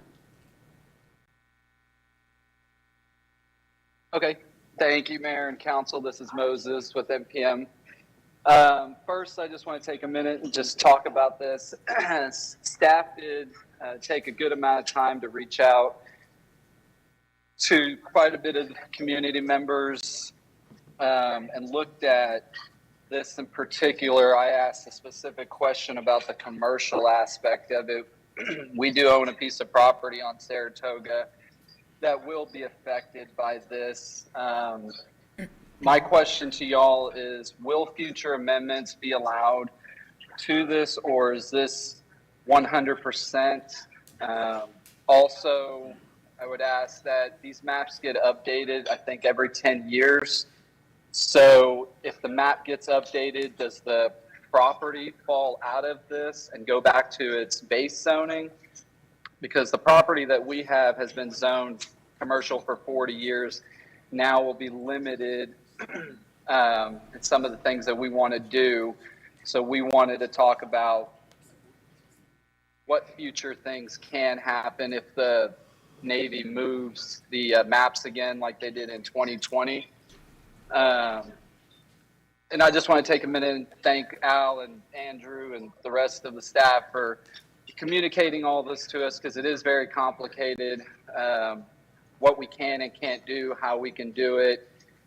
Even though there is a 6-month provisional period for plats or for zoning, it really doesn't affect commercial people, because if you don't have a drawing for your building to pull a permit, then you really wouldn't fall into that. So that doesn't help in that situation. But they were able to make some amendments or suggestions to this. For example, this area can't have food industries that have gatherings with occupancy, but you can have a shopping center that's 10,000 square feet that could have 100 people in it. We want to have future discussions just also with the Navy and Mr. Pollock to see if there's conversations about being able to make amendments that wouldn't affect the Navy or bring anything adverse, because we are very much in support of this, even though it affects me personally and my property. You know, we believe that it's a good thing to do, but ultimately we want to be able to have amendments to it to better understand this and potentially be able to not lose the value of your property, but not bring any type of danger to the community with occupancy or thank you guys. Sorry I couldn't be there today. And ladies, sorry. Okay, Mayor, that concludes public comment. Okay, that's great. Okay. Okay, so we're going to go ahead and close public hearing. And Mr. Molina. Thank you, Mayor. You know, I'm going to support this. I think it's we need to continue supporting the Navy in our area, and because I think it's vital to the future growth of the region. But the question I had, I guess, is for Mrs. Huerta. When it comes to the procedure today, is this ordinance going to be? Does it need to be voted on by the Planning Commission first and then come to us? Yes, sir. So the Planning Commission is going to make a recommendation at this meeting. That's Okay. so when we're finished with discussion here on both sides, they'll make a recommendation or not, I mean, depending on where they stand on that. But we do require them to forward something to you. And then once they do that, then the council has an opportunity to take action. So it's possible action. You don't have to take action today, but it is listed on the agenda as an ordinance that you can take action on. Okay, and is this one reading or two readings? This is a it's two readings. Okay, it's two readings. Okay. Yes, sir. All right. Okay. That's all I had. Thank you. Okay. Councilman Hunter?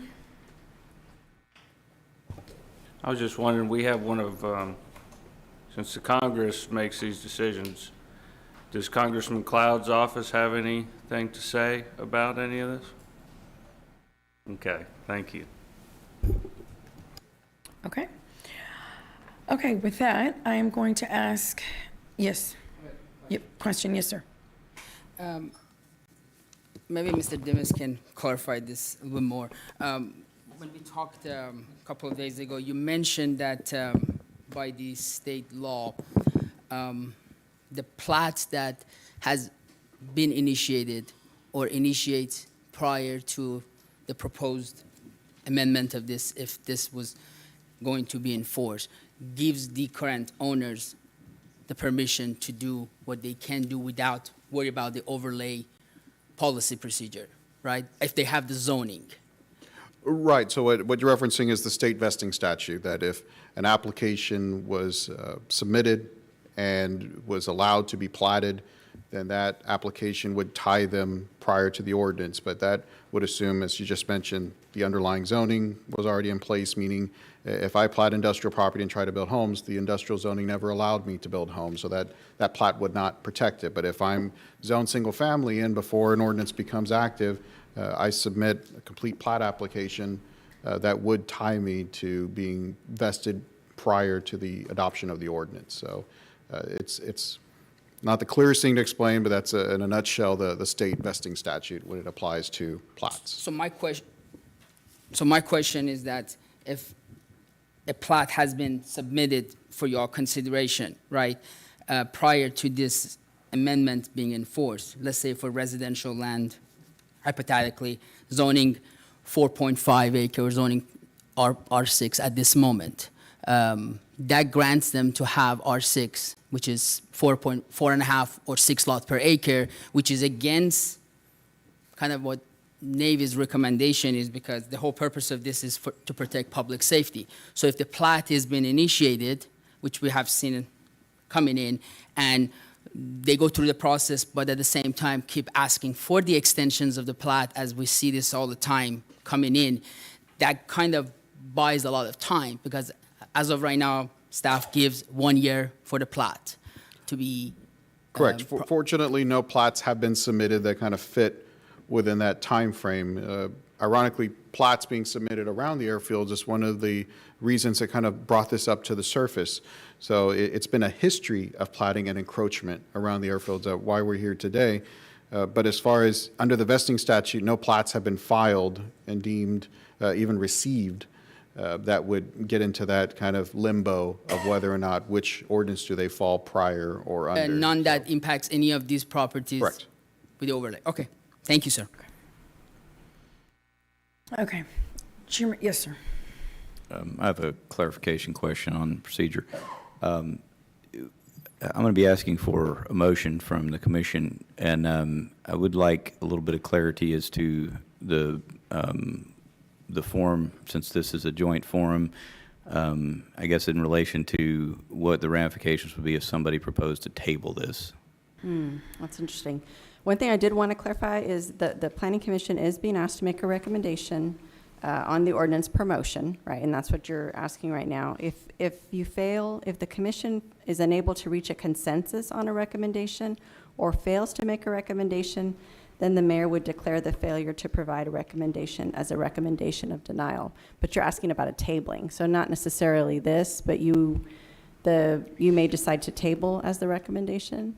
Well, there was comments, public Yes, comments made Grace. with that request, and in the prior meeting, this body, I think, was reluctant to make a recommendation at that time. So I was looking for a little clarity as to this is the first time we've had a joint meeting, and so I just want everybody to understand kind of the gravity of this, and I'm essentially asking for, I would much prefer a motion one way or the other Right. at this point.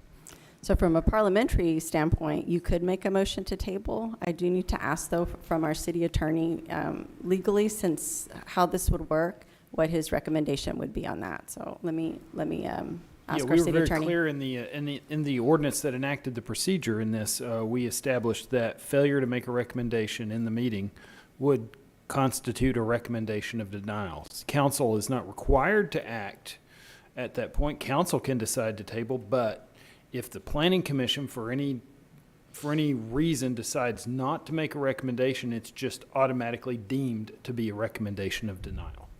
So even if they, okay. Thank you all very much. I greatly appreciate that, because I do ask, I believe this has relevance to the commission, so I would highly recommend, I would greatly appreciate a recommendation that's decisive. Commissioners, thank you. Okay. Do we have any other comments on the Planning Commission side or the city side? Okay, so at this time, Chairman, I would ask for you to motion or take a vote on recommendation. Commissioners, I'm looking for a motion on this ordinance. I make a motion that we approve the military area compatibility overlay district as presented by staff. I'll second. Okay. I have a motion and a second. I guess we, Javier Gonzalez.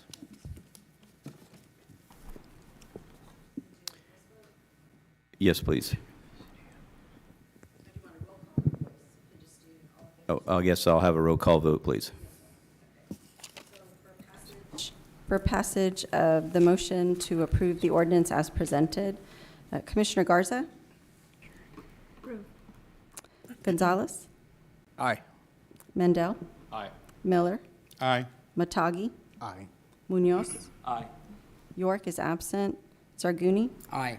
And Chairman Schroeder. Aye. Okay. The motion passes. To recommend. Okay, so I will entertain a motion. So moved. So moved. Okay, do we have a second? Any further discussion? All in favor, say aye. Aye. Any opposed, say no. The motion carries. Gentlemen, thank you, and ladies, thank you for being here today. And thank you all for being here. Captain Jerica, thank you, sir, for being here. Ben, Ms. Solis Garcia, thank you. Okay, so we adjourn the meeting. We're going to go ahead and adjourn this meeting. and reconvene. Can Our we council reconvene? meeting, yes, ma'am, Okay. and I think we've So- pretty much covered our agenda today. I'd just like to, we're reconvening our council meeting. Okay.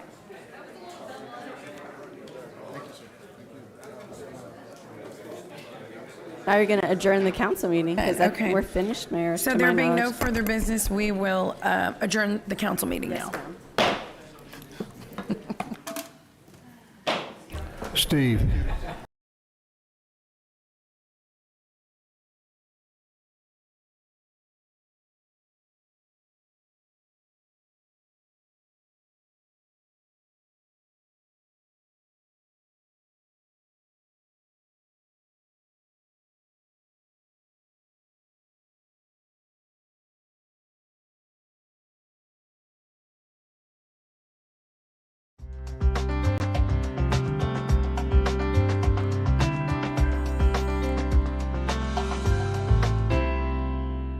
Corpus Christi has been ranked the 15th fastest growing city in Texas. More people means more garbage. Keeping Corpus Christi clean and beautiful is top priority. The city of Corpus Christi is asking residents for help to keep garbage and garbage carts